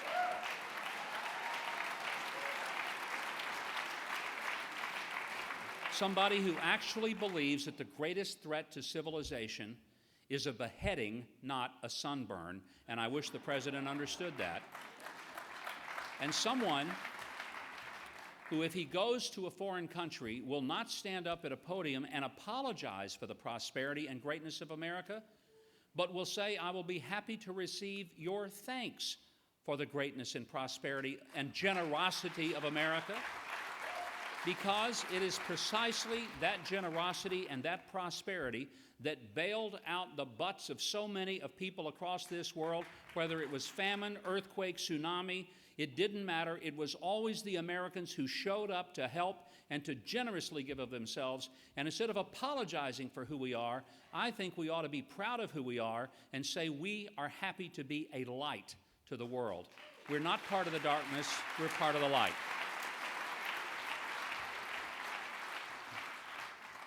We've got time for one last question. You had mentioned that without question you would move the embassy to Jerusalem. Yes. We have, as an organization, over the course of the years, had many candidates, and some who have even got elected president, who have come and said that, and it hasn't happened. Right. How can we know that you're to really get it done? And also, as president, how concerned are you about the international, regional and international ramifications? Obviously, that would be an extremely controversial move. The excuse has always been offered that this would be provocative and it would evoke so many reactions. Let me just be blunt. The Iranians, and yes, even the Palestinians, already want to annihilate Israel, already hate Israel, already have nothing but contempt and disregard and disdain for Israel. Do we honestly think that there's anything we're going to do that will ameliorate those hatreds and fears and anxieties that have been directed toward the people of God for all these years? No. You wonder, well, how would we know you would be different? Because for me, this is not just a political issue. It is a deeply personal, a deeply spiritual. It's a matter of conviction. As I said, I didn't start building my relationship with Israel because I said, you know, someday I'm going to run for office. I might run for president. I've got to go up there and make all the Jewish Republicans really happy with me. I better say the right things. Maybe somebody can coach me on what I'm supposed to say and hand me some talking points. Folks, you've heard today what I believe. I back it up with 42 years of being an advocate of Israel. Long before I was in politics, I was taking the same stance for Israel. I have, I am, and I assure you that I will. And I thank you very, very much for your opportunity to be with you today. God bless you. Thank you. Thank you, Governor. Watch your step. Yep, there you go. Thank you. Thanks, Matt.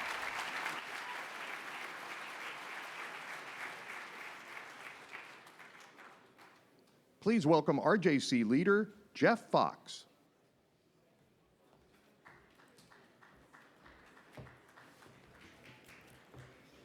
Good afternoon.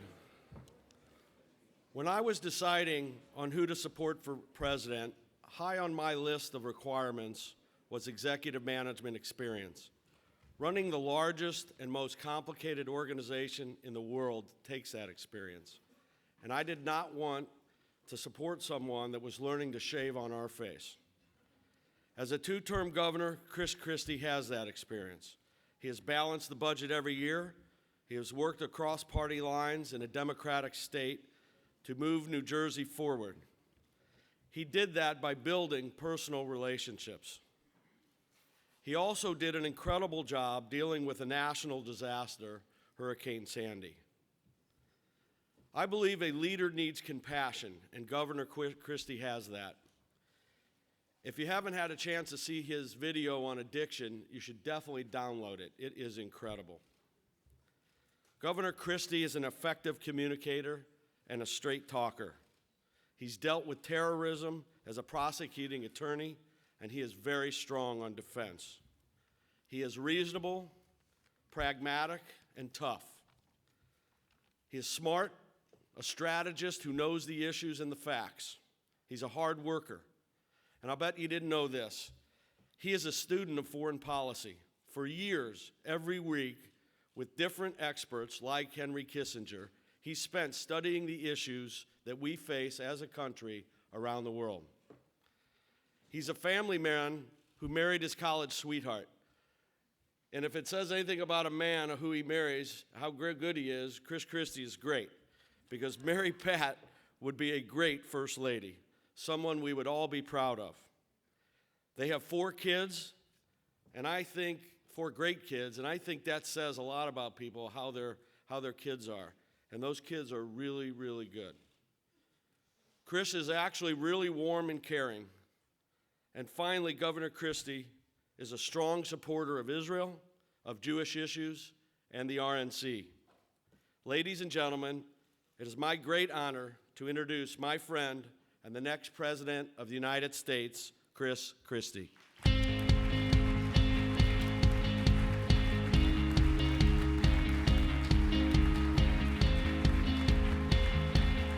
Thank you. Thank you. Thank you all very much. Jeff, thank you for the introduction, and to all of you, thank you for the invitation to be here today, and thank you for your patience and endurance. Put up with 14 candidates for President of the United States, but the role that you all will play as we move forward both through this primary process and through the process of electing a new Republican president next November will be absolutely vital, so thank you for your willingness to be involved. This entire campaign changed a few weeks ago. Since I entered this race, I've been talking about the need that the American people have and that the world has for a strong and resolute America. When I initially started to discuss this, it may have seemed somewhat out of step with the issues that were being discussed at the time. And in the first debate in August in Cleveland, I asserted my position directly in a conversation with Senator Paul. The fact is that America today is weaker and less prepared to protect our citizens than we were 7 years ago. And I'd like to blame all of this on Barack Obama.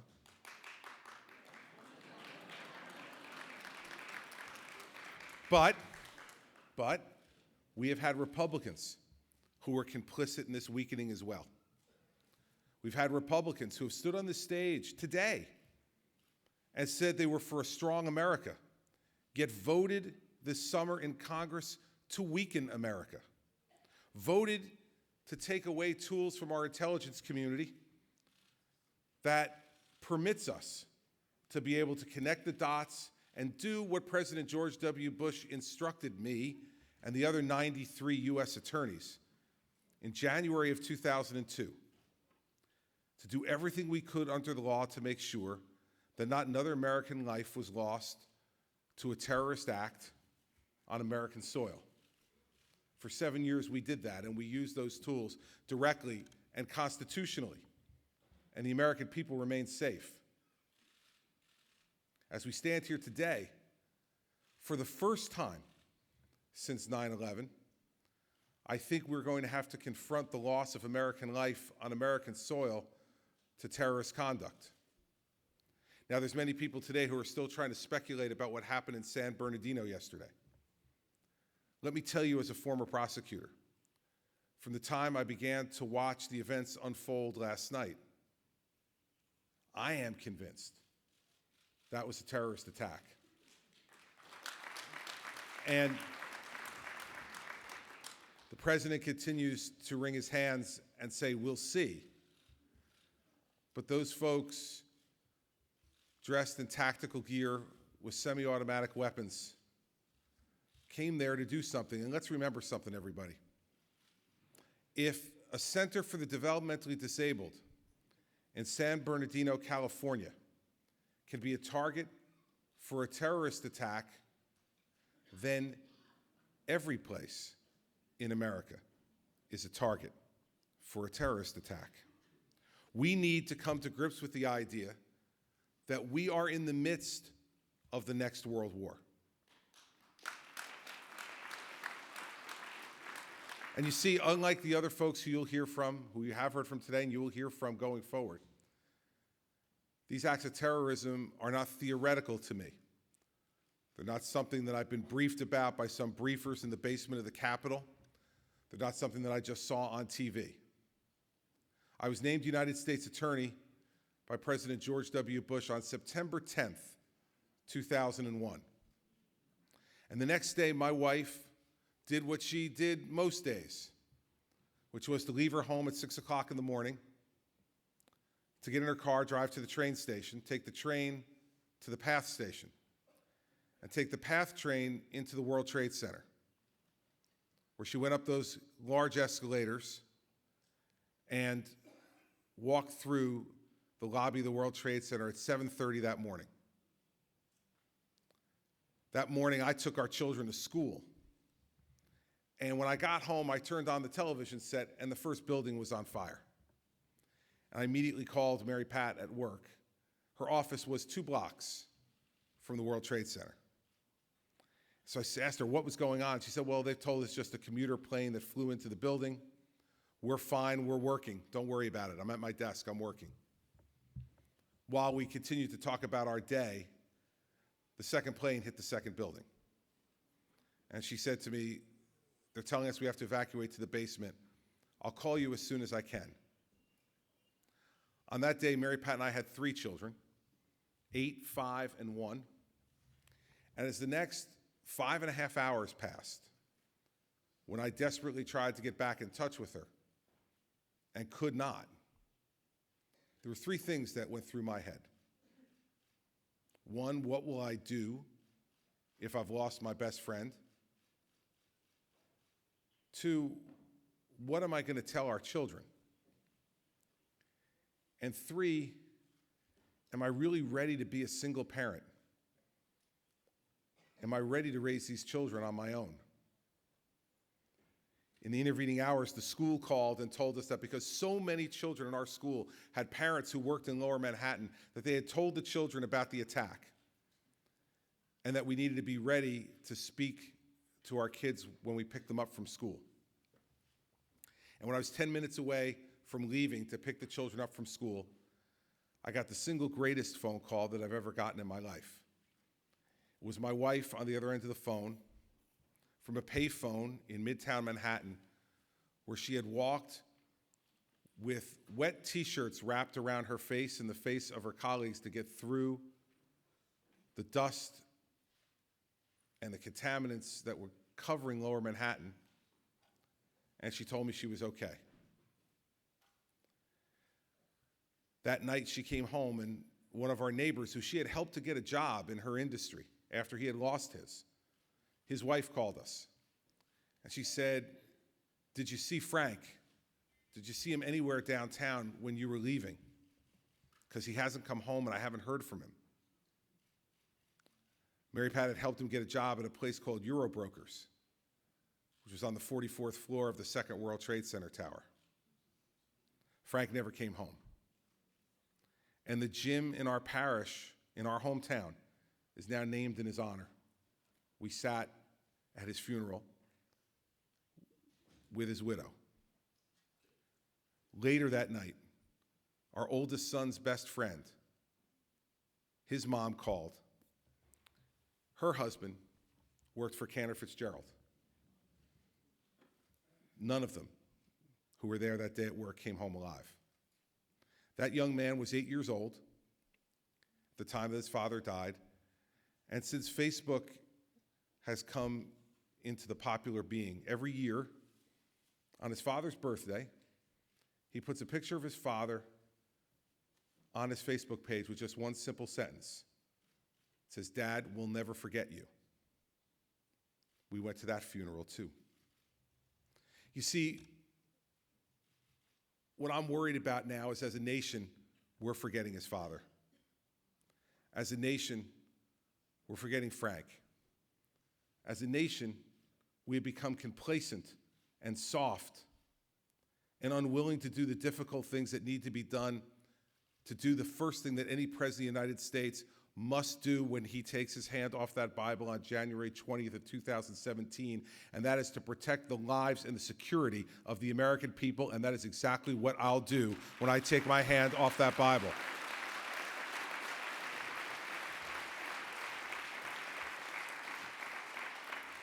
And unlike others, on that first day, on January 21st, when the director of the FBI, Jim Comey, walks into the Oval Office to give me my national security briefing, we won't have to introduce ourselves to each other.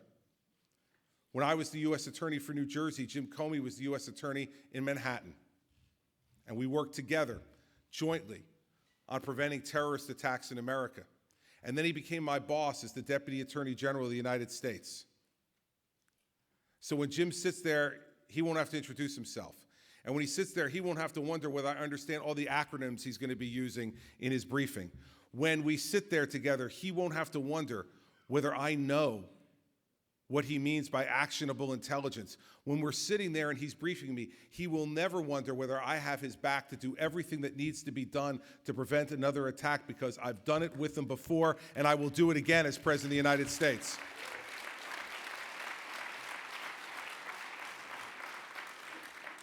And while this is important, vital, absolutely vital, for the future safety and security of the American people, I'd suggest to you it's vital for the security and stability of the rest of the world as well. Because if you don't have a strong, resolute American president who says that terror anywhere is unacceptable, then our allies around the world can't count on us either. When I went to Israel in April of 2012 as governor of New Jersey, it was very soon after the death of Mrs. Netanyahu's father. And we turned out to be the first people that they received at their home for dinner after they had gone through their period of mourning. And when I sat with the Prime Minister that night, he obviously had grave concerns about what was going on in the Middle East and how it was going to affect the people that he's sworn to protect. When we were leaving after a 3-hour dinner that night, talking about not only the world, but about our children and their future, he thanked me for coming as he was leaving to go back to work. And as I walked out, I looked at him and I said, Mr. Prime Minister, I'll tell you one thing. If I ever do get the chance to become President of the United States, Israel will never have a better friend than me, because I understand that America has no better friend in the Middle East or anywhere around the world than Israel. And that partnership has to be renewed. That partnership has to be restored. And it can only be renewed and restored through American strength of purpose.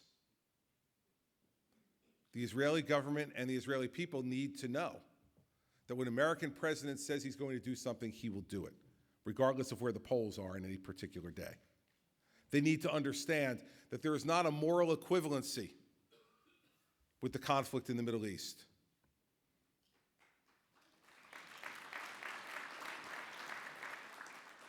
And they need to know that if Israel is threatened, that there will not be daylight between the United States and Israel, and that the United States will stand up for Israel in the very same way that Israel has stood up for the United States during its time of existence as well. Now, it's only achieved if we are willing to rebuild our military. It's only achieved if we're willing to rebuild our intelligence community. It is only achieved if we are willing to support our law enforcement community. The stability of the world will not be achieved in any other way, everybody. That's the only way it will be achieved. And anyone who tells you any differently is absolutely playing with fire. I don't need to be taught these things. The last 13 years of my life have been about protecting the people of the state of New Jersey, and as a United States Attorney, contributing to the protection of the people of our country in one of the most dangerous times our country has ever seen. Those times are now being repeated. And so let's be clear as we conclude, and then I'll take your questions. The ISIS is not the JV, everybody. ISIS is a real, everyday threat to the lives and the security of the American people and people who love freedom all around the world. As President of the United States, not only my goal, but my accomplishment will be to make sure that ISIS is destroyed as both an ideology and a force around the world, and we'll unite the world together to do it. And lastly, the American people and the people around the world will know for certain that they have a president of the United States who says what he means and means what he says, and that there'll be no ambiguity, no hand-wringing in the Oval Office, no inability to make decisions, but an absolute willingness and commitment to stand up for what is right and what we believe in.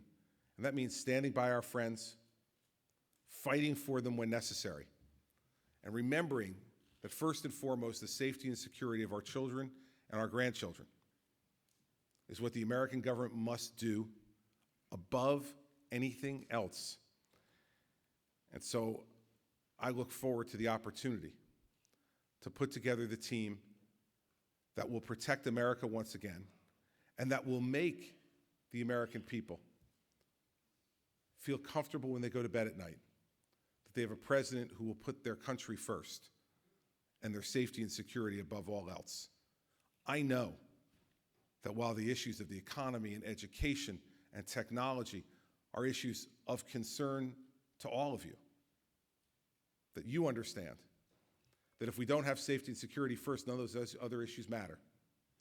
I just want you to remember the week after September 11th, when airlines weren't flying, when sports weren't being played by professionals or by our children, when the stock market was closed, and when we all jerked our necks up to the sky every time a plane started to go overhead, when those airplanes started to fly again. America cannot work unless America feels safe and secure. And when I'm President of the United States, they will feel safe and secure every night that they go to bed, knowing that they have a strong, resolute leader making the decisions that put America's interests first and the interests of our friends first. Thank you for your time today. I appreciate it very much.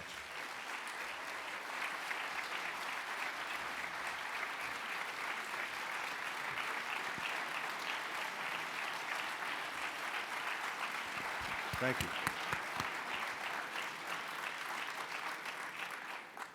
Governor, welcome. I got to tell you, though, one of the things, you know, when we started planning this, I had this date circled on my calendar for a long, long time. Being from Philadelphia, I was all prepared to get up here and talk smack to you about my Eagles and your Cowboys. Little did I know they would both stink the whole... Awful. I can't even, in good conscience, talk smack No, to you right can't. now. No, you can't, Matt. I do want to pick up on what you talked about and share with us, because there is a debate and there is this conversation taking place within our party right now about the balance between civil liberties and protecting our own homeland and homeland security. Tell me how you approach that and where you see the balance on those, you know, in terms of those issues. Matt, it's a false debate. It's a false debate. The idea that anything that was going on during the 8 years of the Bush administration was either illegal or extra-constitutional is absolutely false. Let's take one example. The program that ended this week, the NSA collection of metadata. You know, if you listen to the debate in Congress, what they'd have you believe is that we were listening into your phone calls with your wife and reading your emails with your children through the NSA metadata program. Let me tell you what they were doing. They were collecting numbers, millions of numbers. And if one number matched with a phone call to a number of a known terrorist, then it's our job to go to court to show probable cause to get that phone bill. And only until a judge signed off on that do you get the phone bill.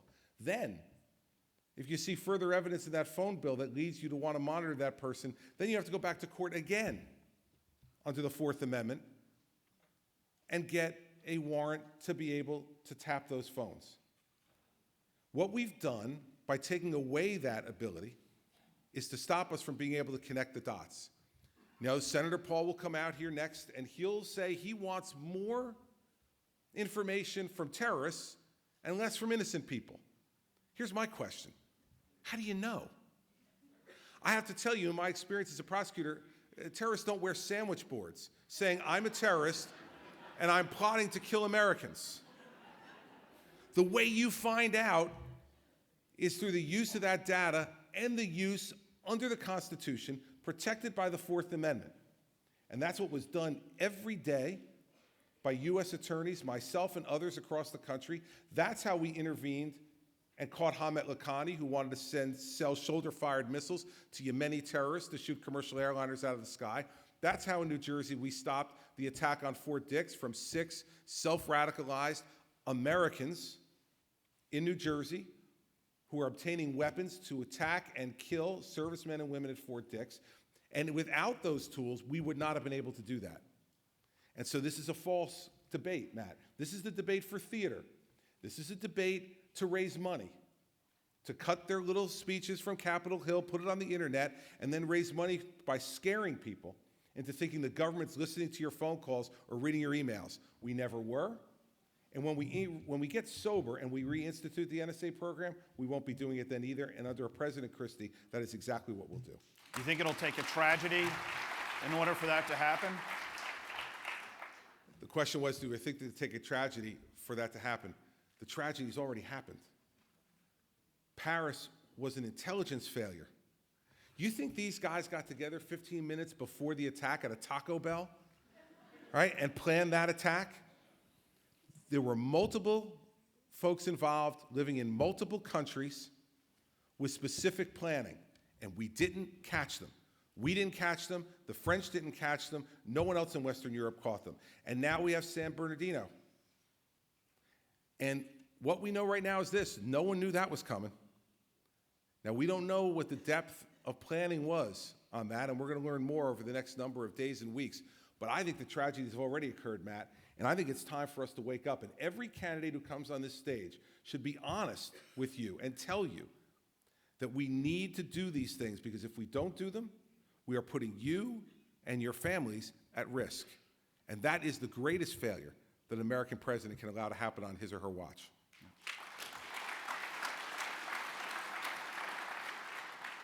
Jeff talked about it in his introduction, but I know many, many people in this room have seen the video of your powerful remarks in the recent town hall meeting about losing your friend to alcohol and substance abuse. I used to work for Jack Kemp, who talked about compassionate conservatism. Do you think we as a party have become too angry and have lost the compassion? No, I just don't think we talk about our compassion enough. We haven't lost it. The compassion's in the heart of every person that I know who works hard for this party. The compassion is there. We need to talk about it. Sometimes we're ashamed to talk about it. I'm not. See, I'm pro-life. But I think as a party, we should start talking a heck of a lot more about that period of time after that first 9 months. See, it's easy to be pro-life when they're in the womb. They've done nothing to disappoint us yet. When they come out, it gets a lot more complicated, doesn't it? See, I want to be pro-life for the 16-year-old drug-addicted teenage girl on the floor of the county lockup. Her life is an individual gift from God. I want to be pro-life for the 42-year-old lawyer who got addicted to painkillers and alcohol and lost his law license, lost his family, lost his job, lost his home. His life is a precious gift from God. See, being pro-life is the most compassionate thing you can be, but we allow ourselves to be put into a box that the Democrats put us in, to only talk about the 9 months that life is in the womb. We need to be talking about the entire life. I'm pro-life for the whole life, no matter what mistakes you've made, because I know these words are true, and I think most of you, if not all of you in this audience, believe them too.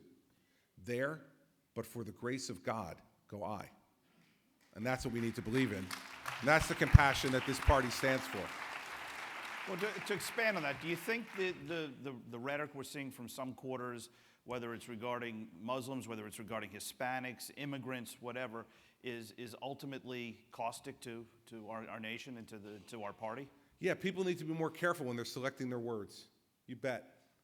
And sometimes the harshest words are the most entertaining. Sometimes the harshest words are the ones that make us laugh. Sometimes the harshest words are the ones that have us keep the television set on.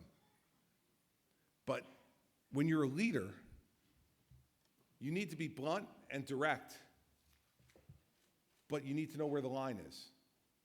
And I think, unfortunately, there have been some, not only in our party, but in the other party as well, who have gone for the entertainment value over being a leader. And I think we all need to be more sensitive to that. That's not political correctness.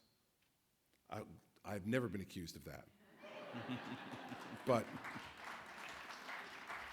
it does mean that when I appointed a Muslim American judge to the bench in New Jersey, and I had people say to me that by doing that, he was going to impose Sharia law on the people of New Jersey.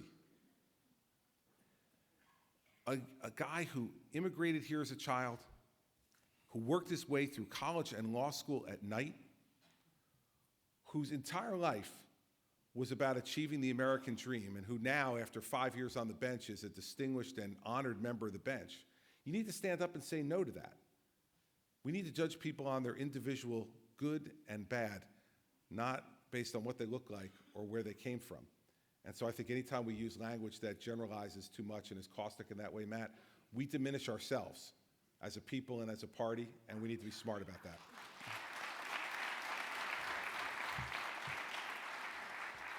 Obviously, when you are sworn in 2017, you will be faced with a number of challenges. Which do you see in the foreign policy world? Which do you see as the biggest challenge facing our nation? China, Russia, or radical Islam? And rank them, please. Sure. First is radical Islam. And by the way, I would have used that term whether you use it or not. I don't know why Hillary Clinton won't use it.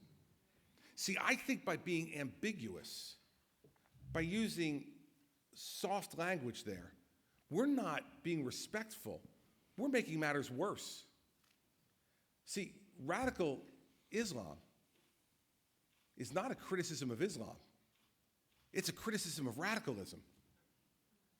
But if you are unwilling to confront that, then you confuse the issue even more.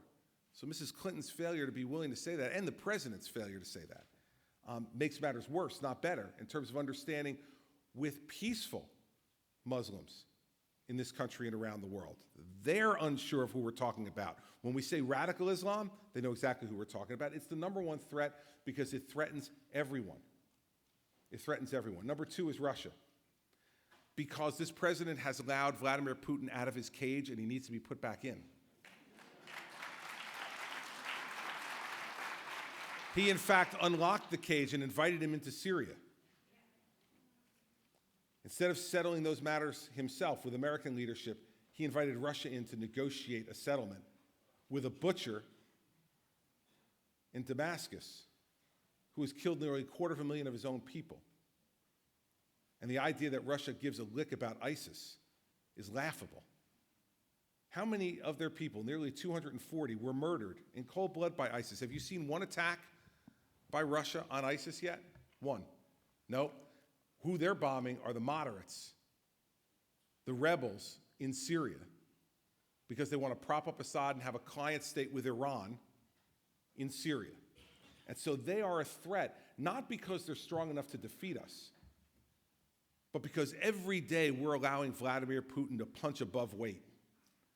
Because we have a weak and feckless president who is unwilling to confront anyone other than Bibi Netanyahu.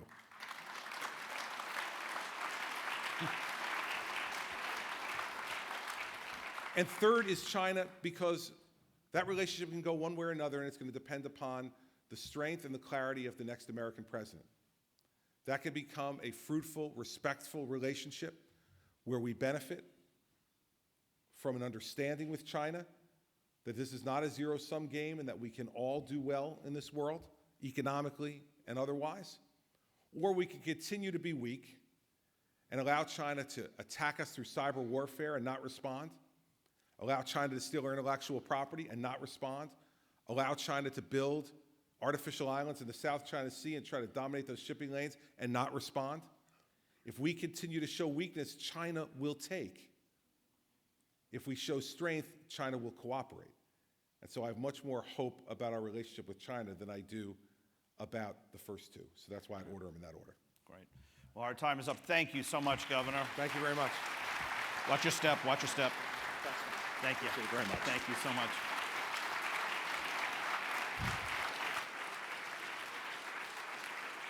Now, folks, one change to the program. We were scheduled to have Senator Paul join us right now. There are votes going on in the Senate. So unfortunately, Senator Paul is not going to be able to join us while the votes are going on. He had every intention of joining us, and the hope is that maybe we're going to fit him into the last slot at 5 o'clock. So Governor Gilmore, who was supposed to be the last speaker, is going to take that spot now. We're going to move to Governor Bush so that we can keep the program going on. And with that, I want to welcome RJC Board of Director member Brad Wine to do the introduction.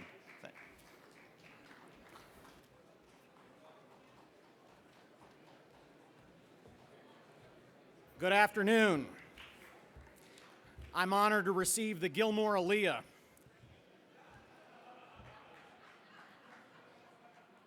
Jim Gilmore was the 68th governor of the Commonwealth of Virginia, where he served from 1998 until 2002, and he was the chairman of the Republican National Committee for the first year of the George W. Bush administration. As governor, Jim was a fiscal conservative and an innovator who pushed for personal property tax legislation that was eventually passed by the General Assembly. During his tenure, he had a close working relationship with Virginia's Jewish community. He's a staunch defender of Israel and has pledged to do whatever it takes to prevent a nuclear Iran should he be elected president. Ladies and gentlemen, please join me in welcoming our friend, Governor Jim Gilmore.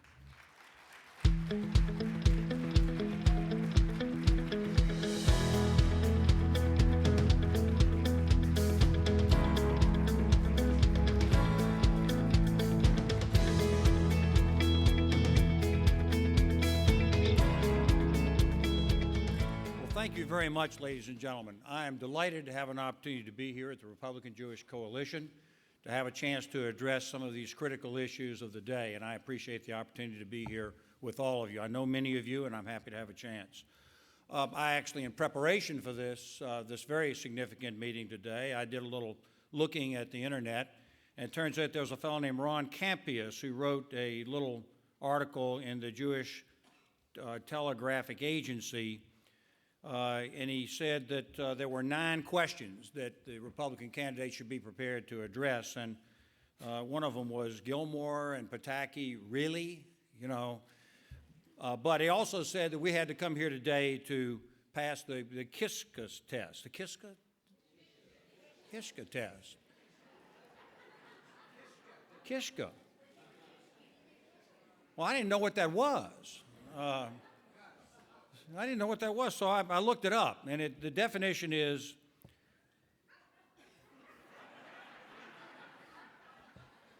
a beef or fowl intestine stuffed into a mixture as of flour, fat, onions, and seasonings, and roasted. And I thought, that's the Republican campaign for the nomination. Yeah, that's right. That's what it is. So I'm glad to have a chance to spend some time. I'm going to go through some things, hopefully, fairly quickly, and then do a lot of Q&A, I hope. First of all, I think everybody in this room understands the significance of the California attack that has occurred in the last 24 hours. The facts are still coming out as to what it means and who did it and why and motives and all of that. Well, sadly enough, I think all of us are praying for the victims who have lost their lives. There were actually, according to this, 12 or 14 people who died and 21 who were injured. It is a sad day, but it's been several sad days just in the last several weeks. I want all of you to know that while some of the people out there are saying today that this is not an act of terror, I assure you it is an act of terror. It is. It doesn't have to be directed from ISIS, as everybody seems to be talking about now, in order to be an act of terror. What is an act of terror? It's an act that is intended to create uncertainty, intended to create fear. It's to project the fact that there was randomness, the fact that it was a military group of people dressed in a military way using military armament. We may find that this was an act that was underway for quite some time, and they were simply looking for their target of opportunity, and this fellow saw a lot of people congregated in one place and said, now's the moment. Maybe that is what occurred. Doesn't matter. What has happened here is that this is an act which is intended to create the most possible violence and to create uncertainty in the community, so everyone today in America, and indeed across the world, says it could happen to me today. That's an act of terrorism. Do not assume, as many people are saying, that we've got this thing called ISIS, which they say is a state. This is not a state. This is a criminal gang of brutal, violent people just happen to be there in the Middle East who must be stopped.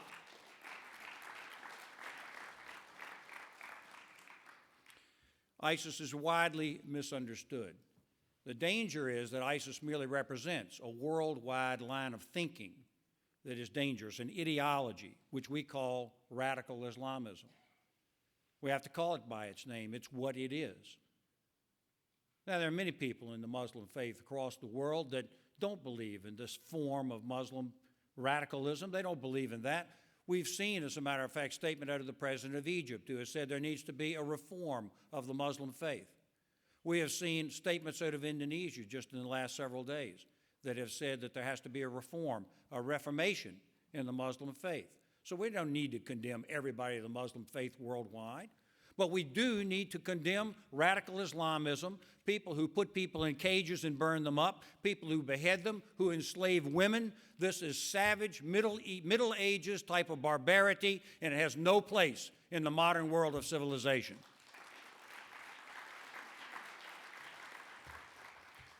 Ladies and gentlemen, we live in a time of great upheaval now and change. This is not an isolated incident that has occurred in California or that occurred so significantly in Paris just in the past week. I believe that we will see Paris in the long run as just as significant as the 9/11 attack. The 9/11 attack awakened us to that which was already going on. Paris now has renewed that and said, this is still the international war of violence that is going on to this day. We are in a time of great change.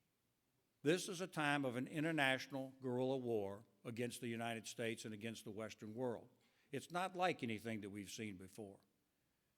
It is the ability to use modern technology like jet airplanes, modern weaponry like an assault rifle, the ability to speak and communicate through the internet, and the ability, above all things, to use the press to your advantage. This attack could have occurred anywhere. This attack occurred at a place for disabled people. It could have occurred just as easy at a synagogue, as in fact it did last year, and could again this coming year. As I said the other day in a talk, this is not the end of this. This is just the beginning. And we must be ready and we must be prepared because the world is breaking down. We are seeing now an assault on the nation-state structure of the world. ISIS is intended to be an international global caliphate obeying Sharia law. This is not something where they're going to say one nation versus another nation. It's not that at all. Israel is, in fact, involved in this and is going to be involved in this situation. And there's much that still has to be done because of this time of great change. And we are under assault. And we're under assault at home. The free market system is under assault at home. I never thought I'd hear myself say that. But we are seeing that today. Allegations that somehow we have to have an income equality, which means, of course, that you're under the attack of entrepreneurship and the ability to gain wealth and opportunity in this country, which is the American way. We're under assault at home domestically, but we're under especially assault internationally. I remember in 1996, when I was the Attorney General of Virginia, I was just considering running for governor. I was invited to go to Israel with Project Interchange and spent about 2 weeks in Israel at that time. And I still remember some things very vividly. I spent the night on the Golan Heights. And in the dark, they took me over to the far end, to the east end of the Golan Heights, and you could look out over the desert, and you could see Damascus, Syria. It's right, many of you probably have done the same thing. It's right there. It's only a few miles, 40 miles away.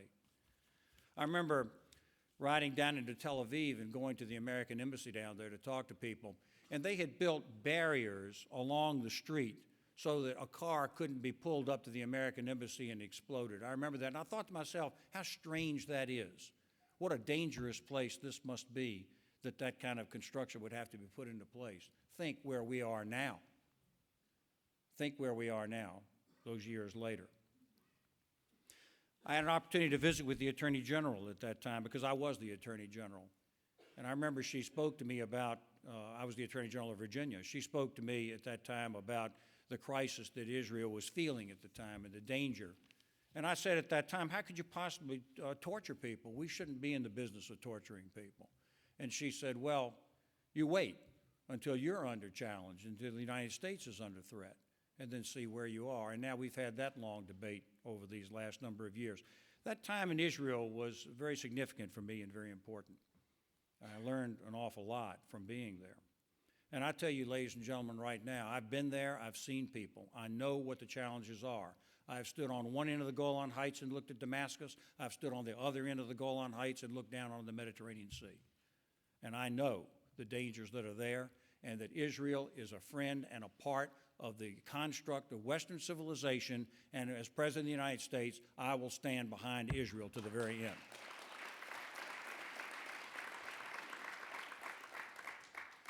Now, let me just tell you a few things here about my credentials, because I think you need to know them, because this is a time of great challenge.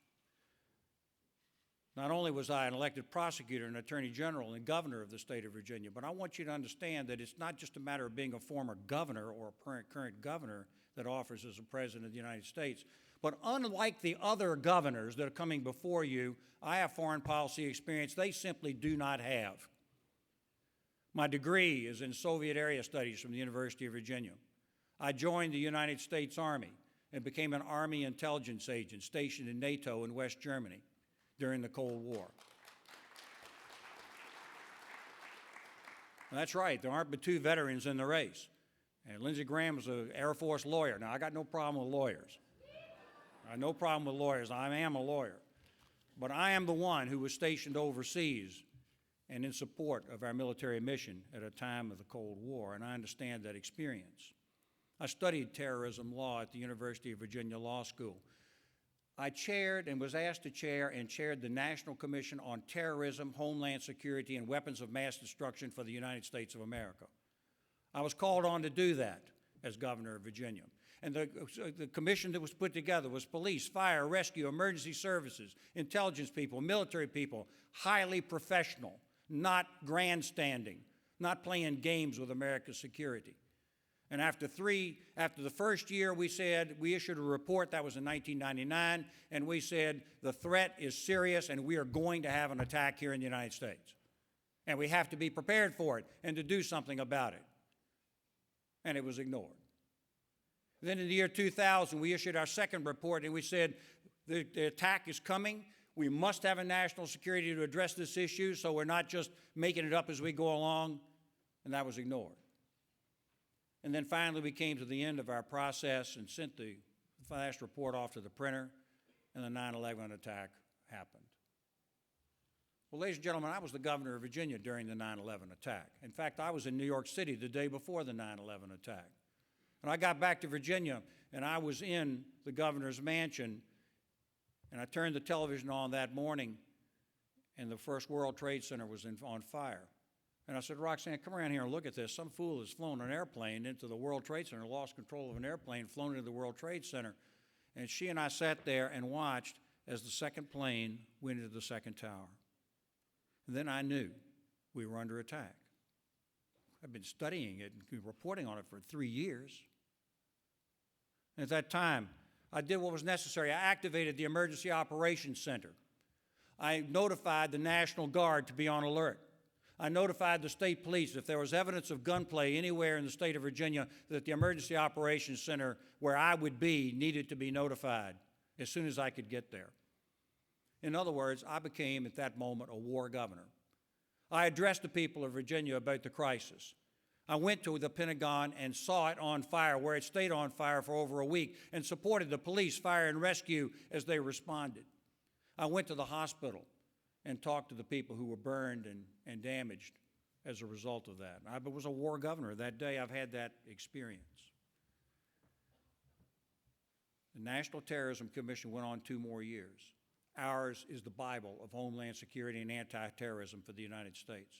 The 9/11 experience, the veterans experience, the other candidates for president, ladies and gentlemen, do not have that experience in a time of crisis. Oh, it's the right topic, all right, but often the wrong candidate. I am the right candidate to keep us safe in this time of crisis here in the United States of America. Oh, thank you. Folks, you may have noticed that I have been excluded from some of these debates. I was in the first debate, but I've been excluded from some of the others. Have anybody here ever been excluded from anything? It's okay. You pick yourself up and you keep going. But I say to you right now, I may be excluded and may be an outsider, but ladies and gentlemen, in this time of crisis, I am no amateur. And I say to you now, as members of the Republican Jewish Coalition, in a time of international crisis, this is no time to put an amateur in the White House. I tell you that.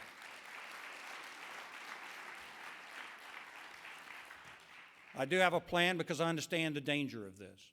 The danger is dual. We have the international guerrilla conflict, which I've referred to, and we also have the state conflict. The Russians now have emerged because of our policy under President Obama of pulling back. We have presidential candidates who, on the Republican side, that would like to withdraw and pull back. It creates a vacuum and it's very dangerous. The Chinese in the South China Sea. The Iranian deal. The Iranian deal, which I oppose. And you know what they did? This is supposed to be a treaty submitted to the United States Senate for 2/3 approval. The Corker Amendment changed it and turned it on its head and made it necessary for Republicans to achieve a majority to oppose it. And 2/3, 60 votes to get it off the floor, and 2/3 to overcome a potential veto. And you know what? That Corker Amendment was voted for by all 4 of the Republican senatorial candidates running for President of the United States right now. This is no time, ladies and gentlemen, to put amateurs in charge of the national security of this country. My plan is to provide strong presidential leadership that makes it clear what we're doing. My plan is to build up the United States military and to take the sequester off of the United States military budget, to build a new NATO across the Middle East. And in terms of the international guerrilla force, we have the forces that are going to be necessary, not just the military, but also police, fire, and rescue, build up the intelligence community in this country so we know what the enemy is doing, and to prepare and to fight the ideological battle that I've referred to right now. Because, ladies and gentlemen, much of this war that we're engaged in is an ideological war. There are people going to the Middle East right now who think they're doing the right thing. We have to stand for what is right and just. We have to call on the Muslim community in America and worldwide to stand with us and to say that what is going on is wrong and fight this ideological war. Because the barbarity, the savageness of what we're seeing in this radical Islamic philosophy cannot stand, and we have plenty of reminders of it. Last night, I was watching Schindler's List. Everybody here has seen Schindler's List. I was struck right at the end where they presented Schindler who had been transformed and changed by his experiences during the war with the ring. And the man said to him, "He who saves one life saves the world entire." And I also thought about an earlier movie, 1961, Judgment at Nuremberg, where the judge pronounces judgment right at the end. It's the great moral lesson of the movie. A country isn't a rock. It's not an extension of oneself. It's what it stands for. It's what it stands for when standing for something is most difficult. This is what we stand for: justice, truth, and the value of a single human being. And that's true not simply for our Jewish community, but for all of mankind in the face of this threat. And I tell you now, I ask for your support. If you elect me your president, you'll be getting someone who has genuine experience, real leadership, and a commitment to the safety and security of not only our country, but all of Western civilization. Thank you for the chance to be here. Thank you.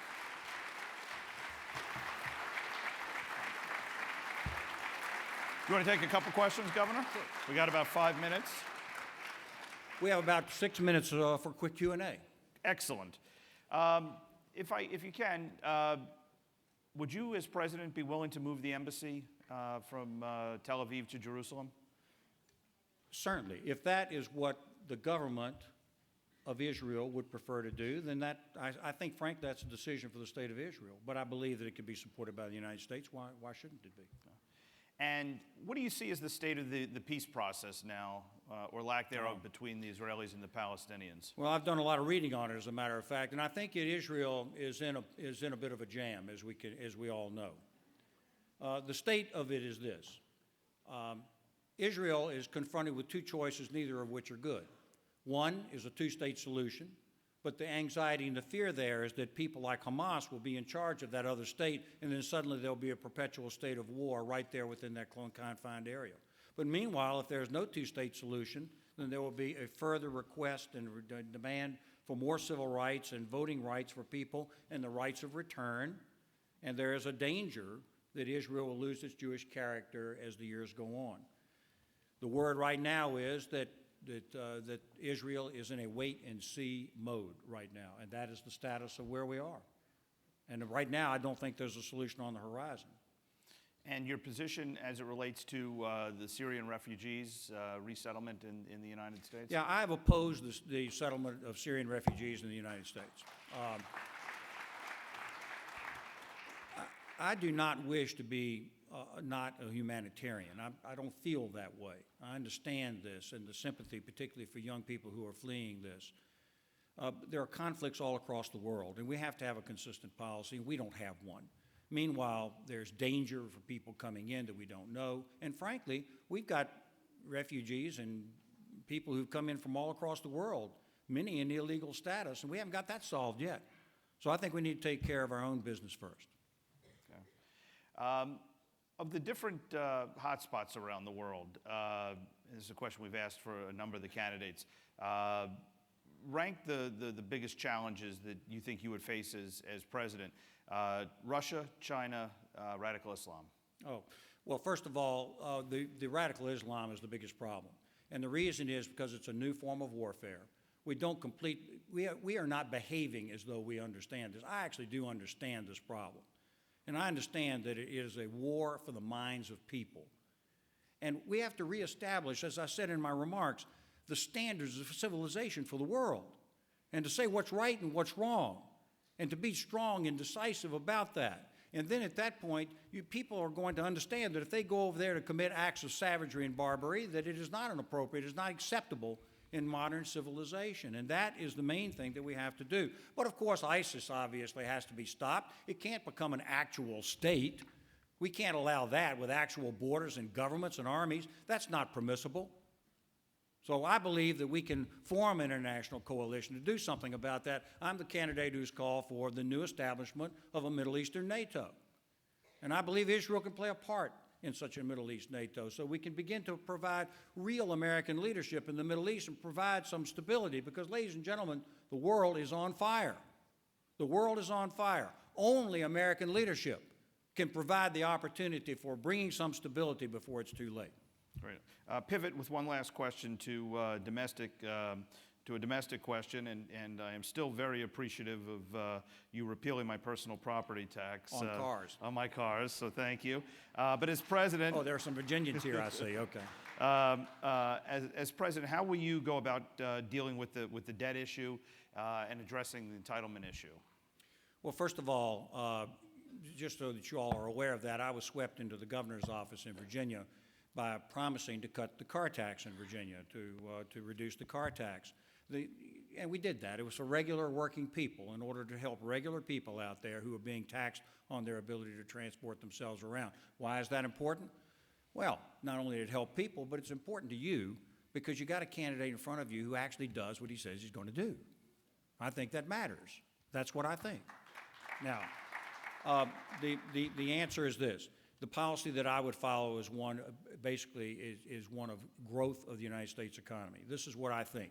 I believe we can control the spending on the entitlement programs because right now they're out of control. We don't have standards in place that don't magnify and balloon up the spending. So that has to be put into control. But the big flaw that we're seeing today is we have a deliberate slow growth policy in this country. We have a bad policy of very slow growth. We need to grow the economy, create that gap, and then we're in a position to deal with some of these kinds of dead issues. The issue of the economy, I have 35 seconds left, very significant. Right now, we have seen more regulation attached to business than we've ever seen before. We have Dodd-Frank, which is crushing community banks. We have tax programs which have increased taxes on entrepreneurship and growth of businesses, taxes on investment, taxes on the proceeds of business. These are a philosophical discouragement based upon an alien, strange ideology offered by the Democratic Party. It must be reversed, and I have a specific plan to do it, a tax cut program that will in fact build up this economy, get growth back to not only its historic levels, but beyond that, and create the opportunity for people who are working to have security in their jobs and for young people to get their career started. I will not have a lost generation of college students not able to get careers started and to find employment. The Gilmore administration will vigorously build up the economy, use that to help protect our nation and to provide international leadership. Thank you very much. Governor, thank you so much. Watch your step. Thank you. Thanks.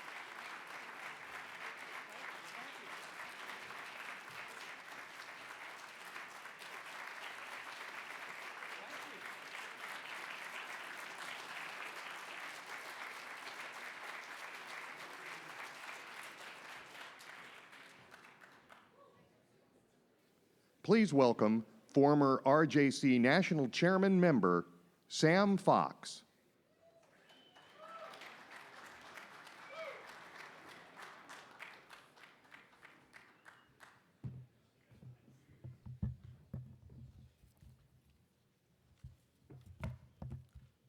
Good evening out there. Let me start by saying that I have the absolute honor and privilege of introducing someone who has supported this organization, our organization, for more than 2 decades. And I can also say with absolute confidence that the Jewish community could not have a better friend than Jeb Bush.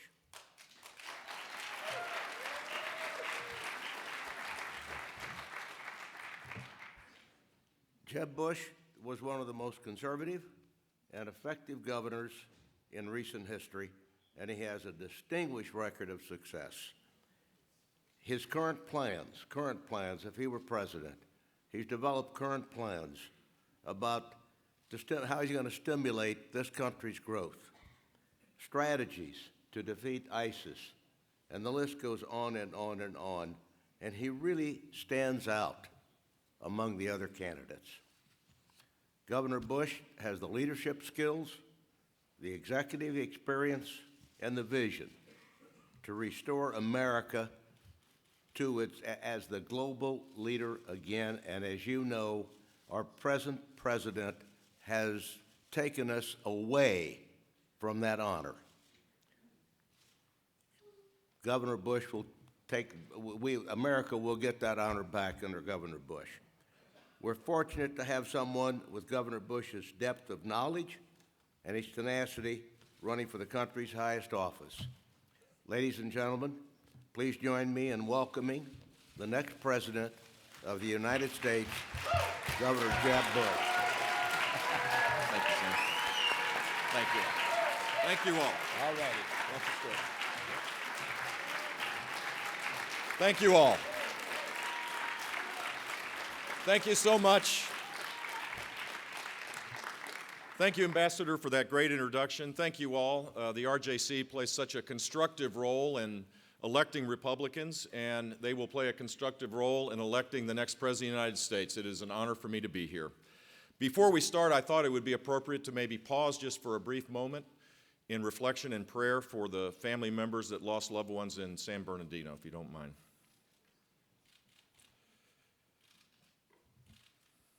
Thank you. This Sunday is the start of the Holiday of Light. And in a world of deep, disturbing darkness, starting on Sunday, there will be a light shining for hope and possibilities and opportunity. First and foremost, I want to wish you all a happy Hanukkah. We are living in really serious, dangerous times, and I think it requires serious leadership, proven leadership, to be able to deal with the challenges that we face and, in fact, the opportunities that we face as a nation. In recent times, unless you're just not watching what's going on, we see tragedy after tragedy take place. In Paris, in Tunisia, in Lebanon, a U.S.-American student at yeshiva was murdered in the West Bank, Ezra Schwartz. The brutal savagery of Islamic terrorism exists. And this president and his former Secretary of State cannot call it for what it is. It is Islamic terrorism that wants to destroy our way of life, wants to attack our freedom. They have declared war on us, and we need to declare war on them.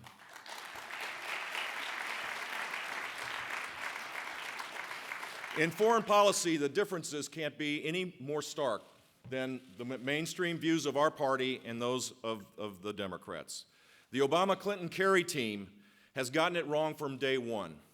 First, let me say that I don't think a president should speak with grandiosity without backing it up. Should I be President of the United States, there won't be any red lines unless it's backed up. We're not going to call ISIS the JV team unless we're serious about taking them out. No more grandiose reset buttons and then never following it up and allowing for Putin to run wild while we pull back. Our weakness creates voids, and those voids are filled now with asymmetric threats of terror and nation states that no longer think the United States is willing to expend the capital necessary to be a serious leader. And whether it's Libya, where Hillary Clinton literally said that this was a version of smart power at its finest, and then we saw the tragedy of Benghazi take place, and now we have 3 or 4 different militias, including an ISIS-related terrorist group that is now trying to destabilize Tunisia. Across the spectrum of the Middle East, because we have pulled back, we're now in a far worse place. 3 months ago, I went to the Reagan Library to lay out a plan to destroy ISIS, not to contain it, but to destroy it. And that's exactly what we need to do, and only American leadership will make that happen. What I said then is what I believe today, that we need a no-fly zone. And for those that are worried, well, Russia won't like that, Russia should be a little more worried about what we do rather than we being worried about what they do.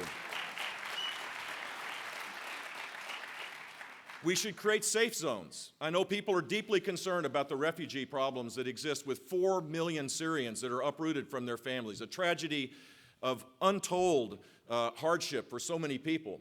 But the simple fact is, the way to deal with the refugee problem is to create safe zones there while we build an army with our support and our leadership that will take on ISIS and create a political settlement where Assad goes to wherever, someplace outside of Syria where we can create stability. We need more special forces. We need to arm the Kurds.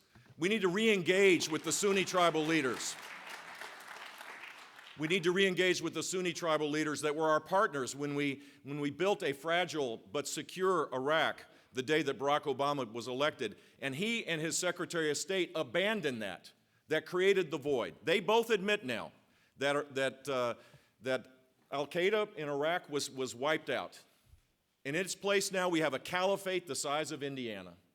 30,000 battle-tested terrorists that are organizing each and every day to create hardship for Europe, for the United States, and for the Middle East.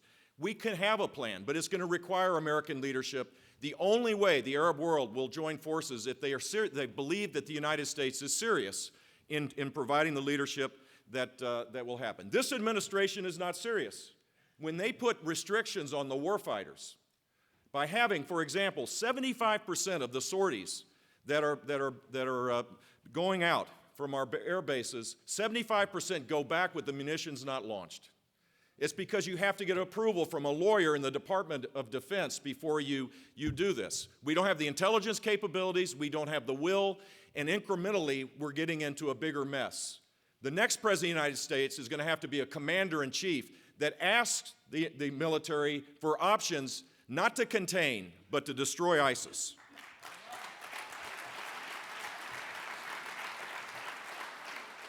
Only American leadership could make that happen, and frankly, only American leadership can improve the chances of dealing with the other force of instability in the region, which is an aggressive Iran, now possibly emboldened with billions and billions of dollars this agreement, this horrible agreement, is going to give them. The radical regime in Tehran has to be confronted as well. I believe we're going to have to end up building the sanctions regime again. We're going to have to do this because they will continue to provide support as the largest supporter of terrorism in the world. The United States, when we pull back, creates so much uncertainty that it will come to our shore. We have to be engaged in this in a meaningful way. And our friends need to know that we have their back. The simple fact is today, our allies no longer believe the United States is serious, that we'll be there, that we'll have their back, that the treaty obligations that we have are meaningful anymore. And the first place to start that relationship is to restore the ruptured relationship with Israel. That has to be the first step. And the best way to do that is on day one to announce the next president, and should I be president, I will do this, that will move the United States Embassy to Jerusalem. And on day one, we will create a memorandum, extend the memorandum of understanding to provide U.S. security assistance over the long haul for Israel. It is important to make sure that we have that Israel has the qualitative military edge in the neighborhood to make sure that there is an environment of peace through strength. And we can do that in short order. On day one, we would make it clear that there will be no pressure from the United States on Israel as it relates to negotiating with the Palestinians until the Palestinian Authority and other entities inside of the political realm inside of the Palestinian Authority recognize the right of Israel to exist as a Jewish state with secure borders.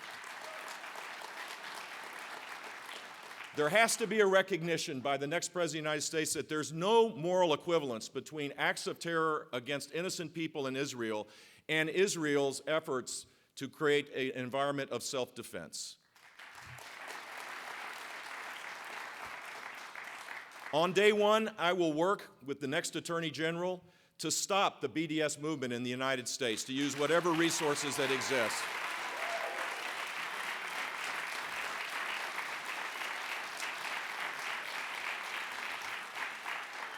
A Bush administration will forcefully restore America's leadership in the world in other ways as well.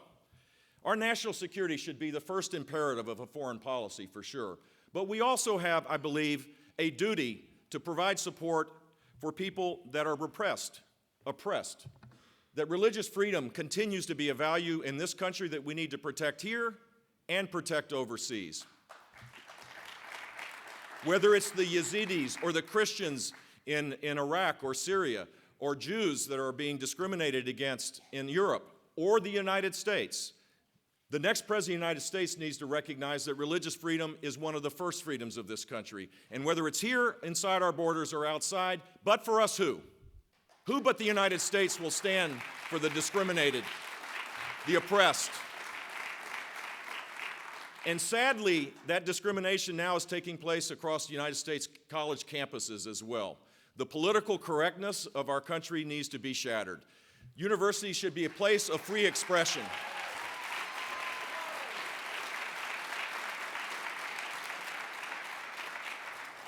These growing cases of anti-Semitic behavior by a few, supported by professors and administrators in some cases, they're not taking action, has to stop. And the President of the United States has the authority in many ways to convene, has the bully pulpit to make sure that people know that at least one person, the leader of the free world, will be on the side of people who only want to act on their religious beliefs. It is a first freedom that I believe should be protected. My relationship with Israel goes way back. I've been to Israel 5 times, and every time I go, I'm inspired by the people, by the sense of purpose of the place, by the energy that exists, by the creativity, by the fact that there's everybody talks about the Republican Party being kind of a wild and crazy place these days. Go see how Israeli politics works. We have 65 candidates running for president. They have 65 separate parties running for the Knesset. I'm inspired by Israel. And from the minute I moved to Miami, where I had a chance to meet my friends Ron Krongold and Glenda Krongold, and took my first trip for Israeli bonds, and then took the other 4 trips for other reasons, I see Israel as an important ally in so many ways. And I've been engaged in the fight long before being a candidate for president. Whether it was the purchase of Israeli bonds through the Florida Pension Fund, or assisting people that brought to my dad's attention the plight of Ethiopian Jews, an effort that didn't get much publicity, but thousands and thousands of people were saved because of George H.W. Bush. My involvement has been consistent, it has been clear. And here's my pledge to you. As President of the United States, I will restore America's leadership in the world. We're living in perilous times, but there are also times of extraordinary opportunity. This is a time where if we fix a few big, complex things, we will be living in times of abundance. But in order to get to that point where we grow our economy at a far faster rate, where people are lifted out of poverty, where the middle class gets a pay raise for the first time in 15 years, we have to accept the fact that only America can lead the free world. Only America can create the conditions in partnership with the rest of our allies to create peace and security. And then we can get on with the business of becoming an economic superpower again and inspiring the rest of the world. I know we can do this, but here's the question for you all, and the question for all voters. Who has the right stuff? Who has the experience that you can look back in the past and know that going forward, that they have the ideas and the leadership skills to be able to solve these big, complex problems and lead? Who has a heart for people? This is not about the big personalities on the stage, as much as a couple of the candidates would like it to be that way. This is about people that are really struggling, the people that are really scared about what the future looks like. This is about the American people. And the next president of the United States better have a servant's heart, rather than trying to push people down to make himself look better. That's what we need. We need servant leadership, a person with a heart, a person with a brain, and a person with a backbone. I think you're looking at the next Republican nominee. And here's what I promise to you. Should I win this nomination, I will take it to Hillary Clinton and I will whoop her. Because I will campaign with a hopeful, optimistic message, with my arms wide open, encouraging people to come towards our cause, campaigning in places where Republicans haven't been in a long while, and challenging the notion that somehow the left has a monopoly on compassion, when in fact, we've now seen what the last 7 years looks like as it relates to policies that are holding people back. It's time to restore American greatness by applying conservative principles in a way that draws people towards our cause. And that's my mission, and I hope you'll join it. God bless you all. Thank you very much.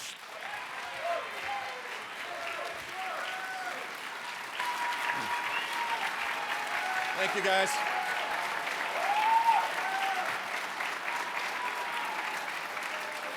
Thank you.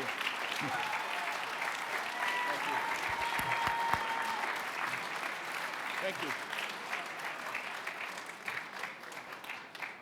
So, Governor, we have about 13 minutes for some Q&A. 6 seconds.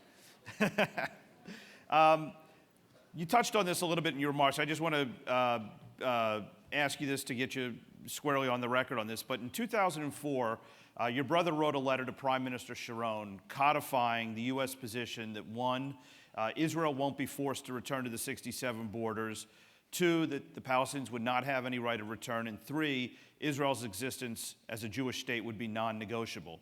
Upon taking office, President Obama and Hillary Clinton rejected this letter. As president, will you reinstate the terms of this letter and make it official U.S. policy again? Absolutely, absolutely. Right. Look, let me just add, I find it troubling that Secretary Kerry, I've not heard President Obama speak about this directly, but I find it really troubling that even when we have this extraordinary threat of ISIS and Islamic terrorism, which should be the first priority of this administration, he continues to hold out hope that he can impose a solution on Israel.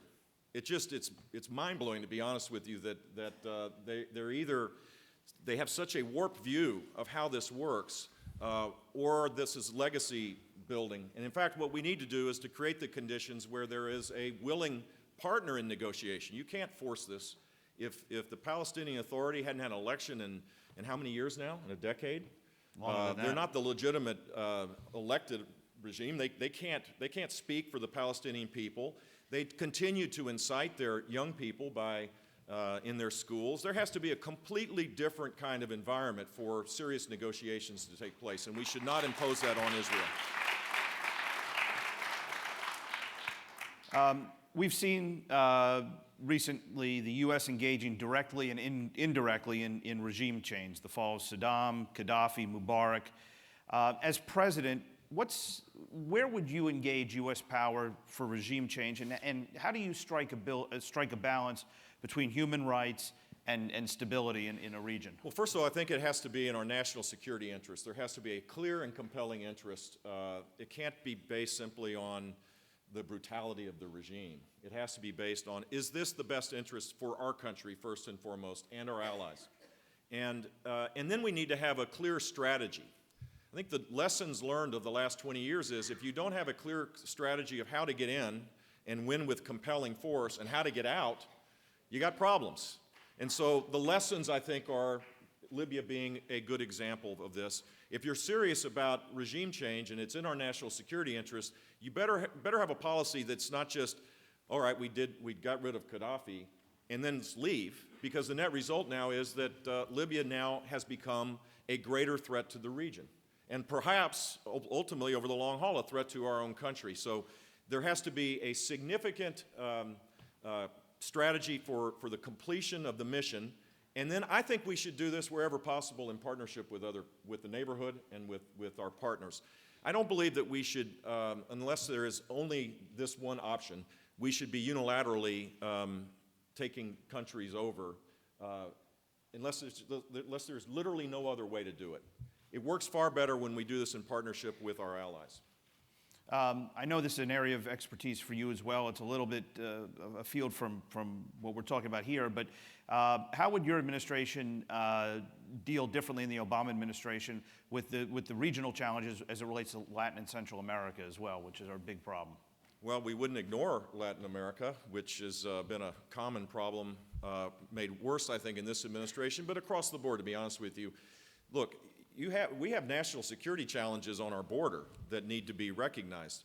You have the Northern Triangle countries of Guatemala, El Salvador, and Honduras, where a majority of the immigrants that are crossing the border now come from those countries because there is a lack of attention to economic progress, to the criminality that exists, to the drug trafficking. We have to be engaged. The best example of a partnership that worked was the Proyecto Gran Colombiano, the Grand Colombian Project, I think it was called, that when President Uribe was president and my brother and Congress funded these programs, and it was extraordinarily successful. We didn't unilaterally impose anything. We did this in partnership with a courageous, democratically elected leader, and it brought stability and economic growth to Colombia. Similarly, we should have something like that as it relates to the Northern Triangle countries, and we need to be engaged. This Sunday, there's an election in Venezuela. Venezuela is on the verge of being an ungovernable state that could create national security problems for our country. Hezbollah is active in Latin America. And we sit back and we say, well, you know, if someone gets elected president and then they steal all the democratic institutions in the country, that somehow we shouldn't be concerned about that? Well, we should be, because ultimately this is going to create national security problems for us. Well, you went right where I was trying to get you to go, because I was trying to lead you to the water. But so the challenge is, you know, Iran and Did I get there? You did get there. Okay, So Iran and Hezbollah in Latin America, you know, do you think this is a real It is a problem? threat. No, it's not. It's not a. This is not conjecture. This is, you know, the intelligence reports are verifying the fact that they're engaged in Venezuela. They're engaged in Argentina. They're engaged in Central America, for sure. And embedded in the Lebanese and Syrian populations that long ago moved to those countries. This is a real challenge for us. Right. I know that there's been some discussion in the past regarding Jim Baker as an advisor to you, and you've been very clear about that. Can you share with the group, however, about, and I know you're not going to name somebody now, but some of the kinds of people you could see as a Secretary of State in your administration? I can't. I hadn't. Man, that's a little ambitious for me. I'm going to win New Hampshire first. How about that? How about what you're looking for in a Secretary of State? You know, someone who has great skill. One of the problems in this administration, I think, is that the White House has way too much power. Everything is looked at through a political lens. The National Security Council has doubled in size in the last 25 years. I think if you put men and women of real talent and real expertise in the Department of Defense and Department of State, you can create a much better, more robust foreign policy. The President has to create the clear direction on this, but you would pick people of talent that wouldn't be subjugated to some little whippersnapper political hack. I mean, if you look at the NSC, they're run by people that actually were part of the campaign. That would not happen in a Bush administration. These would be people that were talented, that had the capability to you know, forge consensus in places where there might be disagreement. There would be an ample chance to be able to think things through. One of the things I've learned in my life now that I'm 62 is I don't have every answer. I know what I don't know. I apologize for everybody on that regard. If you don't have the humility to be able to know what you don't know, you're going to be a horrible president. We got one right now.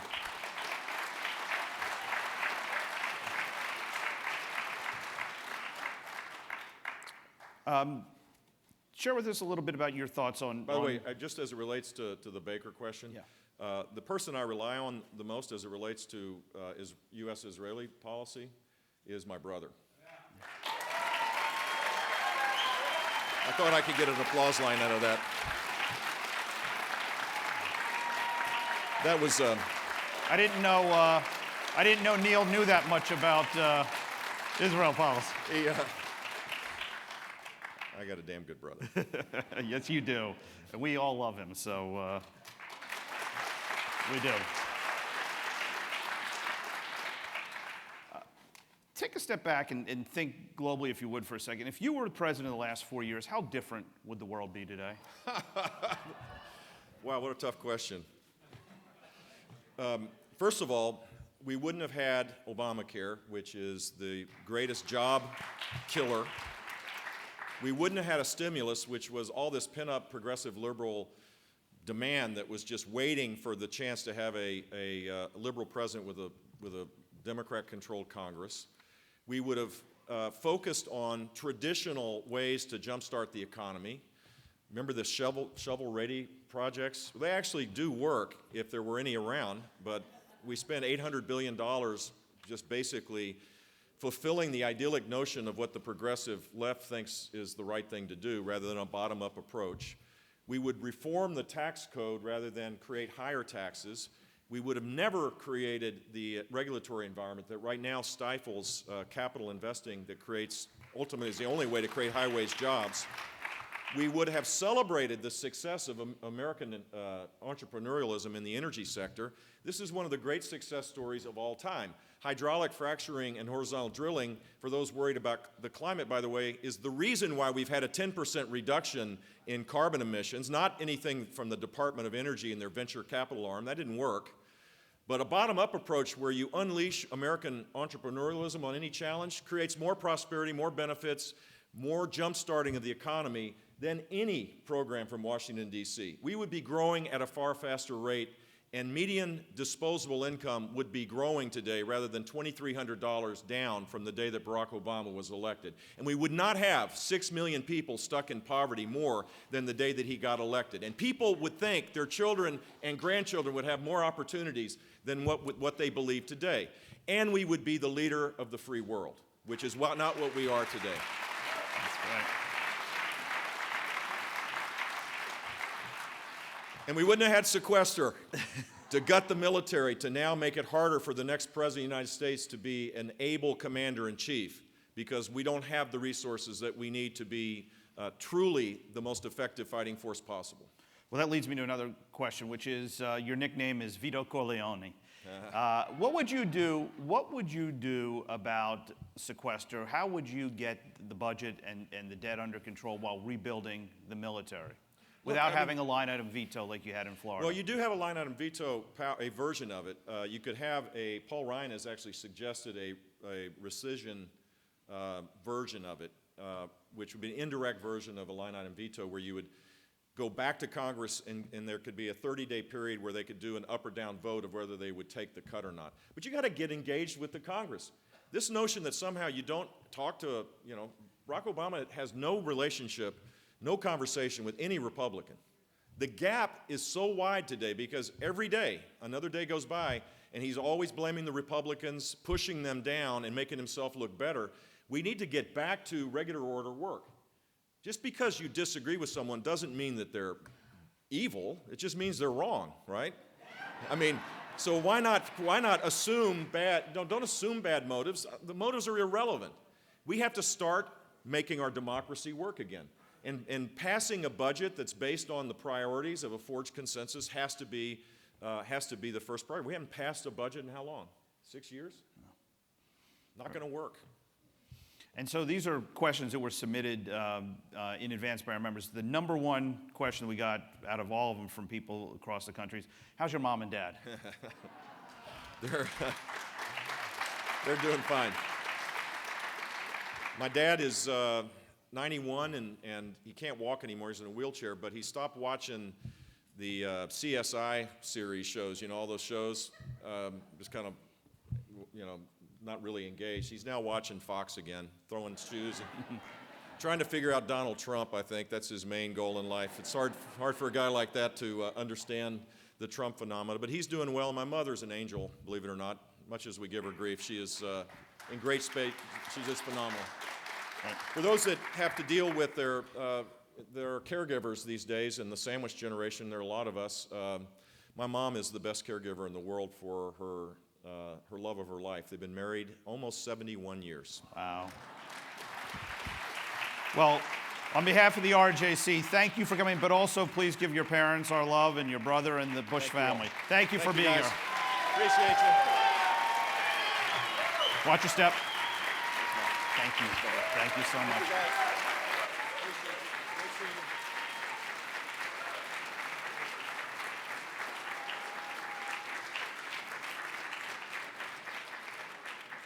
Please welcome RJC board member Alan Miller.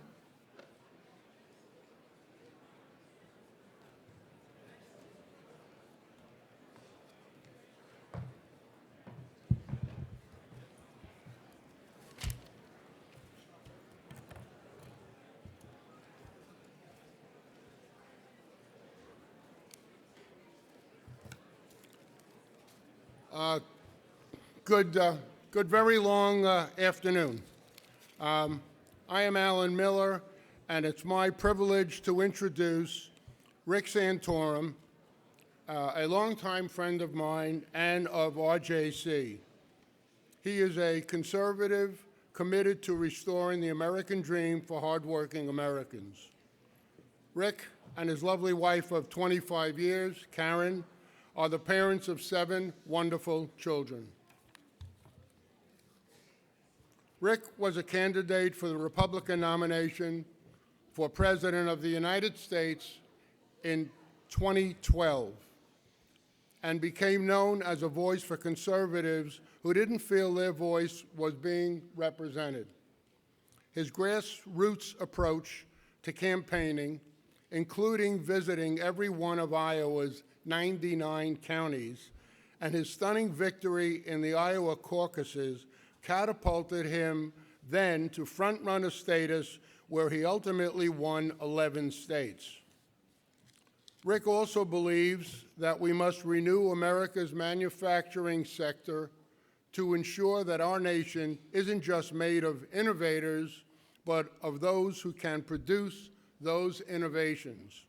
He also well understands the service sector, having served as a director of Universal Health Services, Inc., where I serve as chairman and CEO.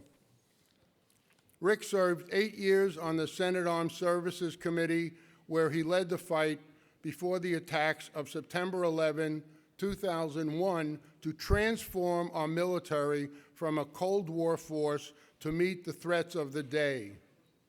He was a leader on U.S.-Israeli relations, authoring both the Syria Accountability Act and the Iran Freedom and Support Act, which he successfully fought to pass in spite of initial opposition by then-President Bush.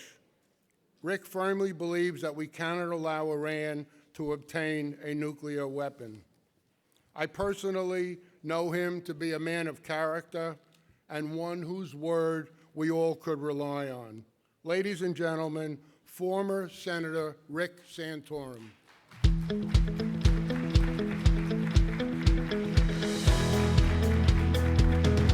Thank you. Thank you very much. Thank you. Thank you very much. Thank you very much, Alan. I appreciate it. Alan, you're a dear friend and a great leader here in the RJC. It's great to be back here with you. I was here with you 4 years ago. And I'll remind you one of the things I said 4 years ago, but wasn't that big of an issue 4 years ago. And that is Commander-in-Chief is not an entry-level position. You had a lot of wonderful people come up on this stage, but very few of them, very, very few of them, have the national security experience that's necessary to take on the responsibility that's confronting this country today. We are at the beginning, and maybe, well, I suspect we're still at the beginning of World War III. I was in Israel not too long ago, and I remember speaking to someone whose name you would know, who's a very close advisor to the Prime Minister, who reminded me a year ago, he said, tell the people of the United States that we need to elect a wartime president because we will be at war. And that means someone that has the experience and knowledge, but also someone that our allies know and our enemies fear. I don't know if you know this, but several months ago, I was listed in ISIS magazine. I was in ISIS magazine under the headline, "In the Words of Our Enemy." And it was my picture, and it was a quote from me defining who they are and saying why they must be defeated. No other presidential candidate on either party is on the list of ISIS enemies.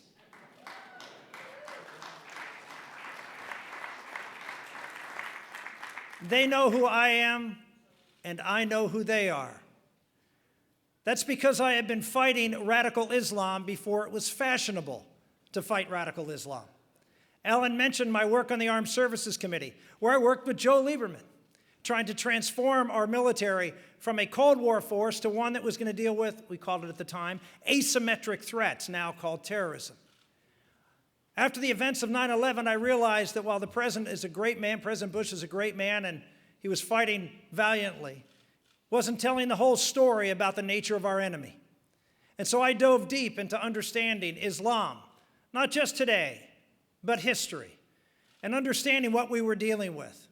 And it became very, very clear to me what we were dealing with. So I got engaged.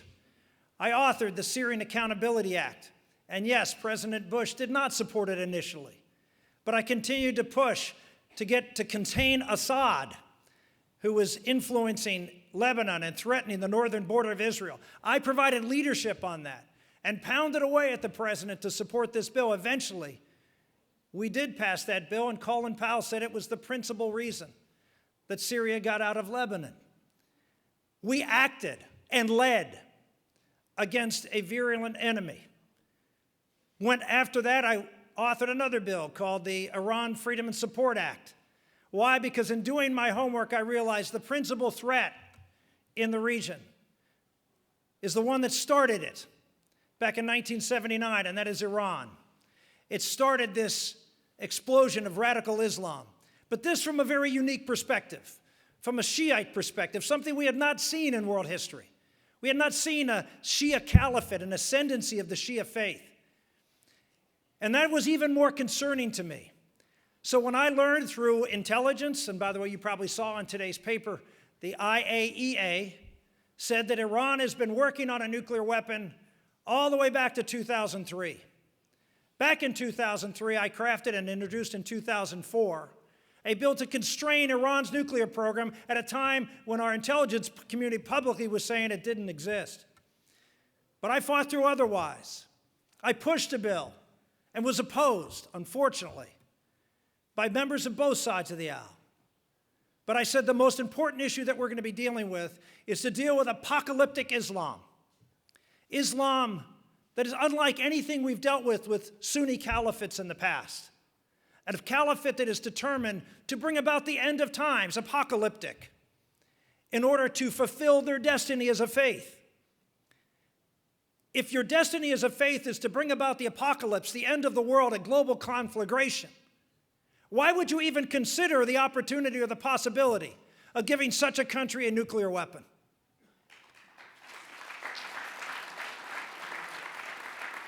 But ladies and gentlemen, we don't have this discussion because we don't have leaders in this country who are willing to tell the truth to the American public. I gave a speech in 2006 to the National Press Club saying something that every presidential candidate now says is a matter of rote, and that is that we have to define the enemy. We have to define I did that 9 years ago when I was up for re-election in a tough state, and I didn't care because I saw the threat of Iran, a nuclear Iran. I brought to the floor of the Senate my bill in a form of amendment to the authorization bill and tried to pass that sanctions bill. And I was opposed, unfortunately, by Secretary Rice and by the President. Joe Biden read a letter on the floor of the Senate that morning of the vote. I fought, and we came 4 votes short. And you want to know 4 of the votes? Biden, Obama, Kerry, Clinton. They voted against tough sanctions on Iran. 6 months later, we passed it, but it was watered down.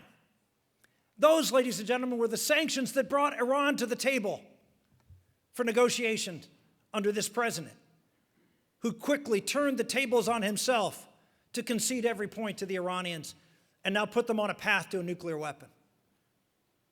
The Iranians know who I am. I have been out talking about not allowing Iran to have a nuclear weapon for 10 years.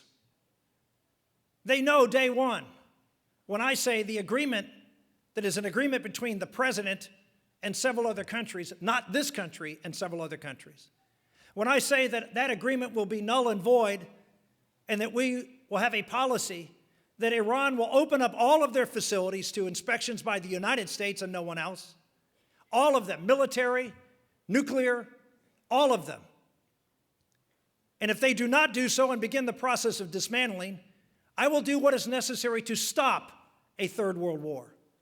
I will destroy those facilities. Now, people will say, you're starting a war, and I would just emphasize, no, ladies and gentlemen, by doing that, I will stop a war just as much as Israel stopped the development of nuclear weapons in 2 other countries. It didn't start a war. It stopped a rogue nation from having nuclear weapons, which would start a war. So you're looking at someone who on armed services, who in the United States Senate, and afterwards at the Ethics and Public Policy Center, fought and talked about the threat of radical Islam. And now we have a caliphate, another one, this time a Sunni caliphate, the first time in 90 years, that has identified me as an enemy. Why? Because I've had the courage to go out and say what is necessary to defeat them. We have a president who uses the term ISIL and doesn't realize the meaning of is. Think about that for a minute. There have been other Democratic presidents who had that problem. and ISIL means Islamic State.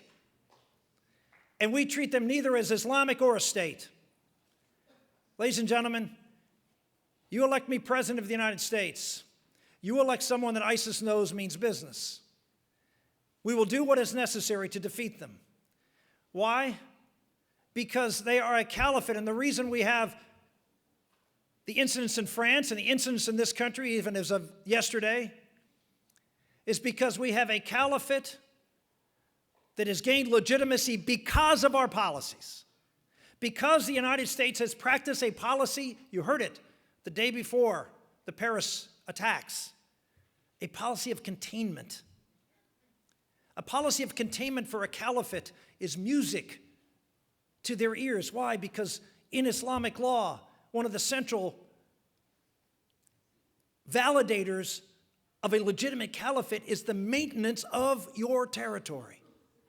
And so the president is actually helping by having a policy of containment in order to create disrepute within the Islamic world of this new caliphate. It is essential that we take their land. And ladies and gentlemen, I will put the forces necessary. They want to bring back a 7th century caliphate. I will oblige them by loading up our bombers and bombing them back to the 7th century.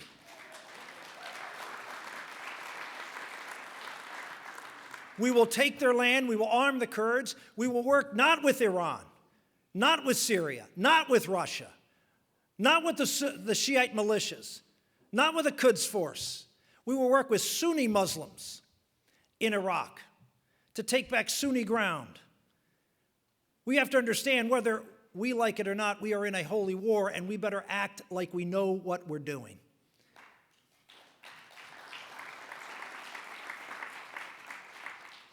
So I encourage each and every one of you. You have a very tough decision to make. There are a lot of really good, qualified candidates.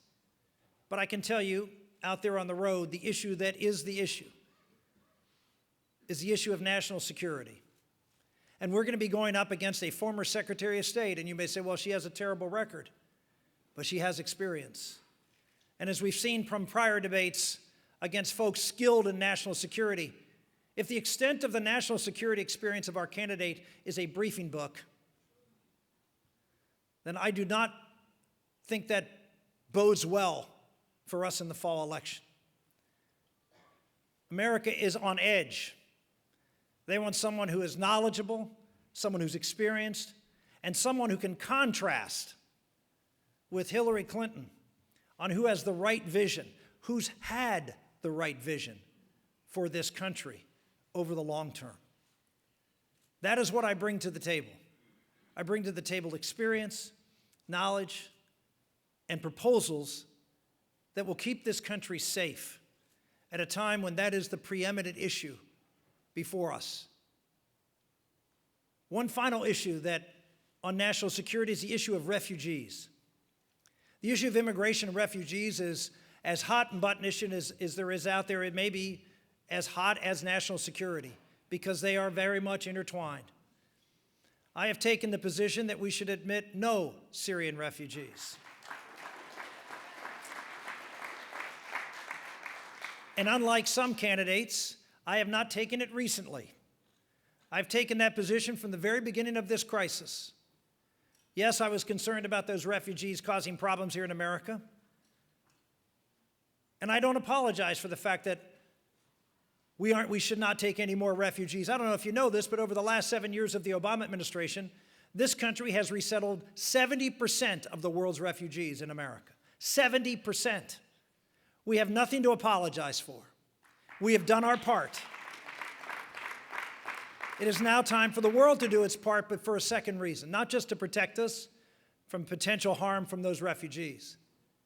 But the reality is, if you listen to the clerics and the leaders in that area of the world, they will tell you that they don't want their people to come to America. They don't want their people to go to Europe. They want them to stay in the region so they can return. The Christian villages can return. The ethnic minorities can return. If we drive out all the people who are moderate Muslims who oppose ISIS, if we drive out all the people who are ethnic minorities and religious minorities, and we resettle them in places of which they will not return, and certainly if they come here, they will not return, then we are helping ISIS accomplish what they want, which is to create hegemony in that region. We need to relocate them in the region, and we need to have policies that protect them, which means no-fly zones. Back in 2011, I spoke to you, and I called for the United States to get involved in Syria and with the rebels. And President Obama refused to do so. I called for support and protection. The reason we have a refugee crisis is because we haven't been protecting civilians who are barrel bombed by the Assad regime. We could stop that, but we don't. The president makes you feel bad not taking refugees, but he's created the refugee problem.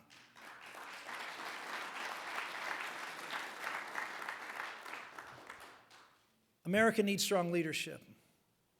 They need someone who's going to stand up and tell them the truth.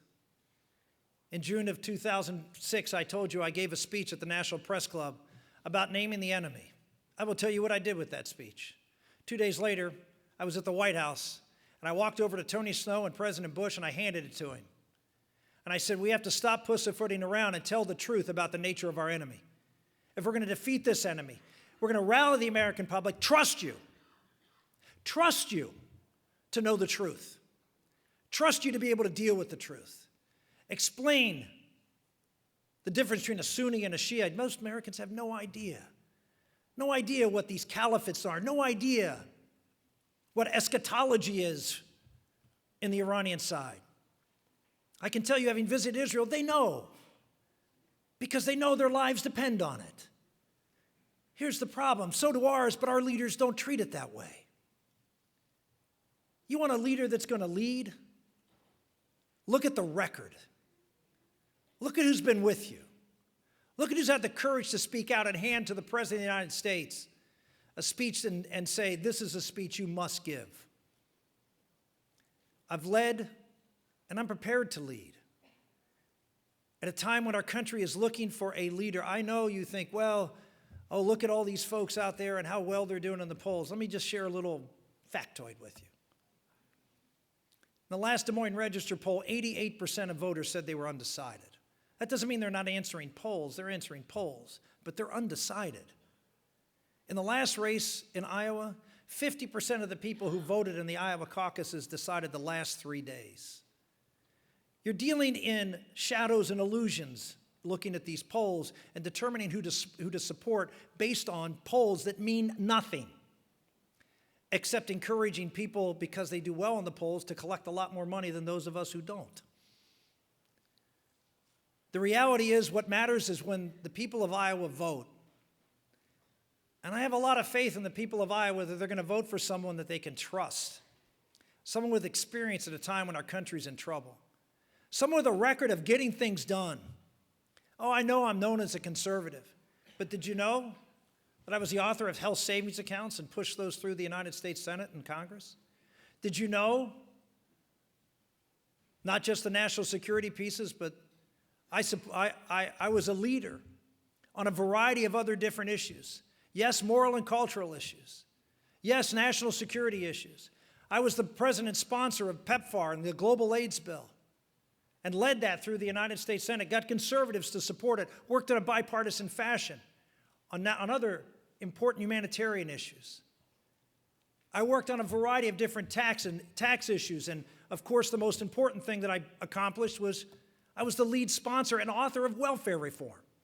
Yes, the bill that did exactly what every candidate for Congress, or every candidate for the Senate, every candidate for president says who's a Republican.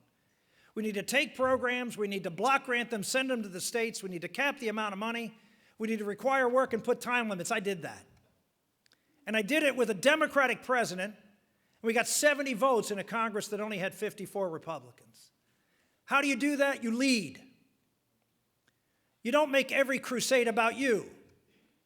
You make it about helping people, and you work with folks, and you listen, and you build relationships. I fought Barbara Boxer harder than probably any two people ever fought on the floor of the Senate on issues dealing with abortion. We were at each other's throats. But you know who my sponsor was for the Syrian bill? You know who my sponsor was for the Iranian bill? Barbara Boxer. How did that happen? Because you can disagree without being disagreeable. We aren't going to go out and have coffee together, but we respect each other enough to work on things where we agree, and we don't let that get in the way of policy. You want someone who can get things done in Washington, who can win a state?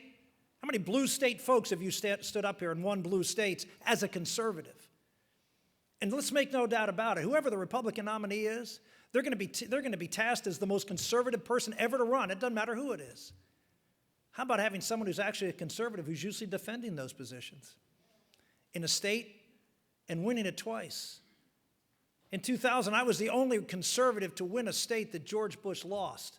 I won Pennsylvania, and he lost. I've beaten Democratic incumbents not once, not twice, but 3 have retired or been defeated by me in 4 elections. I've won a 60%, a 70% district, Democratic district in a state with 1 million and 1.5 million more Republicans, Democrats and Republicans. And I got things done. Don't pay attention to the polls. Pay attention to your eyes and ears and minds and hearts. Do the right thing for the country. You want to lead? Is that what you're here to do, or are you here to follow? You're here to lead? Then lead. Find the person who is the right person to take this country's challenges on and make a difference in Washington, and then do something about it. I'd be happy to take your questions.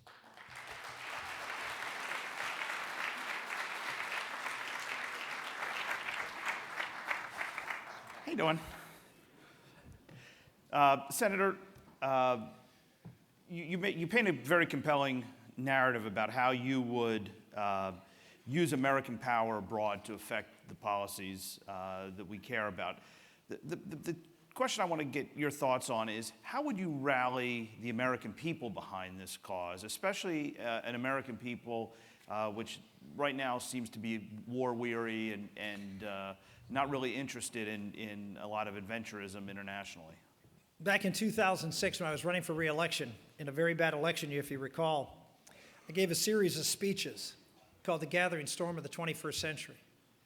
And one of the things I believed in, and I believe even more so now, is if you tell the American public the truth about what we face, they know. They know. You look at the polls. The president calls it violent extremism. Everybody knows that's a joke. Americans know, but they really aren't informed. Our leaders are not being honest with them. They're not telling them the truth about the nature of the enemy. They want to know. They want to learn. And they will follow authenticity. They will follow the truth. I really do believe that the moment has come in America, and I think between now and Election Day, it will be even more obvious as the attacks ramp up. And I'm not predicting it because obviously it's a horrible thing. But this president is not going to do anything to stop these attacks. He's not. He's proven himself incapable of dealing with the reality. I mean, to stand there today and say, well, we're not sure if it's terrorism. The president is not going to deal with this, and that means when the next president comes in, it's going to be worse. And in this election cycle, this will be the big issue. And having someone who for, let's say 10 years has been out lecturing on college campuses all across the country, even around the world, about the nature of the threat, about who they are and why they want to kill us. And it's not because we support the state of Israel. It's because we stand for values that are antithetical to their values. It's because they believe in a fundamentally different God. That's why. And I hate to say that, but it's true. And the American public in their heart knows it's true. They're just waiting for a leader to tell them the truth. I think you will find that America will steal to this cause, just like we have before. We've had leaders who've had the courage to confront them and the enemy. Can you talk for a moment about, as president, how you would balance? There's obviously a debate going on within our party now. The challenge between the balance between civil liberties and protecting our homeland.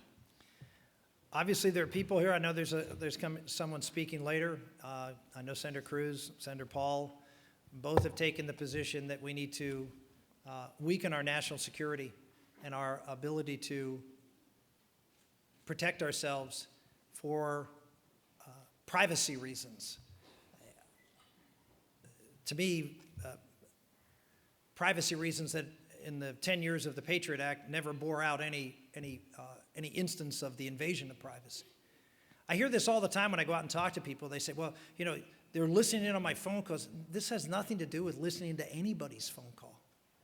This is metadata collection.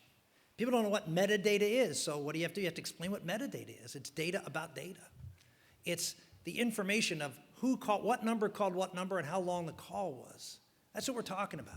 We're not talking about having recordings of people's phone calls. We're talking about having a searchable database that we can actually be able to determine if there's a network of calls or things going on in relationships of maybe people who we have identified who are spewing terror. And we now have lost that ability because of, in large part, 2 Republicans who are running for president. We have both of them who refuse to call Edward Snowden a traitor. The events in Paris, ladies and gentlemen, occurred because they were able to learn from Snowden how to not be detected in communicating. That's going to continue to be the case. I don't know what the definition of a traitor is if Edward Snowden isn't a traitor. Yet, we have Republican candidates who won't because of civil liberties. Here's the big problem that is going to occur as we have handcuffed our intelligence community's ability to be able to detect these communications. More of these horrific events are going to occur in the United States, and then there will be a call for a reduction in civil liberties. We had a situation where it was properly balanced and worked very hard on. And we have 2 Republican candidates, I hate to say, who led the charge to imbalance that to the detriment of the security of our country. So I would restore that balance and make sure that we have all the ability that we need. We are at war, and again, I go back to the fact that our presidents have not been clear in communicating to the American public the nature of this threat and why it is so real. I will do that, and we'll have the supports necessary to have the intelligence gathering capabilities to prevent these types of attacks. Final last question. As you, in the fall, campaigning against Hillary Clinton, what do you see as her single biggest vulnerability? Wow. It's a big list. Top 2, then. Well, clearly she's running as the Secretary of State who put in the policies that have led to the collapse of the United States' influence in the world and a true train wreck when it comes to the security and stability of not just the Middle East, but now increasingly all over. Look at China and what it's doing with their islands, and you look at what's happening in Central and South America with Venezuela and Cuba. I mean, Cuba and Venezuela sponsor terrorism, help take control with the Bolivarian Revolution and overthrowing and maintaining Marxist governments in Central and South America. And our response is to reward Cuba. This is a policy that is, if you were someone who wanted to see the fall of America and you sat and you said, what can I do and still have a straight face, be able to say that this is actually good for America, what policies can I put forward that I could say are good for America, but I know are actually going to be destructive of our country? You would follow exactly what Barack Obama and Hillary Clinton have done. And so if the vulnerability, that's the biggest vulnerability at a time when that's going to be the biggest issue. And I don't want to be repetitive, but I will. We better have someone who's gone up against that juggernaut. My first race, I ran against the author of Hillary Care, and the campaign was run by James Carville and Paul Begala in a state with 1 million more Democrats and Republicans. I've been against the Clinton machine, and I've beaten them again and again. I've beaten them on the floor of the Senate. If you want someone who can win and who will lead this country in a way that will protect and keep us safe, I would appreciate your support. Thank you, and God bless. Watch your step. Thank you. Thank you, Senator. Good to see you. Thank you.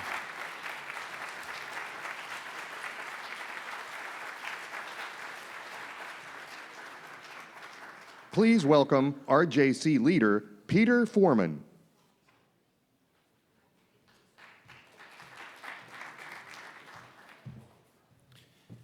Good afternoon.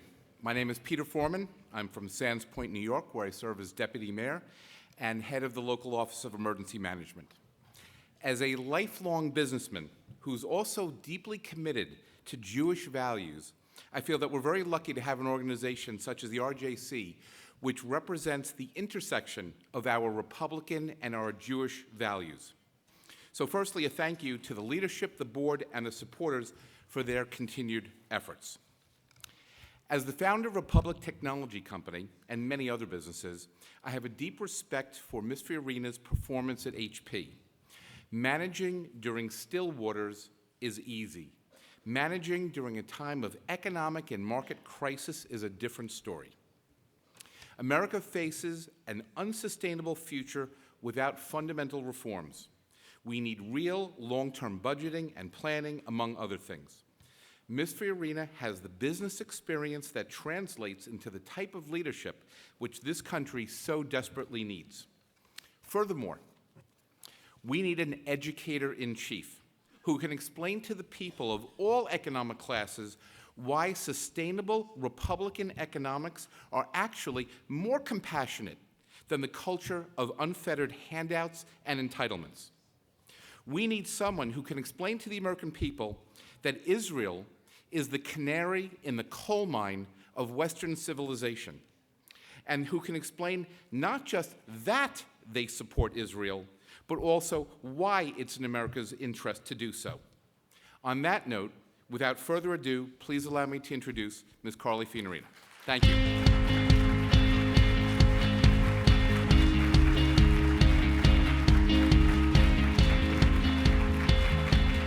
Good afternoon.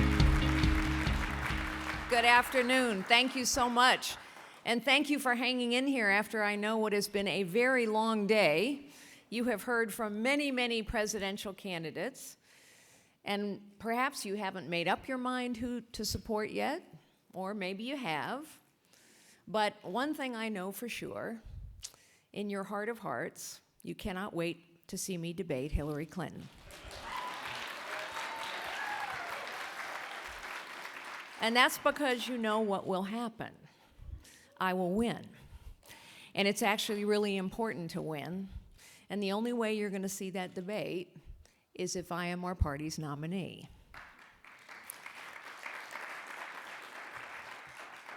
You know, last night I hosted a live town hall on Periscope, on Twitter, on Facebook, on our website, carlyforpresident.com, and we answered questions live for an hour from tens of thousands of voters all across this country. But I must tell you that I considered canceling that event as news of the what seem now pretty clearly to be terrorist attacks trickled in from San Bernardino, California. In the end, though, I decided it was even more important to go ahead with that town hall meeting because these are perilous times, and leadership, the subject of leadership, which is indeed the subject of this election, is more important than ever. One of the things that's crystal clear is that we are missing leadership from the White House, and indeed Hillary Clinton has not exhibited leadership on any of these important issues. We are missing as well a sense of urgency. Hillary Clinton was tweeting about gun control while we learned that radicalized Islamic terrorists have been building pipe bombs. It's clear one of our priorities must be, as I said in my blueprint to take back our country last night, one of our priorities must be to defeat ISIS, not to contain them, not to degrade them, to defeat ISIS and to be back in the leadership business. And no, Mr. President, they're not contained. They're at our shores. They're in our community centers. And their measure of victory is the body count. I'm angry. Maybe you're angry as well. I'm angry. I am angry because this president and the soon-to-be Democratic nominee, Hillary Clinton, do not understand this threat and refuse to call it by its name, radical Islamic terrorism.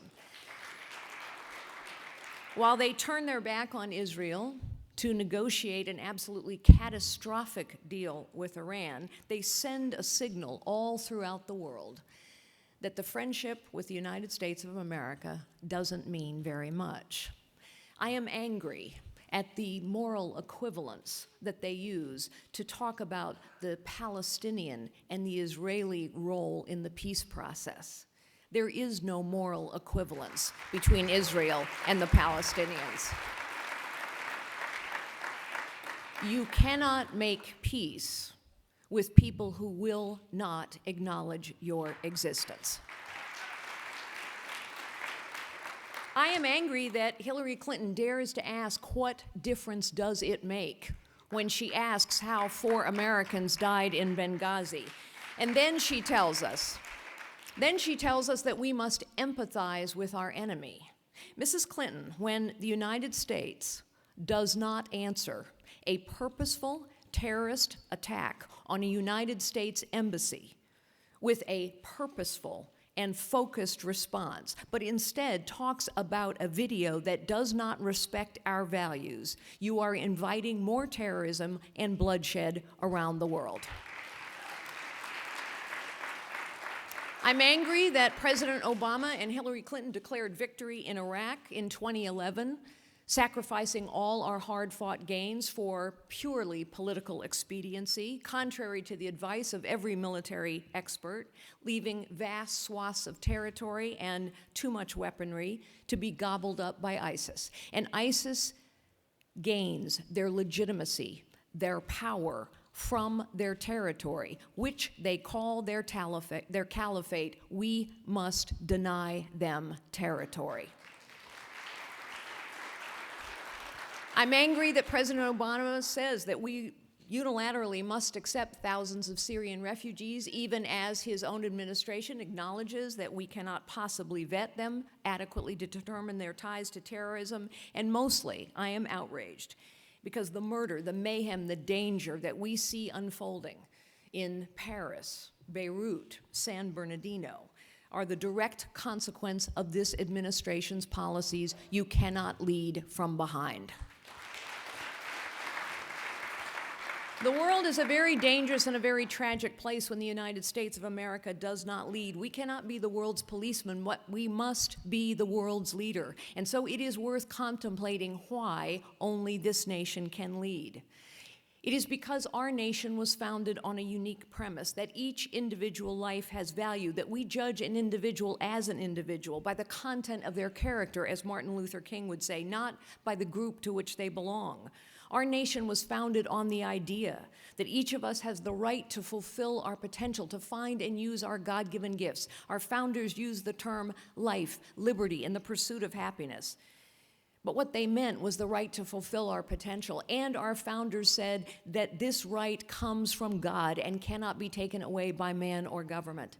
Ladies and gentlemen, I am running for the presidency of the United States because I think we have settled for too long for a government that has grown so big, so powerful, so costly, so complicated, so inept, and so corrupt, and by a professional political class that talks a good game election after election after election, but actually doesn't really change anything. I believe we have come to a pivotal point. I believe we have come to a pivotal point where it is time, citizens, to take our country back and remember that ours was intended to be a citizen government. Our Constitution was written as much to curb the abuse of power as it was to protect individual rights. We are not a perfect nation, and we have had to work hard to make sure that rights apply to everyone. But we are nevertheless, despite our imperfections, an exceptional nation. And it is nevertheless true that in this exceptional nation, more things have been more possible for more people from more places than anywhere else on the face of the earth.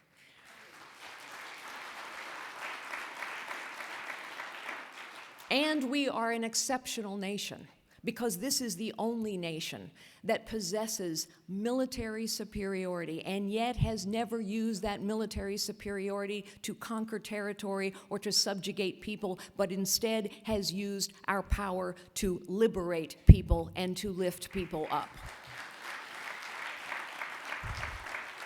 This, Mr. President, is why we are an exceptional nation, and when you are exceptional, you must lead, and so we must.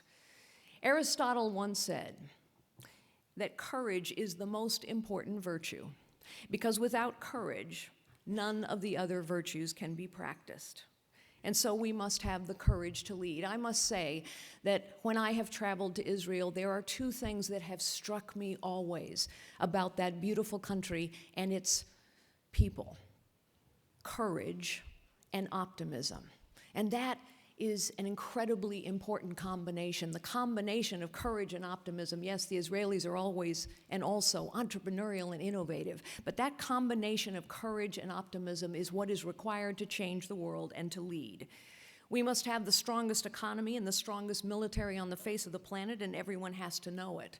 As president, I am determined to take our government back, to hold it accountable, to restore possibilities to every American, regardless of their circumstances. And I have the courage and the experience to lead once again in the world.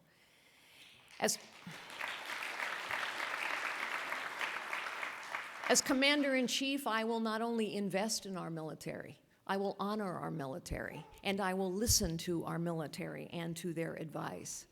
And in order to have the strongest military on the face of the planet, not only do we have to rebuild so much of our military capability, but we also must care for those who have served. Finally,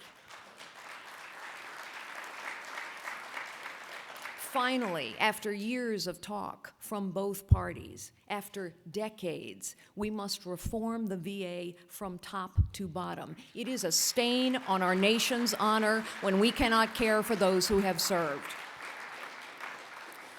But this is not the leadership we have now, and this is not the leadership we will have from Mrs. Clinton, because as the Paris terrorist attacks are fresh still in our minds, President Obama, there's a Freudian slip.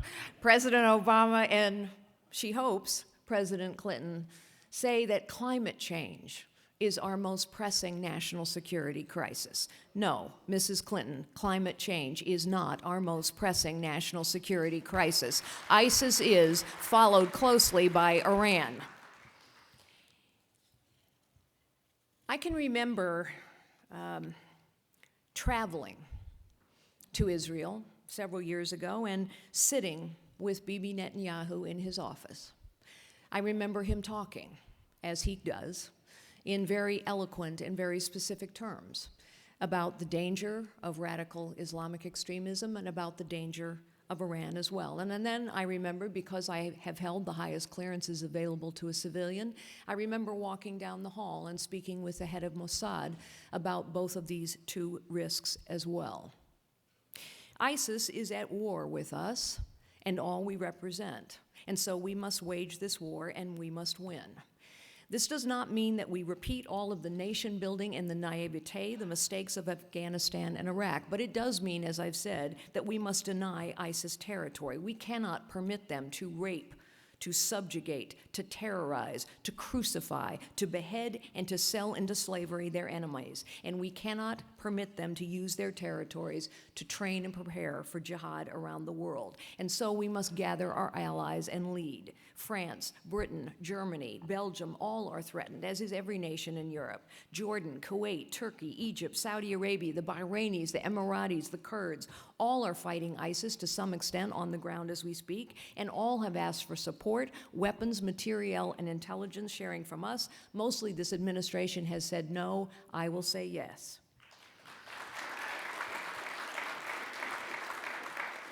Russia and Iran, of course, represent real national security threats over the medium term, China over the long term, and we have to confront both our near term, our medium term, and our long term adversaries. And we must stand with our allies now, because when we fail to stand with our allies, they lose courage and our adversaries move forward. And so on day one of my administration, I will make 2 phone calls. The first will be to my good friend Bibi Netanyahu to reassure him that we will stand with the state of Israel always. And lest you think I say this only because I am here at the RJC, I have been saying this publicly month after month after month. Because you see, I know that even our allies who do not always agree with Israel watch how we are treating this exceptional nation and our exceptional ally Israel, watch how we treat Israel, and conclude that if we are treating Israel in the way we have been for the last several years, then their friendship does not mean much either. The second phone call that I will make will be to the Supreme Leader of Iran. Unlike many of the other leaders in the Middle East, I have never met him, and frankly, he probably will not take my phone call, but he will get my message. The message will be very clear. New deal. New deal with a new president. Until and unless you open every military and every nuclear facility to real anytime, anywhere inspections by our people, not yours, we, the United States of America, will make it as difficult as possible for you to move money. We must stop the money flow. And the United States of America can do that without permission or collaboration. We must stop the money flow because the money, the hundreds of billions of dollars of money that is flowing into Iran now as a result of this terrible deal, is being used to fuel and fund military capability, nuclear capability, and terrorist groups around the Middle East and around the world. With these 2 phone calls, as important as each one of these 2 phone calls is, they also send a loud and clear signal to every ally we have in this world and every adversary as well. The United States of America is back in the leadership business.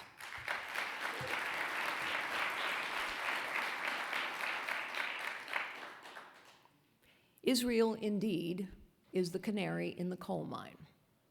They are also a nation of extraordinary courage and optimism, entrepreneurialism, innovation, an island of democracy and diversity in a very rough neighborhood.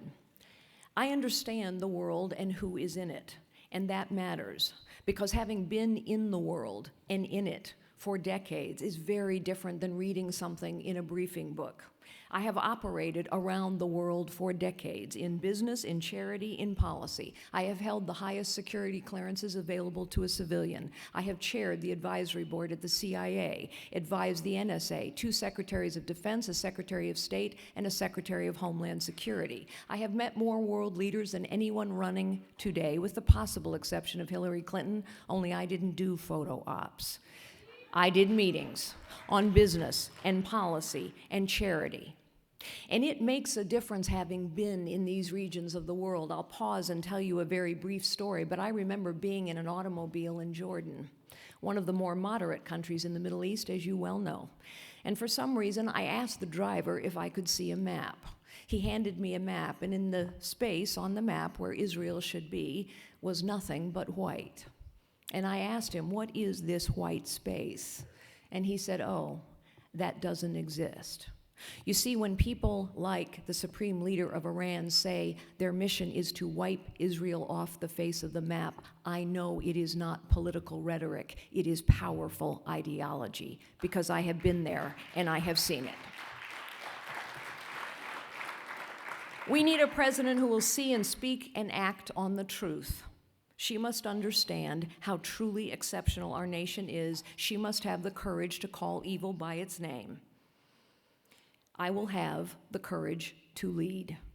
We must nominate and elect a president who proudly will wear the mantle of leadership that a weary world is eager for us to wear. I know what such leadership requires. I have been tested. I will recognize dangers with eyes wide open, but I will also embrace with arms open wide the marvelous opportunities of this century. With your prayers, with your support, with your votes, I will lead the resurgence of this great nation, here at home and around the world. Ours was intended to be a citizen government. Our nation is exceptional and is intended to lead. My fellow citizens, it is time to take our country back. Thank you so very much, ladies and gentlemen.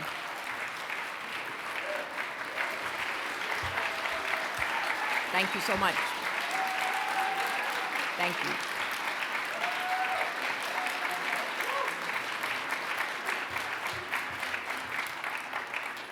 So we'll take some questions, if you don't mind. Yes, sir, I'd love to. Excellent.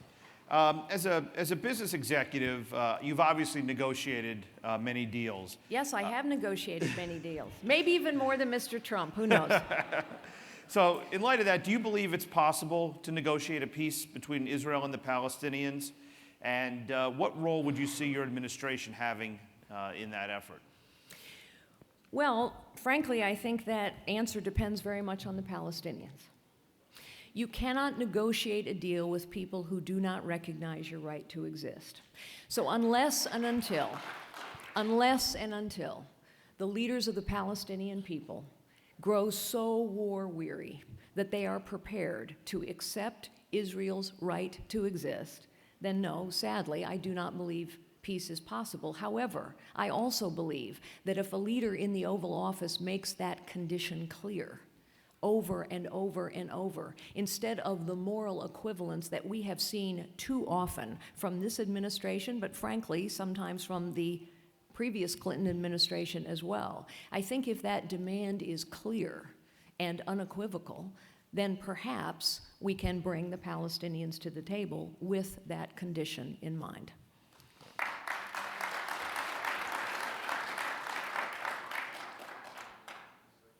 Putting on your technology hat for a second, how would you deter and prevent cyber attacks and industrial espionage from countries such as China, Russia, and Iran? And do you consider these efforts, these attacks, acts of war?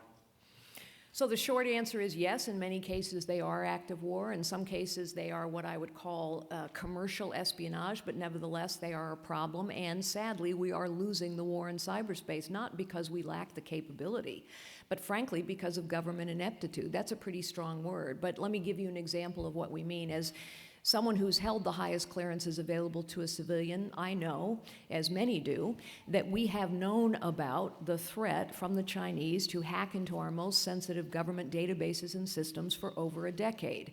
In fact, the Office of Personnel Management was warned very explicitly and very specifically about security holes in their systems and databases, and yet they did nothing about them. We can lead in cyberspace, but we are not today. So I would do several things very specifically. Number one, I would stand up a centralized cyber command in the federal government and hold it accountable. Number two, I would pass a law that is required to pass to permit the kind of collaboration and coordination between the private sector and the public sector, which is not going on today, which is vital in order to be able to detect and repel all of these cyber attacks. Number three, we are having a debate in the Republican Party right now about whether we should go back to the Patriot Act or stick with what we now currently have. It is the wrong debate.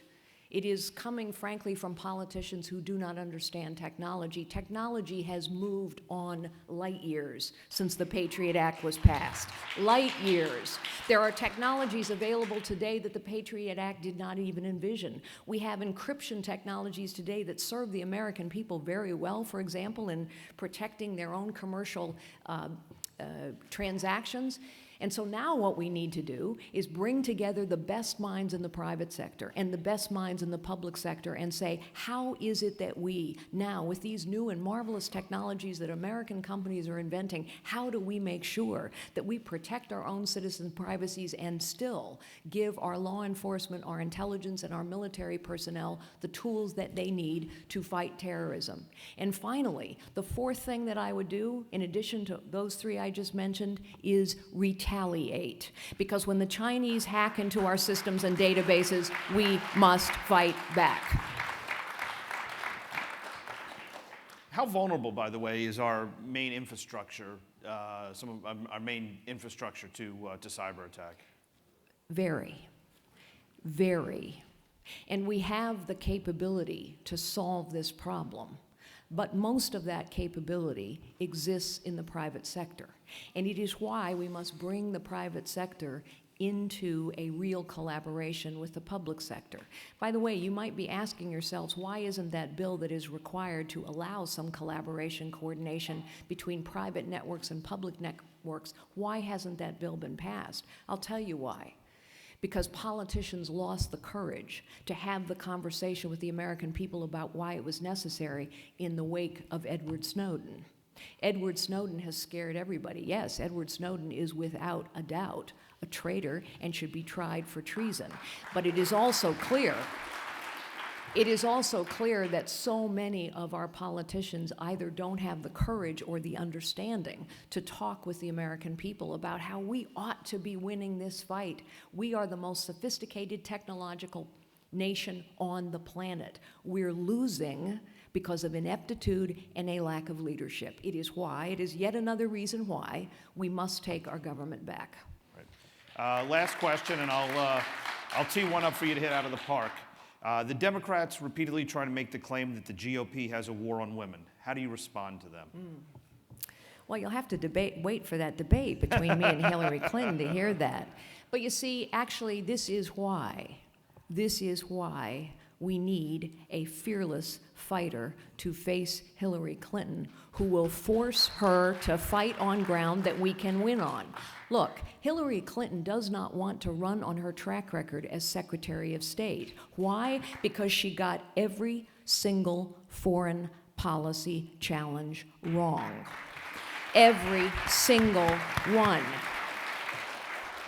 I've met Vladimir Putin. Anyone who's spent any time with Putin knows you do not change his behavior with a gimmicky red reset button. No, you might change his behavior by rebuilding the Sixth Fleet under his nose, or rebuilding the missile defense program under his nose, or conducting regular military exercises. She called Bashar al-Assad a positive reformer. She declared victory in Iraq. She advocated for the removal of Muammar Gaddafi and then left Libya as a failed state where we now know ISIS has new territory. So she cannot run on her track record as Secretary of State.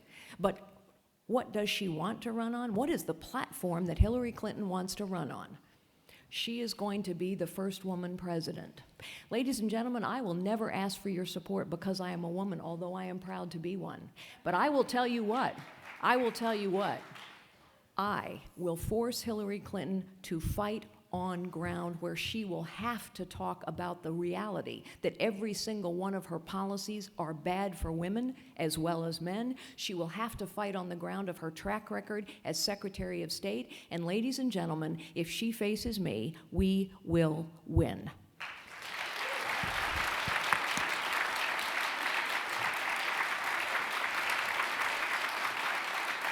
And I think that is a perfect conclusion to our day. Happy Hanukkah, ladies and gentlemen. Thank you so much for having me, and happy 30th anniversary. Thank you so much. Happy Hanukkah. Watch your step. Thank you all. That'll conclude our program for the day. We are grateful for all your support and for making this day such a success. Travel home safe.